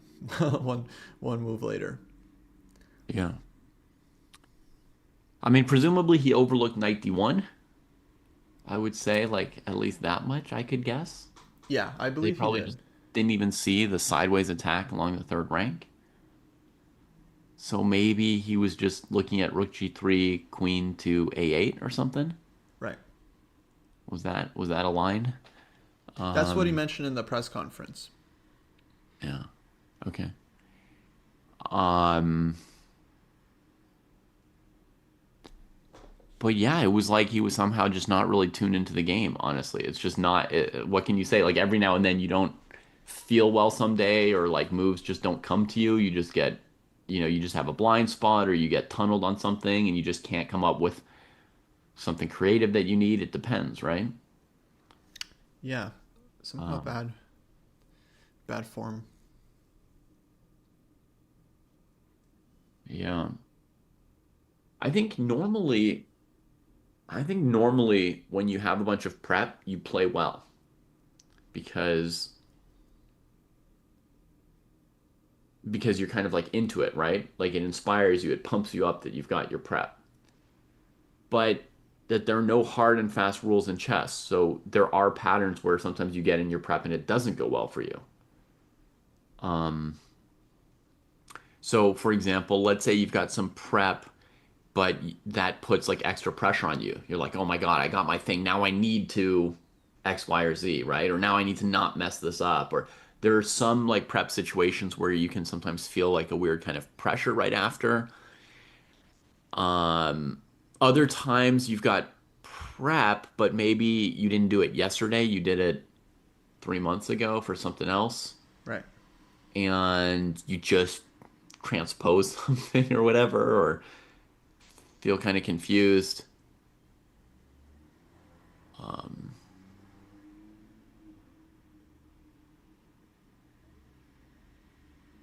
Yeah, Patrick makes a good point. When I think we've talked about this before, when you're the player that's caught in prep, you actually start playing chess before the opponent does. And so, provided that your position is not horrible once both players leave the prep, you're now kind of warmed up while the other guy is still having to very much get into it. yeah,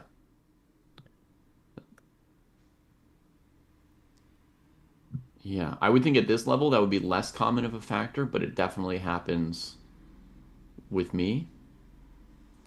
At the level that I play at, I'll see things like that where people are not are just not honed in time. Yeah. But I would have thought at this candidates level that they've got a degree of professionalism where they know to get their brain going. Yeah, absolutely. Speaking of prep, I mean, it's a very common mistake that you prep a position and then you walk into it and then it's like, it's very difficult to figure out. So someone was saying Esapenko was lost like very quickly today after prepping, the sharp line. And yeah, I think, I would imagine the top players, they one have a confidence that they can kind of play any position. Hmm. So as long as they know objectively it's playable, they have some knowledge, some ideas, and they feel like they should be able to figure it out. But that's not always the case. The other thing, it's like I think engines have gotten so strong that now it's like there's so much more ground to cover. Hmm. It's like so many more lines, so it's kind of impossible to remember everything because there's so many different ideas. And like with the new engines, it's been shown that it's like they're showing more moves to be playable in the opening that previously we thought were like bad or dubious. So now it's like it's expanding the amount of theory that people have to be aware of. Yeah. Now there's another phenomenon that applies at the levels I've played at and may not apply to this tournament, but sometimes when you're prepping, you prep like the moves that seem like really critical, but there's some move that's like obviously that like the computer just says, "Oh, that's a mistake, -2 or -3 in a very sharp position." But Mm-hmm. then over the board you can't solve it. So sometimes you haven't prepped, like you have to choose what you prep, right? And what you memorize and what you analyze out. So sometimes there are moves that the computer says that move's bad, it's not a top 5 move or whatever. You don't look at it and then it comes up in the game and if the position's sharp enough, you can't handle it. Whereas there are other kinds of prep where it's like, oh, this position I feel very comfortable playing, but some positions are more concrete. Yeah, Like very it's move good by for you, move. but only with one single move. Yeah. And then that's why it's like so important. Yeah, we're always talking about opening sparring, and it's like, yeah, it's so important to actually look at your openings yourself before you see them over the board in the tournament, because you'll come up with these issues. You'll ask questions like, why isn't this line a problem, this line? And then only after you've sparred it a couple of times, actually analyze the position, you start to get an appreciation for some of the details.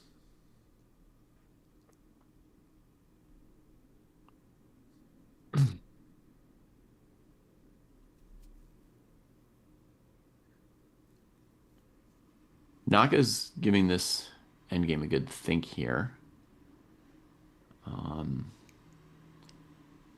I'm gonna have to go in about 5 minutes and unplug the kids.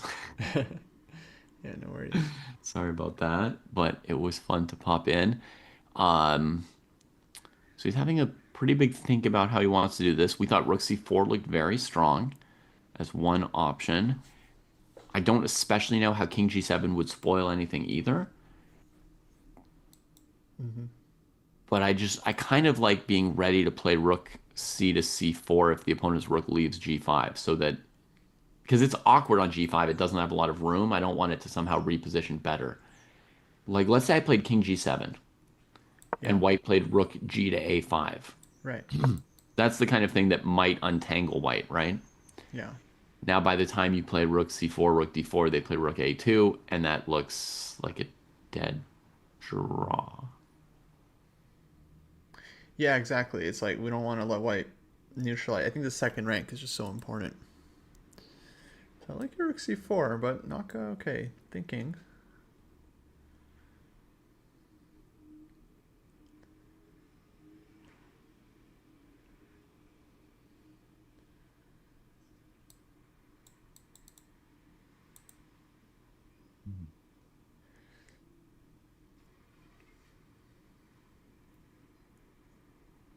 It's been so long since I streamed Coast. At first I hadn't opened up the second YouTube stream.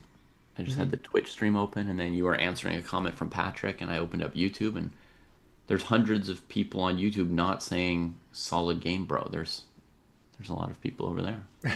So Oh hi yeah, the YouTube. YouTube audience has no idea what we dealt with on the Twitch. That's funny. Yeah, the Twitch predictions I think are still a thing. I Mhm. think slash prediction maybe. Like, so any mod can do it. So yeah, you guys run wild, have fun. Tomorrow's a rest day. Um, and hopefully we'll record a little recap of the first 4 rounds there, and then be back in the fifth It'll be fun. on the fifth round. Qu'est-ce qu'il y a? Tu veux Someone Alphonse? coming in to say, "Nice play, bro." On regardait les échecs ici. What's two videos of that? Pourquoi est-ce qu'il y a deux vidéos? Bonne question, c'est parce que il y a une stream sur Twitch et une stream sur YouTube. Mais c'est la même vidéo, tu vois. Ouais. Ah bon. I want this one. T'es prête à t'habiller et aller au parc? The back.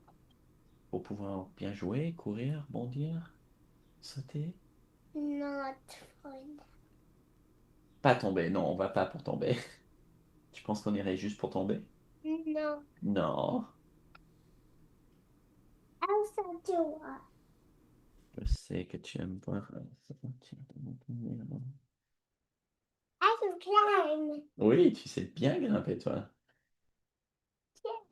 Ouais, bravo. All right, looks like my time has come. All right.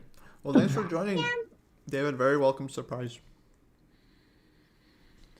Come back anytime. Thank. Ok, t'as fini? Ok, très bien. On y va.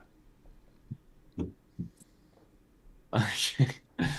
All right. So, Kostia, you think Hikaru will win this? Yes. You're gonna stick it out, and then tomorrow we can talk about what it means for Hikaru's tournament Yeah. if he gets Absolutely. that first win. Definitely stick around for a bit. Okay. Cool. All right. Good to see Alrighty. you. Bye bye. Bye. See you soon.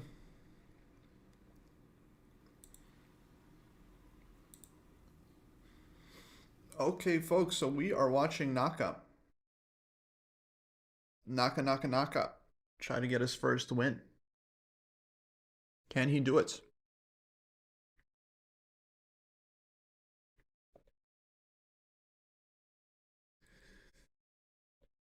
Can he do it? He's been spending quite a bit of time here showing that he understands or at least thinks it's a critical moment.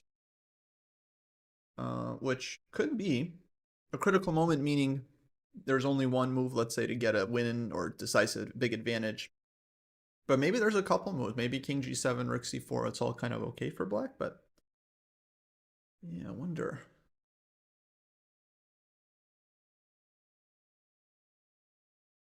He's really pushing hard here, no?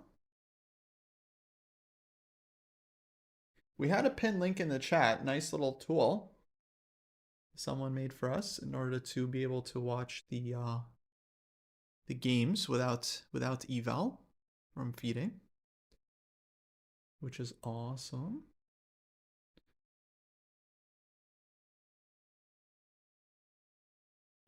Let's copy link. Endgame. Naka.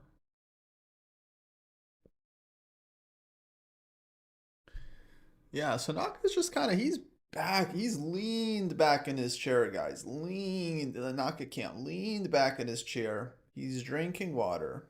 He's looking at the position. He's looking up. He's looking at the position. He's looking up. I'm pretty sure they put the, anti-reflective mirrors on the top so players can't do like a Queen's Gambit thing. But right now he's going full Queen's Gambit. He's looking up at the ceiling. What does he see up there? Does he see the win? Now he's looking down and to the right. That means he's trying to remember something. Trying to remember how, this position. Dvoretsky's Endgame manual. How to win.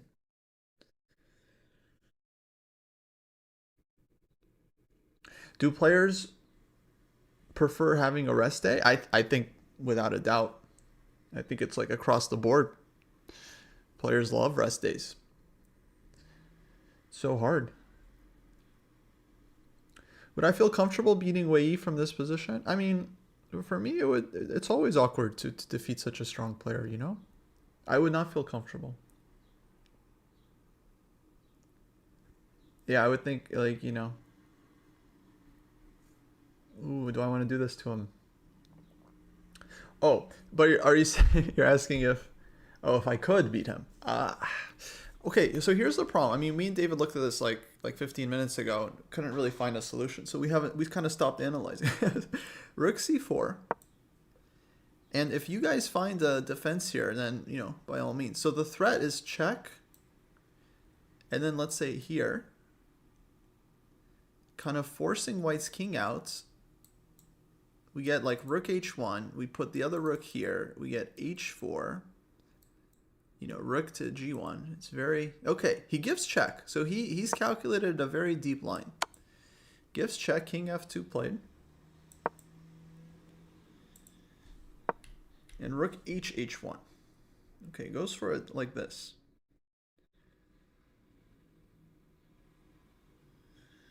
So he's getting the king out. What's the phrase? He's when you use like a thing. What's that thing the military does to like get someone out of flushing out the king? Thank you. He's flushing the king out. We thought, when we thought about this, we thought rook a2 would be the defense here for white. Trying to win back the second rank. So that's the question, is what's Naka's idea after rook a2? Because clearly he came up with some plan to break through. He can start with h4.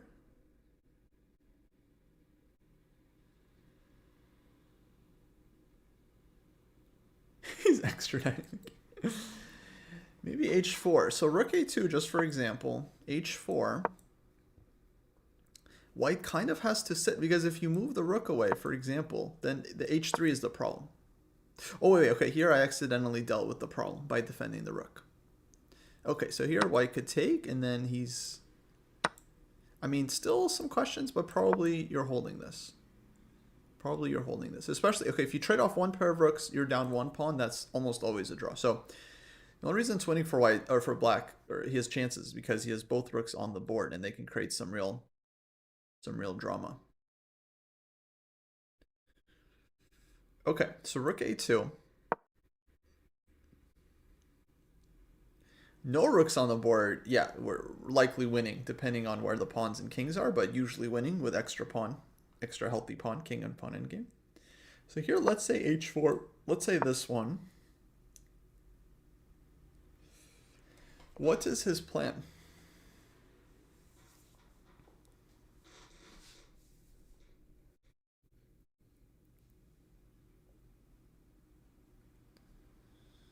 What is his plan?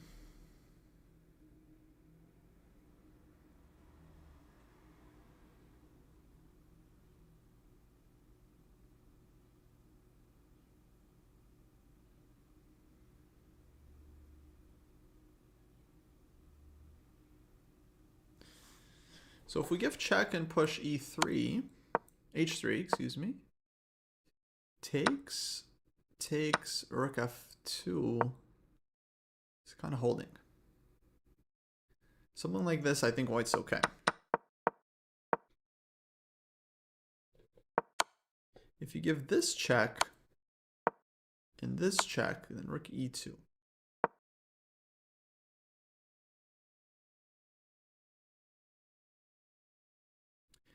Why is Hikaru helping him activate the king? Well, clearly Hikaru has some idea. I don't think it's activating the king. I think he's trying to create problems. Rook e1 is a move as well. Turning mate. Then white would have to play rook e2.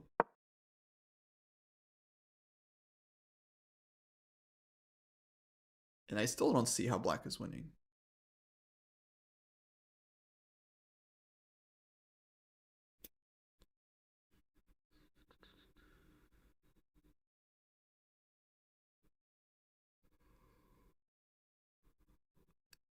So maybe check here. And then still rook f2 is coming. Maybe here now. And trying to play here. But then, okay, let's say white just goes full defense. Why should white be losing here? I'm not sure. I don't really see it. Hikaru for sure has some idea though. I mean, he spent a lot of time on check and this. And now Wei is not playing rook a2, which does feel like the best defense.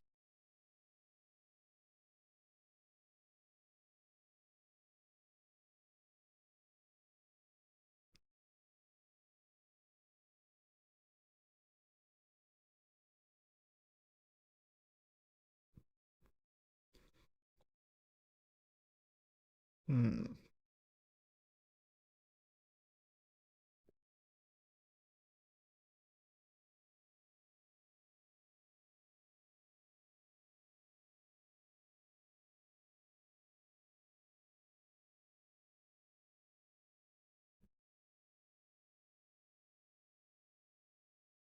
What else is he thinking about? I guess my thought process here as white is I would think about rook a2 a lot and then try to see how it might lose. Or if I can find a refutation for black. And then if I don't see what's wrong with the rook a2, maybe I'll look for other moves, but I probably just play rook a2. If I do see what's wrong with rook a2, then I know, well, rook a2 is losing, and then I could try to, I have to find something else. It's possible for white to safely force a rook trade here. I mean, I think if it was, he would do it in a heartbeat. I think if you trade rooks, it's like just a dead draw. Like there's just nothing for black. Just really easy draw too. So if he had a way, I think he would just do it. I think there'd be no hesitation. There's no upside here for white to keep the rooks on. So if he can magically trade a rook off, he would want to do it. Wei is looking around like he's not very happy.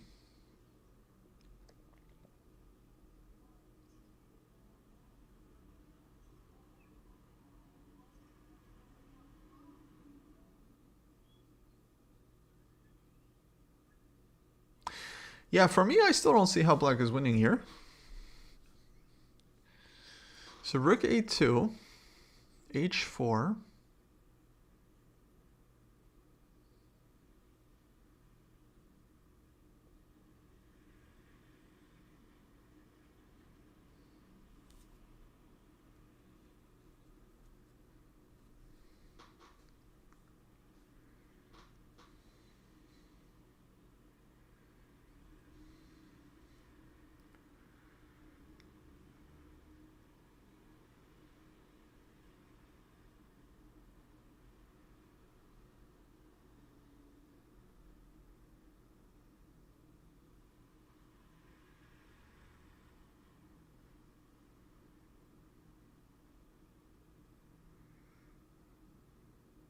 Now they did get the 30-second increment, so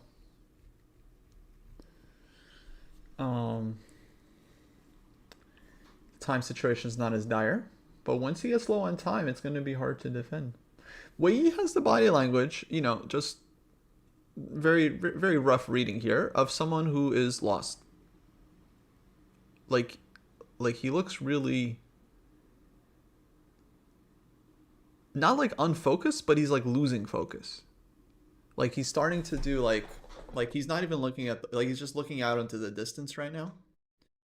Like, how did I let this happen? Just doesn't look very confident.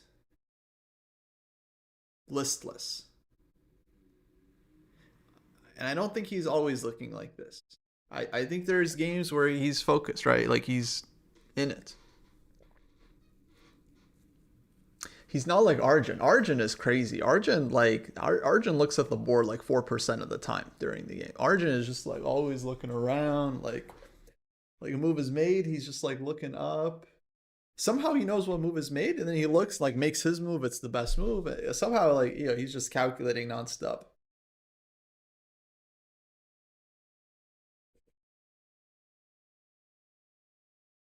Arjun's inspired by Beth Harmon.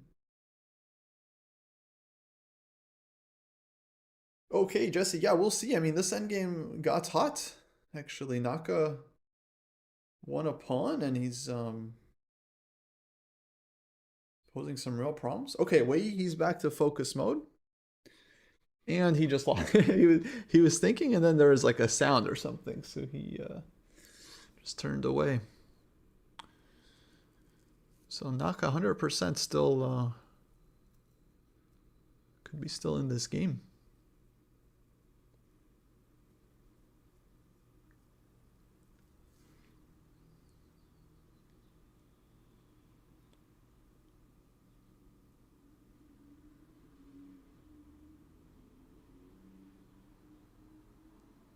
Is there h3 idea? Okay. Okay, we're seeing something now. So if rook a2, h4, this rook over, maybe this check. And then if the king comes up, you have this check. Or maybe h3 first. So take, and then, so this would be winning. Because you're losing all your pawns. Okay, yeah, this is a problem. This might be why he's not playing rook a2, because of this exact thing. Like h4. And now rook f1, h3, rook b3 is a question.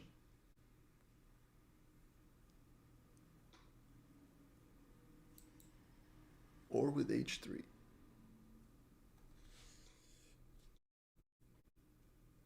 Okay.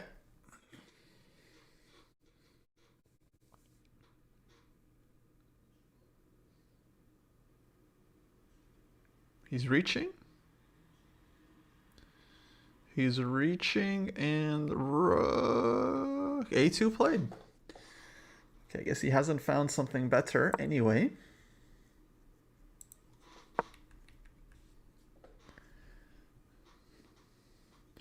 Okay, so that there was a detail there. So h4, rook somewhere, I don't know where. Let's just defend the rook. Check. Could go king e2 as well. The reason I don't like king e2 is because with this check, I wanted white's king to be able to stay on the king side. Because here, after king to d3, now it feels like, you know, king g7, and now like white's king is misplaced. Black can go after this pawn. Now it just starts to look like really annoying, right? You can just see black's king walking in and just winning with this h pawn eventually. Rook g1, rook f1, rook, you know, just so now the king would be, and you know, you can even continue to mess with white, like rook e8, and then trying to push the king even further. There's also h3 here.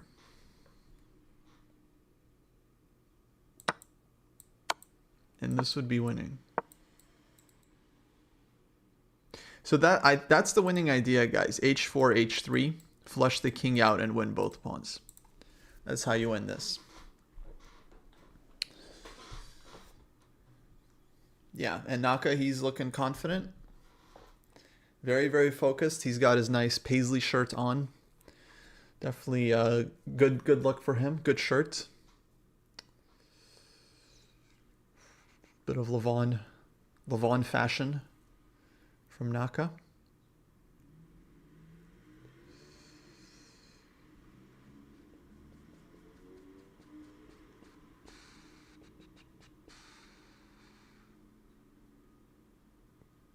Hikaru has to see right. Oh, no. Hikaru, I think, found this plan when he went rook to b1 check, because giving up the second rank doesn't make a lot of sense unless you actually have some...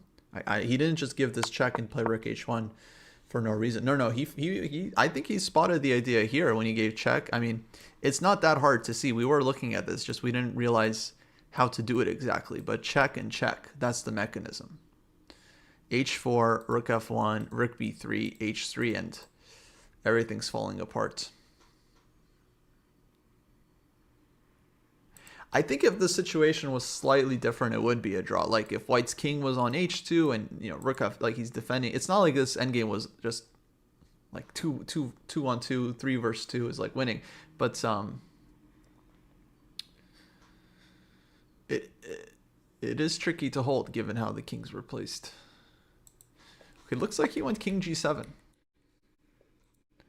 According to the video.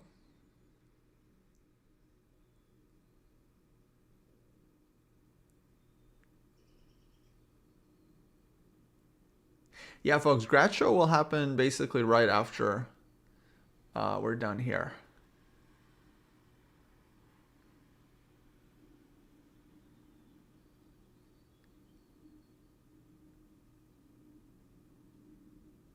So he went king g7. I mean, he might not even be in a hurry here. He might be able to just do this. Like, I don't see how White is gonna consolidate. This is happening. This is happening.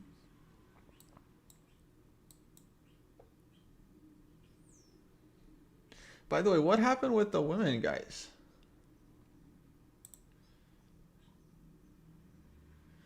Okay, women are done for today. Zuzinier won against Divya, so she bounces back. And Anna Muzichuk defeated Logno. So Logno won a brilliant game yesterday, but now loses, so she's back to even. So who's even leading the women? Muzichuk and Bibasara with 2.5. 1 win each and 3 draws. So this could be Bibasara's time. Could be Cindarov and Bibasara winning the candidates. If that happened, they should just get married on. They should just get engaged and married on the spot. If they both win the candidates, I mean, they should just get married at the closing ceremony. I'm sure FIDE has someone that can officiate. Yeah, and then they're like king and queen. No, I mean, it's perfect. It's perfect. Now I'm actually kind of rooting for it because it'd be so nice, so fun.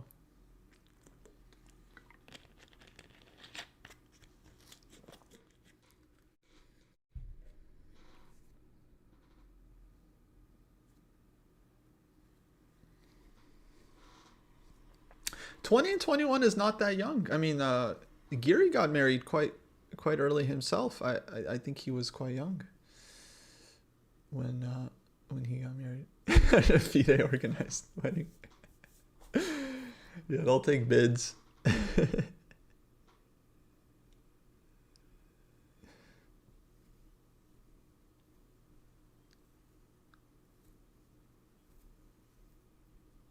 Okay, 9 minutes for Wei. So Naka just played the very unpleasant king g7. This move was unpleasant because he's saying, I don't even have to beat you right away.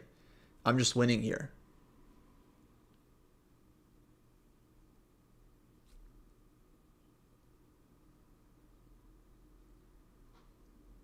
Yeah, I guess it's cultural. It's cultural. Like here in the States, I live in Missouri now. It's the Midwest. People get married actually quite young out here. Like early 20s. It's quite common. right out of college. But out in California, I think it's not the same. People are less married, less family oriented.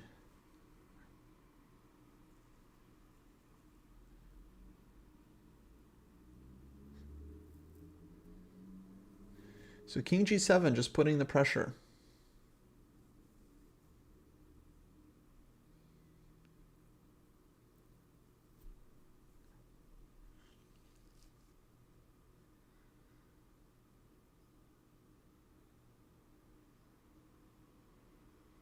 By the way, Giri and his wife, actually, I believe they have a similar story, if I remember reading, because I read Anish's book. I think it was like my first 20 years and 20 games or something like that. And I think he mentioned that they met because they both had won a tournament. Giri won this like Reggio Emilia super tournament, and then Sopico, I think, won like maybe the B group or the women's section or something, and the rest was history. So there is something special about both winning a tournament.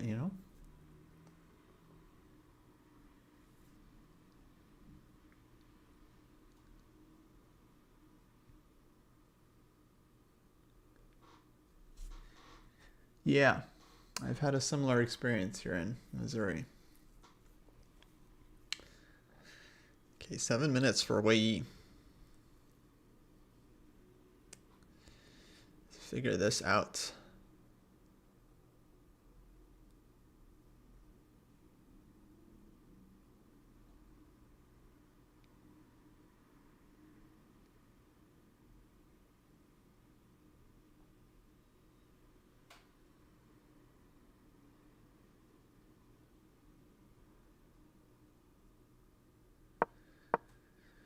Okay, rook e5, king h6, quickly. Naka putting some pressure on the clock.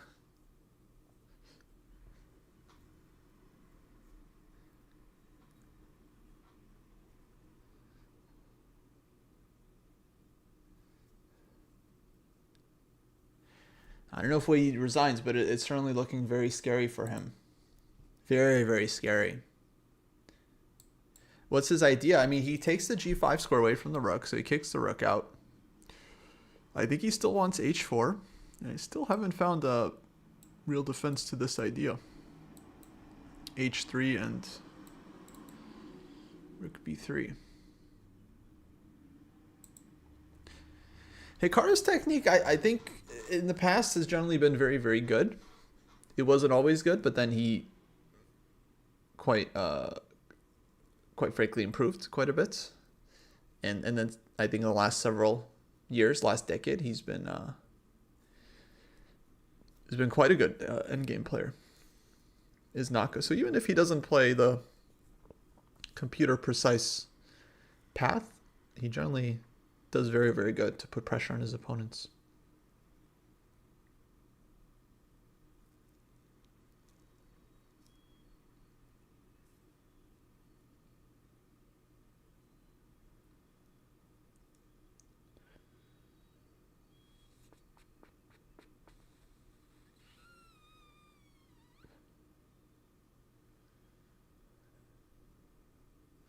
They must be both missing something about h4. I think the most likely, more likely reasoning is that we're missing something. I think we're missing something. Because, of course, if h4 was easy win, Naka would just play it. Would just play it.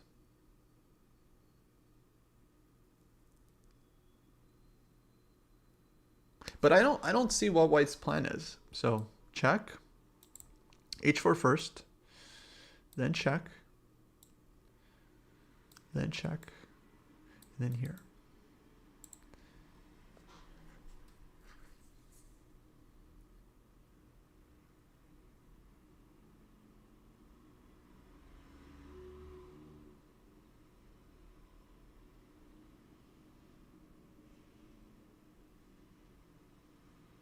But no, I don't understand why he went king h6 and not h4, for example. Maybe it's interchangeable. I'm not sure.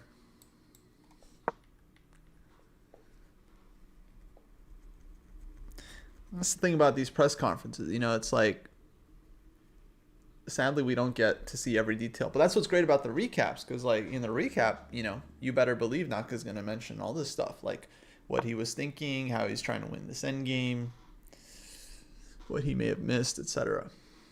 So this is where the recaps are quite cool, because I mean, you're not seeing like all the details in the press conferences, and Naka's the only one actually giving recaps and explaining his thoughts. Okay, Rook EE2 played,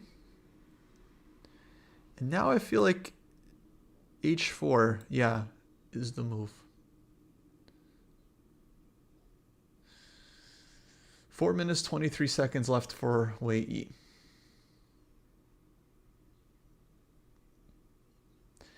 Naka skeptical.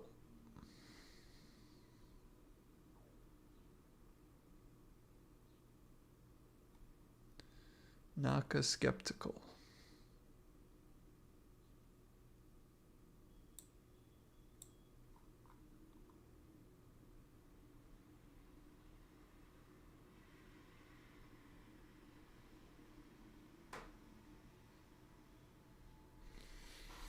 Amazing recaps of the World Championship.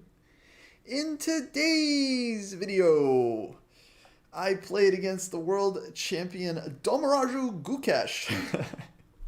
Yeah, that would be awesome. Welcome, everyone. No, that would be great. That would be amazing.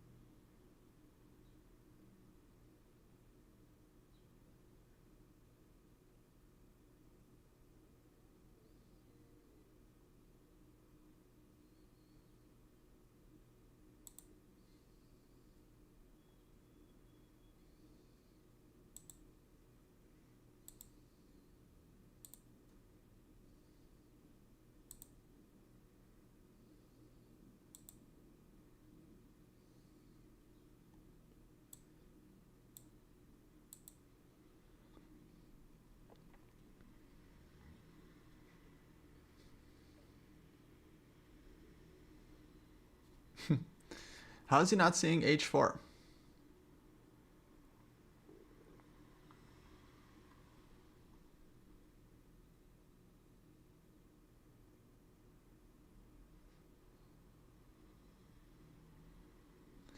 No, I'm very interested to see what Naka has in mind here. I really thought this H4 was the thing to do.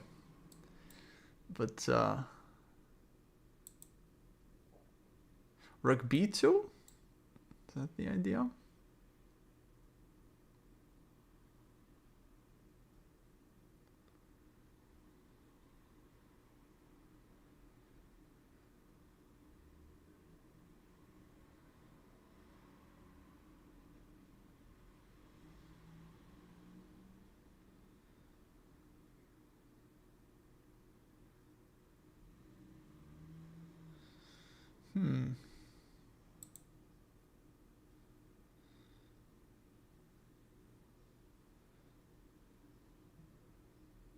Yeah, that might explain King H6, that he was worried about some kind of Rook E7, Rook A7 thing and just trying to get out of it.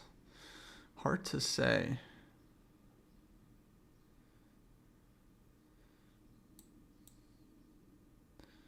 So H4, Rook B2 gives check, King E3. Then if H3 here takes, and Rook F2 would seem to hold. So this Rook B2 thing is saving Wei. Yeah, definitely might have missed something here. I mean, maybe computer had found some win. Yeah, like maybe he had to do this H4 right away. I don't know. I also thought he had all the time in the world to make this plan work, but maybe he had to do this much faster. I'm not sure. Okay, people suggesting king g5, but okay, so just to play f5, and that's it, and then force white to keep making moves. But okay, rook b2, and then how does black proceed? Something like this, and try to come in.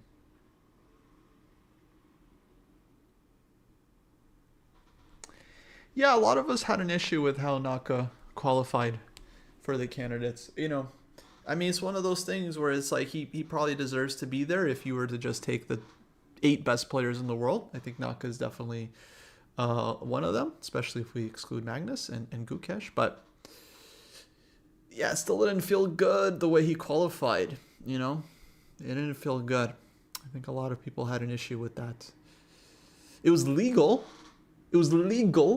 But was it sporting? Was it the most ethical? Legal? Sure, You guys know that skit from Key and Peele where Key wants to go to the bathroom, but the seatbelt light is on. It's like, but it's not illegal. Illegal. So yeah, technically, it was legal. But is it the right thing to do?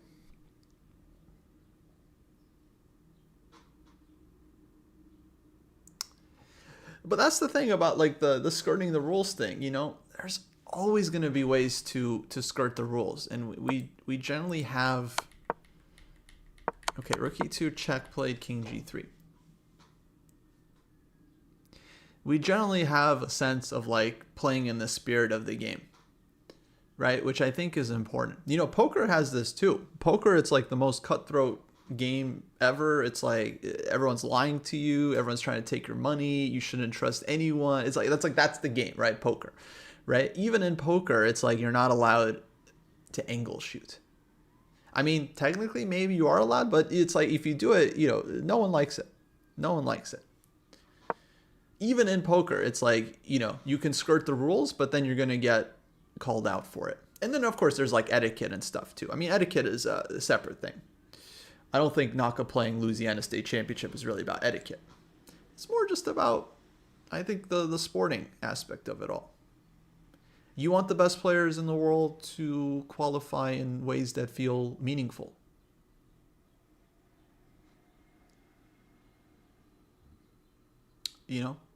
Everyone is excited that like Blue Bomb qualified, for example, because he managed to get in via Grand Swiss.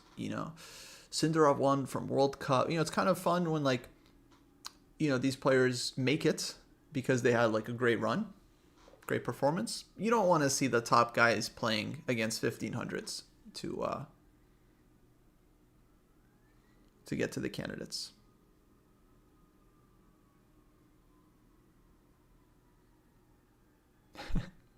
I mean, I don't think Naka actually got the title of Louisiana State Champion. He doesn't live in that state. So I think the title did go to the proper person. But it did kind of spoil that tournament because, not spoil, but it messed with that tournament because, the number 1 seed in Louisiana, he had to play Naka. He loses that game, right? That kind of wrecks his tournament. Now other players that don't have to play Naka, they have a chance, right, to catch him. It's a little bit like Magnus playing in the World Cup. It's like he's knocking out players that, could have potentially gone into the World Championship, if not for him. It's a little bit like that. So, yeah.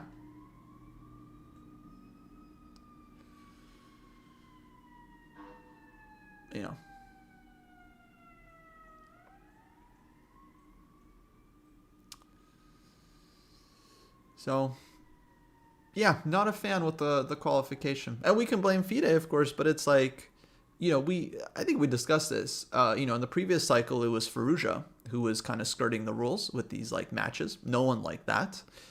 And then the year before, it was Ding Liren who played this like pseudo tournament organized by the Chinese Federation where none of his opponents won a game. Not just against him, but against each other. It was like 6-player, like quadruple round robin, and no one won a game except for Ding Liren. Ding Liren was the only player to win a game in that tournament. That's a bit odd. That was odd. No one liked that either. So every year, there's ways to kind of skirt the rules that FIDE sets. It's hard to set perfect rules that allow, don't allow for any kind of taking advantage. But it happens.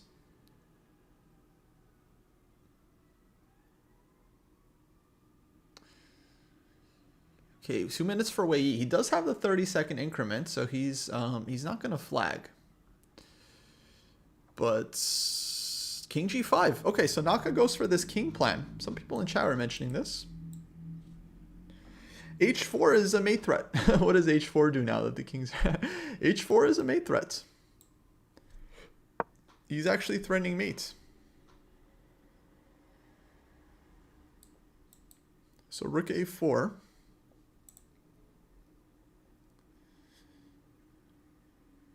I guess he can go here and try to set up the mate, but as soon as you go Rook H1, maybe F4 White can play, but White can also drop back. But yeah, if you're actually, maybe this was his idea to play for this kind of construction.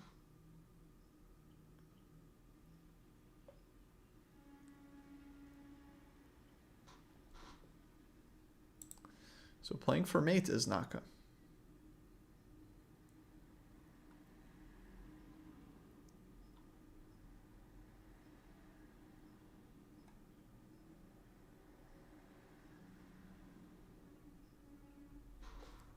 I think the qualification should be all FIDE circuit. I actually think they had a great thing with the FIDE circuit. It's just they should expand it. The problem with the FIDE circuit is like you have 2 players that have an amazing year. Like 2 years ago, it was like Fabi and Arjun were at the top. Fabi qualified to the candidates from the FIDE circuit. Arjun, despite being the second best player of 2024, did not. And then he was in contention 2025, also did not qualify. So despite being one of the best players, hands down, top 10 player of the last 2 years, guys like Arjun, Vincent, Noterbeck are not in it. Whereas if we just expand the FIDE circuit, then all the best players from the last 2 years by performance would be in, and it would feel a little bit more less random. And it would force, of course, all the top players to actually play events. How many points does Naka have in the circuit? Probably not many. Probably not many at all. So it would have forced him to play some elite events.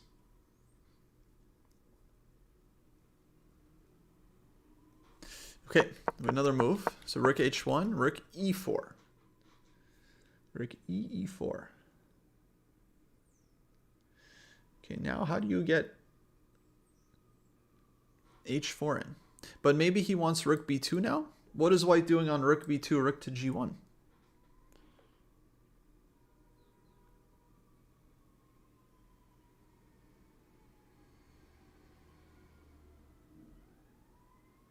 Rook B2, Rook G1.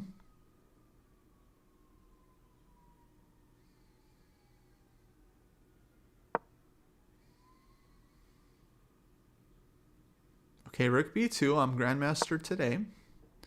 Rook B4. Rook B4, okay, Wei also Grandmaster.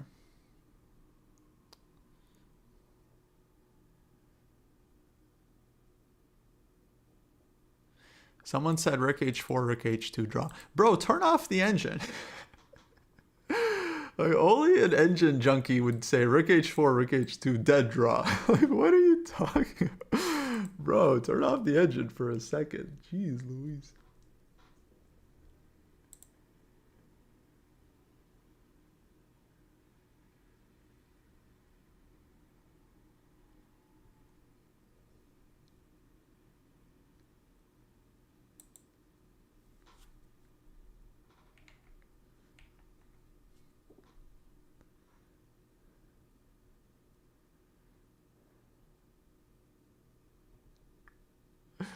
Rook V4.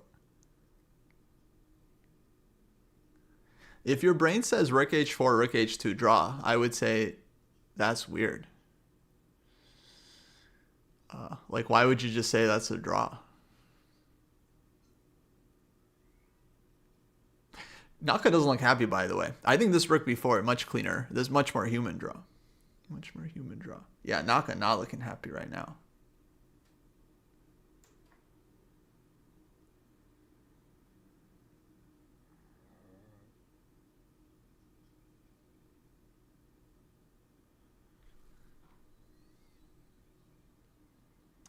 Dang. Yeah, Naka looking very unhappy.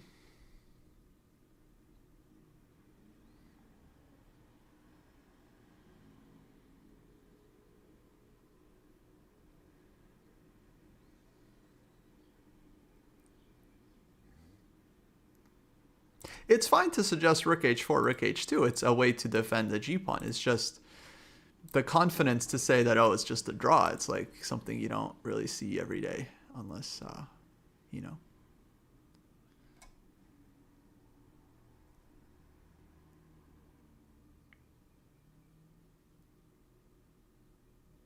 If you're not looking at the engine, then I apologize. Then no offense, no offense. But then I would say it's a bit weird to just claim that it's a draw. Like, your rook is on h2, you're down a pawn. Like why would you be so sure? That would be my feel. I would be like, maybe like you're still down a pawn, right? You know, it's like f5 trade. You know, I think it happened. Oh yeah, Naka's done. Naka's done.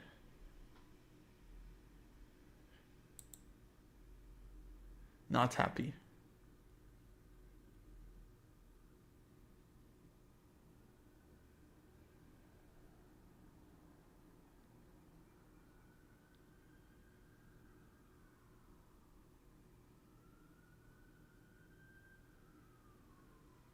If he moves the rook on the second rank, the problem is white follows. So he doesn't have a chance to set up this rook to g1 thing.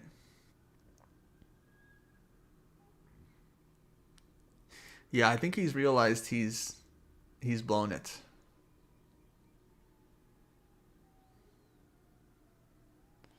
I think he realizes now.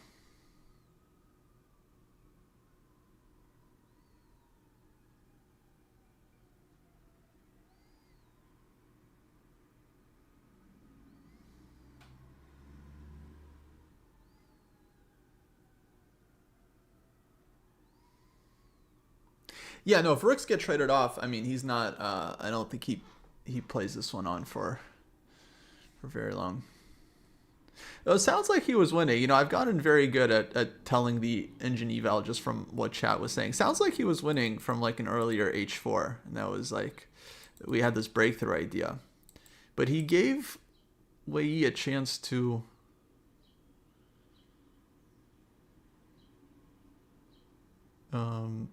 set up the defense, basically. He must not have realized.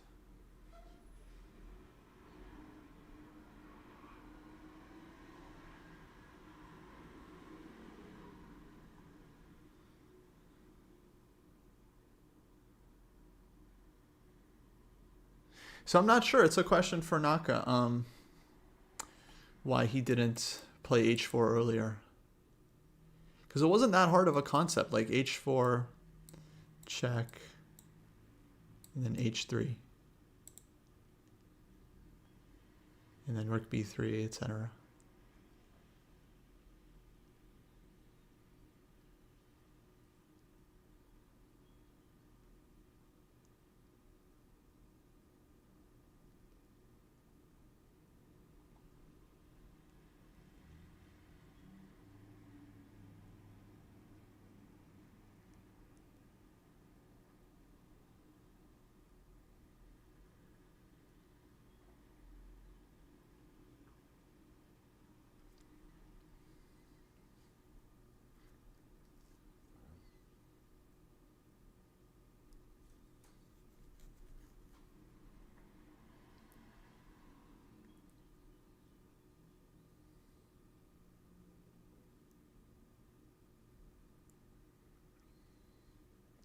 Yeah, Naka very unhappy here. Wei just looks like awkward now. He's like, all right.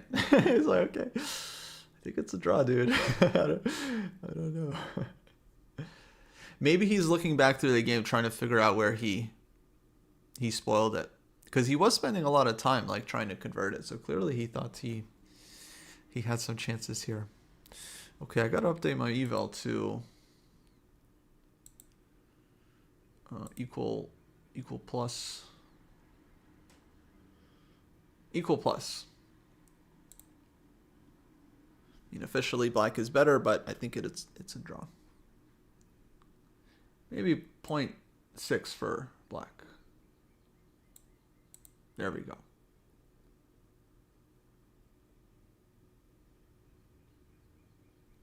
Yeah, objectively, I believe it's a draw. I mean, of course, you always take black here because you have an extra pawn, but with best play, white is holding, and it's not such a difficult draw. 3 versus 2. Single rook endgame.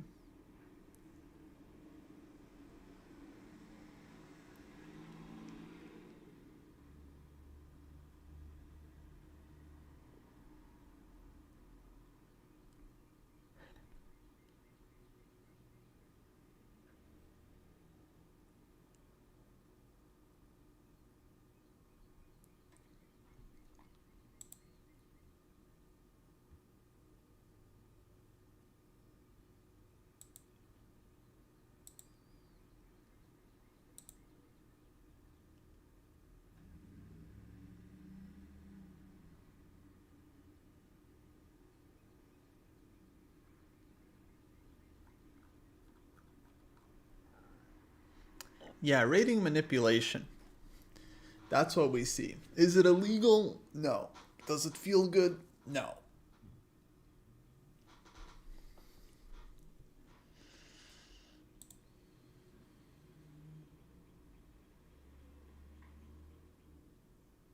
Problem for Naka is he doesn't even have a way to keep both rooks on the board. Wei just caught his rook on the second. Like, if he could just magically put his rook somewhere where it could, like, if he just play rook g8, you know, even though it's like, it's probably still a draw there, he would happily do it just to keep the rooks on the board. But the problem for him is he can't escape the second rank. White just follows, and there's nothing you can do. And then once you trade, this one is just a very easy draw with the rooks on the board.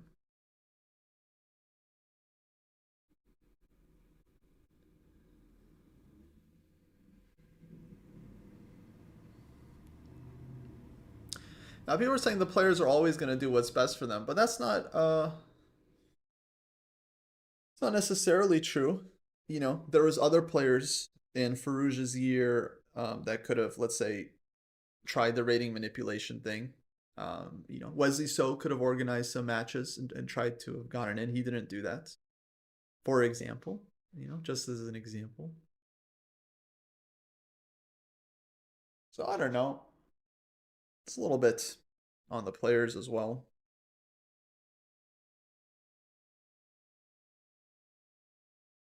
Now there was actually a case, what was it, like last year, maybe 2 years ago, where a player was in an interesting case. A player was playing a round robin, and someone like organizer or arbiter or someone had left open the laptop screen with the games and the evals. And this player was caught looking at the laptop, like looking at his eval of the game. I think it was still the opening, you know, move 12 or something, but the computer is open with the eval of the game. And the player, I think, got caught looking at his game, like looking at the eval. And I think he was forfeited. And I mean, rightly so, you know, rightly so, even though that's kind of an organizer error. It's not like the player brought a device with him or did anything. It's just the organizer had an error, but it's still, you know, it doesn't seem okay for the player to take advantage of that. But that's another case where it's like, well, it's not really like, is it player error? I mean, and you could just say like, oh, well, it's you know, the player's just going to do whatever they can, right? So it's just up to the organizer. Yeah, there's a choice to look at the screen, and there's a choice to play in the Louisiana State Championship. Exactly. You have choices. And was it once or multiple times? I don't really know the details. But I think it was long enough that they forfeited him.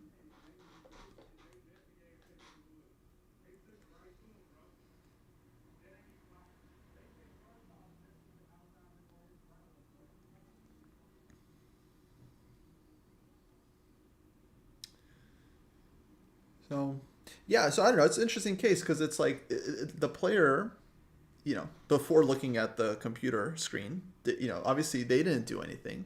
It's the organizer error, right? FIDE error, whatever you want to call it. They messed up. But yeah, just because a player is tempted to do something fishy doesn't mean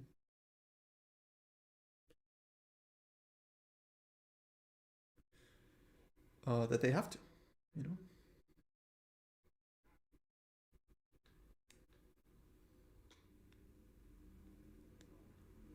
So yeah, it's not such a black and white thing. Okay, you do something within the rules, without the rules, you're acting ethically, unethically. It's not so easy. Can I look at the line? Oh, okay, I missed the line. What was the line?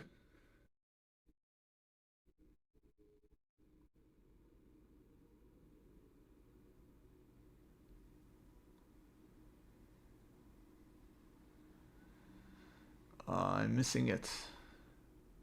Oh, h4.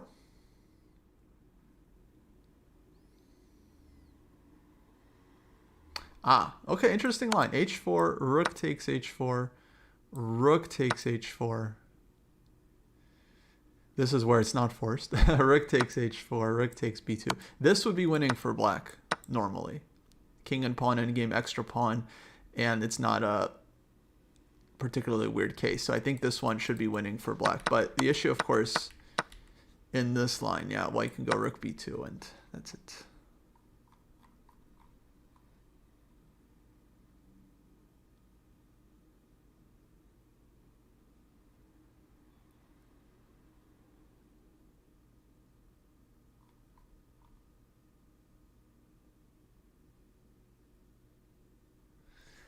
Oh, thank you, Ron. Thank you. Appreciate it.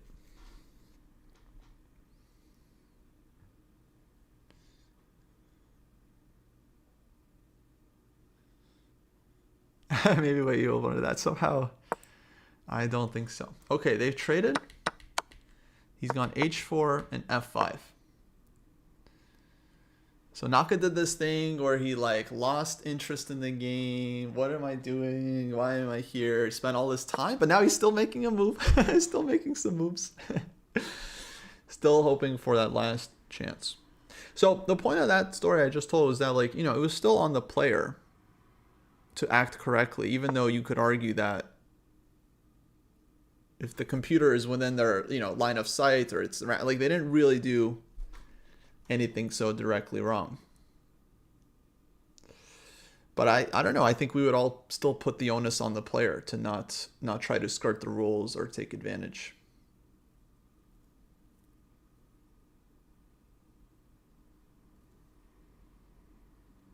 It's just odd. I'll give you guys another example. Let me know what you think about this one. So there have been sports where, let's say in football, actually this might happen, where or maybe other sports where, if a team has already qualified for the playoffs and their rival team has yet to qualify. Sometimes you get cases where, it's, whoops, I lost the camera. 1 second, folks. 1 second. We bring back camera. Then we continue story.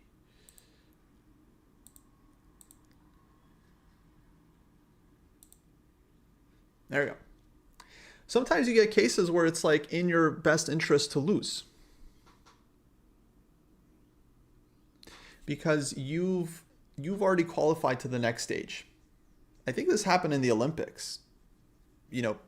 Some players have already qualified to the next stage, and then they throw their next games because they want weaker players to also qualify instead of their rivals to catch up. Oh, someone's saying NBA is notorious for this. Yeah, I don't really know specifics, but I feel like this happens in sports where it's actually in a team's favor to lose a game. Happened in Olympic badminton. I think this is maybe one of the cases. I feel like in ping pong it was also happening, where some of the teams were throwing games to their other teammates. Like two players are from the same country and one player throws a game to his compatriot because he also wants him to qualify to the next stage. So I feel like that's not okay, right? To lose on purpose in order to affect the standings. But I don't, it's like, it's again one of those things where it's like there's a loophole. There's a loophole. But is it the problem with the system? Sure, it's like system has a problem, but it's also like, I don't know. You didn't see other players playing Louisiana, state championship trying to qualify that way. Just saying. Now, people were asking, didn't this affect Naka in a bad way? That's something we talked about on the podcast. That's what Jesse was saying, that it's like, regardless of whether it's unfair or not, bad sportsmanship, bad gamesmanship, whatever it is, it's not good for his chess. I would probably agree with that. In general, it's not good for your chess to not play strong players. I don't know if this is the case for Naka. I mean, Naka has been playing, online blitz for years and years and keeping his 2800 level. So it's not like, okay, you just automatically lose your form if you're not playing elite events. But generally, that's the plan. That's the idea.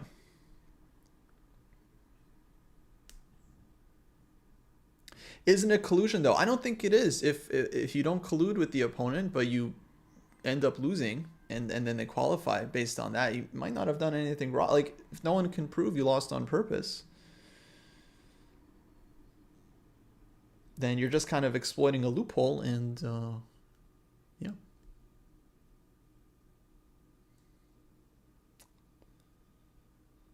So I don't think it was good for his chess. I mean, generally it's not good for your chess to play much weaker players.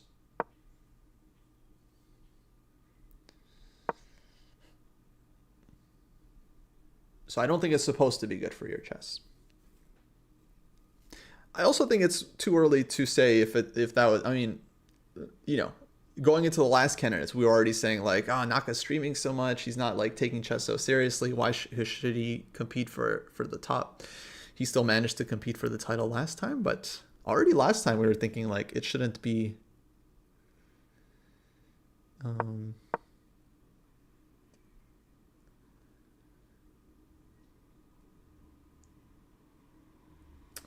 the case that he can do well. I think he's giving up. They started to kind of repeat moves. He's looking at the ceiling.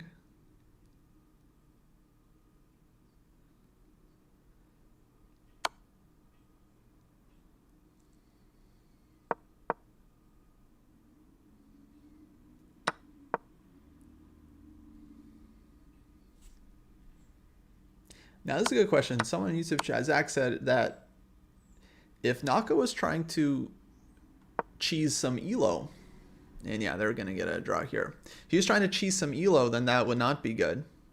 And that was the question I had for all the people that like had no issue with Naka qualifying the way he did.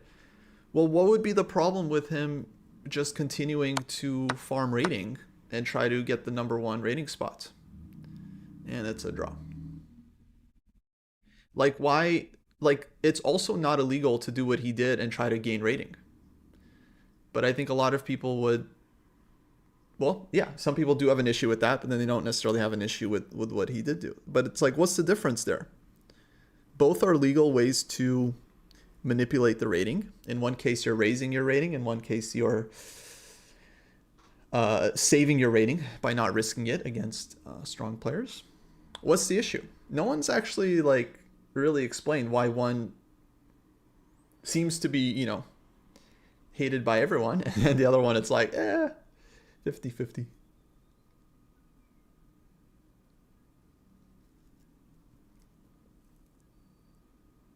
Can I name a player that wouldn't have taken advantage of the loopholes? Yeah, like I think 2 years ago when Faruja was playing his kind of matches, Wesley So and others were also in contention. They could have organized matches, but they didn't.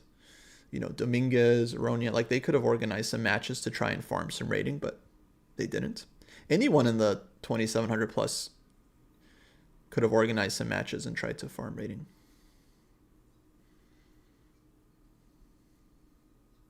But most didn't. Most didn't.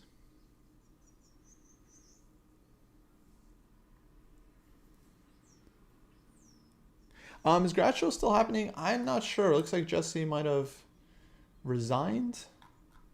He said he wanted to do it at 1:30 Eastern. It's now 2. So I don't know. I think he might be done. So I don't know if grad show probably will happen tomorrow then on the rest day.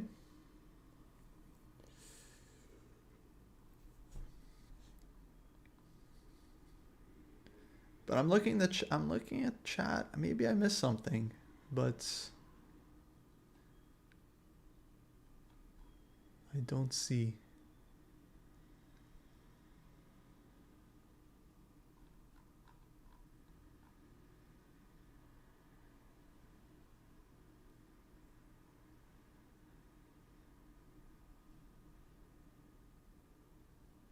Hans Niemann, yeah, he could have tried to farm some rating by playing, the Mickey Mouse events, but did not.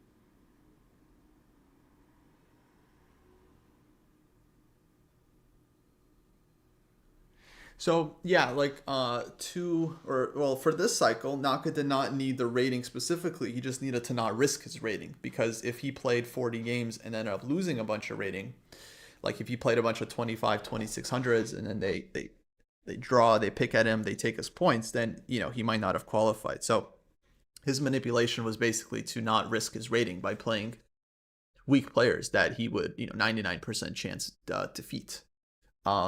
The Wesley So Dominguez example was from 2 years ago when Faruja was playing these matches. So I brought that up as an example to show that not everyone, is just going to try to exploit the rules.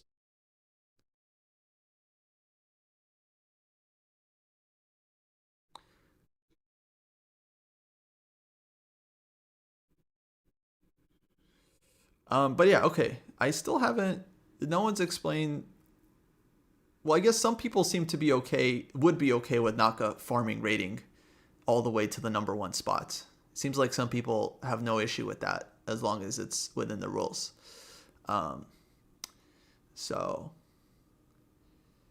yeah, if he can just play like 1200s all day long and gain 0.1 elo, right? And just farm his way up. Sure. I guess no problem with that. But yeah, I'm curious about the people that would have a problem with that, but then don't have a problem with them qualifying, but basically manipulating the rating. As well.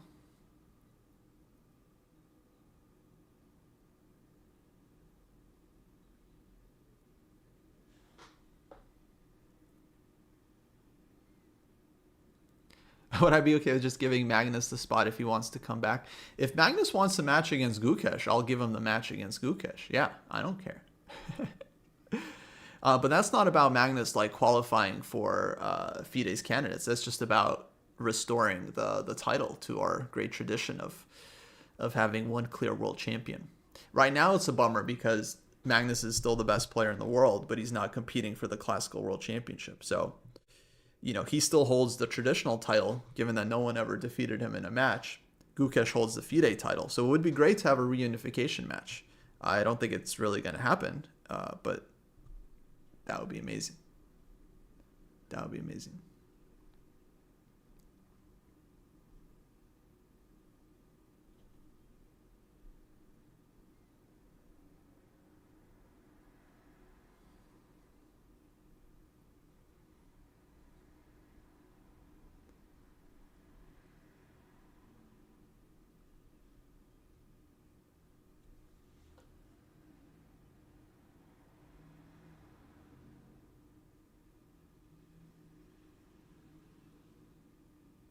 Okay, Galactics makes an attempt, which I respect. Qualifying is not a problem. He needs a set number of games. He plays them. Fine. Rating farming, not okay, because the rating system is supposed to be a statistical measurement that determines your strength. Beating people over 1,000 points beneath you is breaking the math and purpose of the rating. Okay, so my point is that this argument that you made against the rating farming also applies to the qualification, because he qualified with the rating spot. In order to get the rating spot, he has to keep his rating above 2,800, right? He couldn't fall below the next guy because then Keimer or Argent would get the rating spot. So to save his rating, he played these like 40 games or whatever, 25 games in Mickey Mouse events. And because he was playing against people over 1,000 points beneath him in rating, he was then breaking the math and purpose of the rating by artificially keeping his rating high by not risking it. Yeah, so if he wins 40 games against unrated players, like he doesn't risk his rating. And then he gets to qualify without having to risk it. So that's the problem. That breaks the math.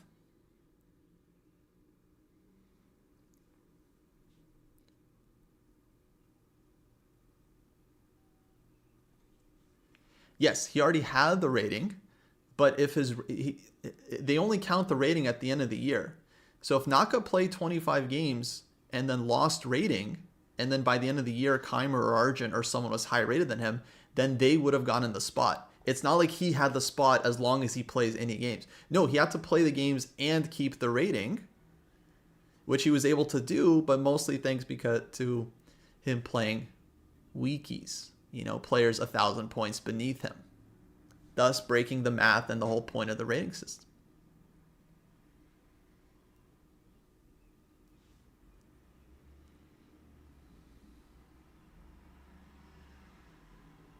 So that's kind of our position, is that like that's how he manipulated the rating, just by not risking it.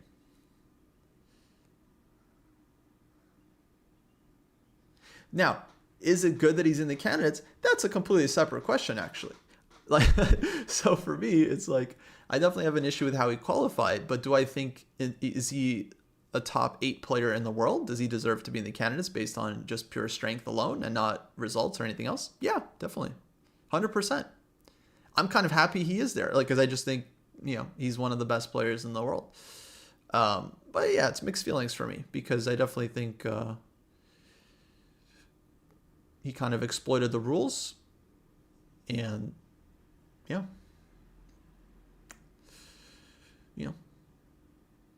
maybe not officially illegal, but doesn't make you feel good about it.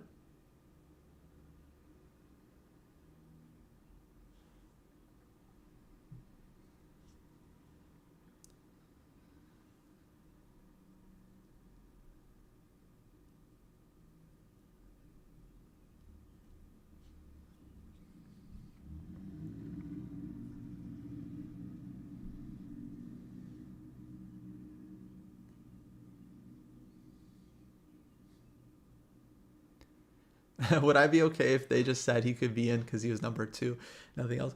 No, I don't think. I mean, you can't just do that. Like, you can't have a system and then just pick up, like, Naka should be there, Keimer should be there. As much as I would like to have the candidates be the top 8 players, of course, yeah. Once you stick to a system, then you should stick to it, of course.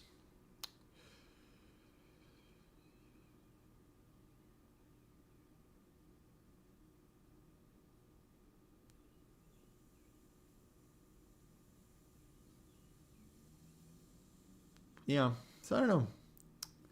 I mean, rating spot is good. Again, we want to see the best players in the candidates. The best players are usually the highest rated. The problem is when you have 1 or 2 rating spots, it gets very, very competitive.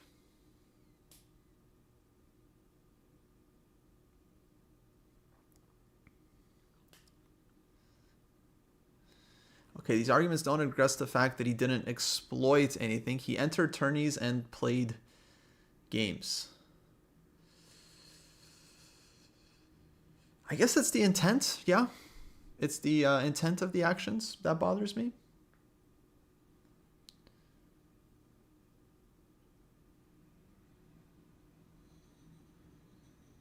And I think intent is important, yeah? If, you know, if we're on the same flight, right, and I ask you what time the flight is, and you tell me the wrong answer, and then I miss the flight, I'm going to feel very differently whether you made a mistake or whether you lied to me. Technically, you didn't do anything different in either case, right? I ask you, what time's our flight? You're like 3:30. It's actually 2:30 that the flight is at. You know, I missed the flight. I'm mad. I talked to you. You told me the wrong time, right? And so if you say like, oh, my bad, I thought it was 3:30, right? That's one thing. If you say, oh yeah, my bad, I lied to you, that's a different thing. In both cases, you all you did was say the word 3:30. That's all you did. You just said 3:30. It's not illegal to say 3:30. But in one case, you're lying to someone, right, and screwing them over. In another case, you're just making an honest mistake, right? So I think intent matters. I think intent matters quite a bit. The only reason Naka entered these tournaments is to qualify for the candidates. It's just not very sporting. Again, I think sportsmanship is an important point, isn't it? There are many things your opponents can do during a game that aren't illegal, but will make you really hate and dislike them. Like in poker, we have the example, right, of angle shooting. Angle shooting is not illegal. People don't go to jail for angle shooting. But it's called out, right? It's still called out. I don't know.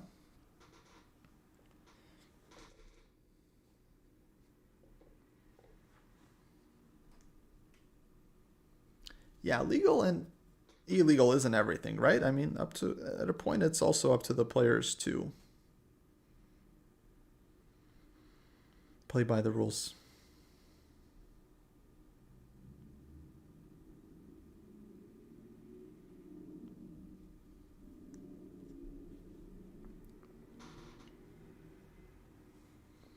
Angle shooting, you guys will have to look it up. Probably internet can give better explanation, but it's when you do stuff that is not really fully ethical or moral, but also not technically illegal.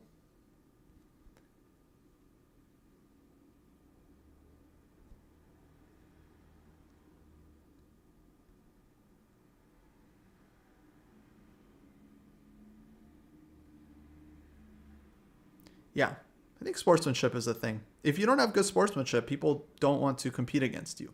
People don't want to compete against you, you have no sport. So sportsmanship is very important, actually. Both players should feel good about the competition.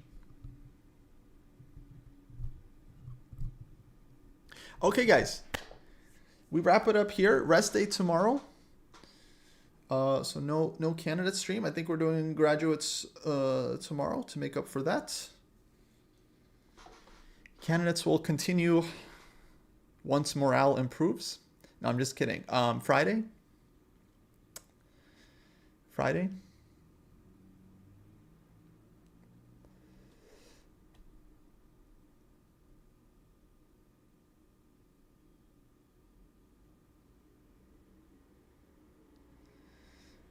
Alrighty, y'all. Thank you for joining us. And yeah, don't forget to follow the channel. If you guys want to work on your own chess, chessdojo.club. Get a training plan, community to help you get 20% off with the code Candidates. Cantana Chess, thank you for the raid. I missed it. Thank you for the raid, Anna Cantana. We're busy.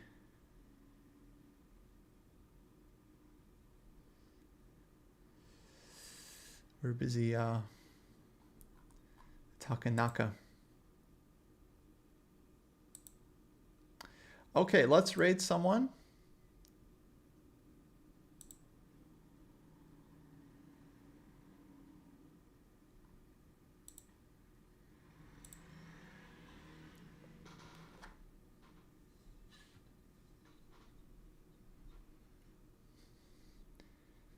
And I will see you guys next time.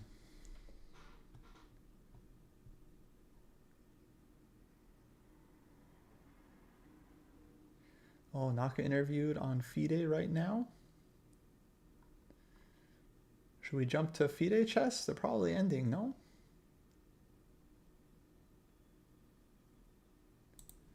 Okay, we raid FIDE chess.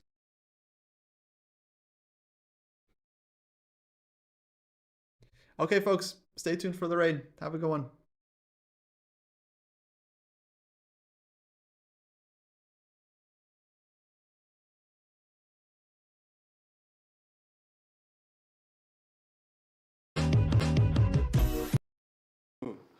What bishop d6 like? One move here. It's Maybe here f5 or what? Yeah. exactly yeah. f5. You're preventing bishop e4. Yeah, yeah, and bishop e6, bishop c5. Yeah, bishop a6. I mean, bishop a6, bishop c5. I thought about this. I thought it was very dangerous. Yeah, it looks very dangerous. dangerous. I want to play here after bishop c5, bishop b5, and he has something like f4 also probably. Okay, no, here Oh. f4. No, it's just for interesting. Can you check with computer? Yeah, it's simple. Yeah. No, it's a complete mess. Yeah. Okay. So then, this is like the turning moment of the game. Did you feel this during the game? Yeah, when I think a lot here after before move g3, I think like 26 minutes. Of course I calculate f5 also, and like after bishop c4 is black is really very unpleasant, and I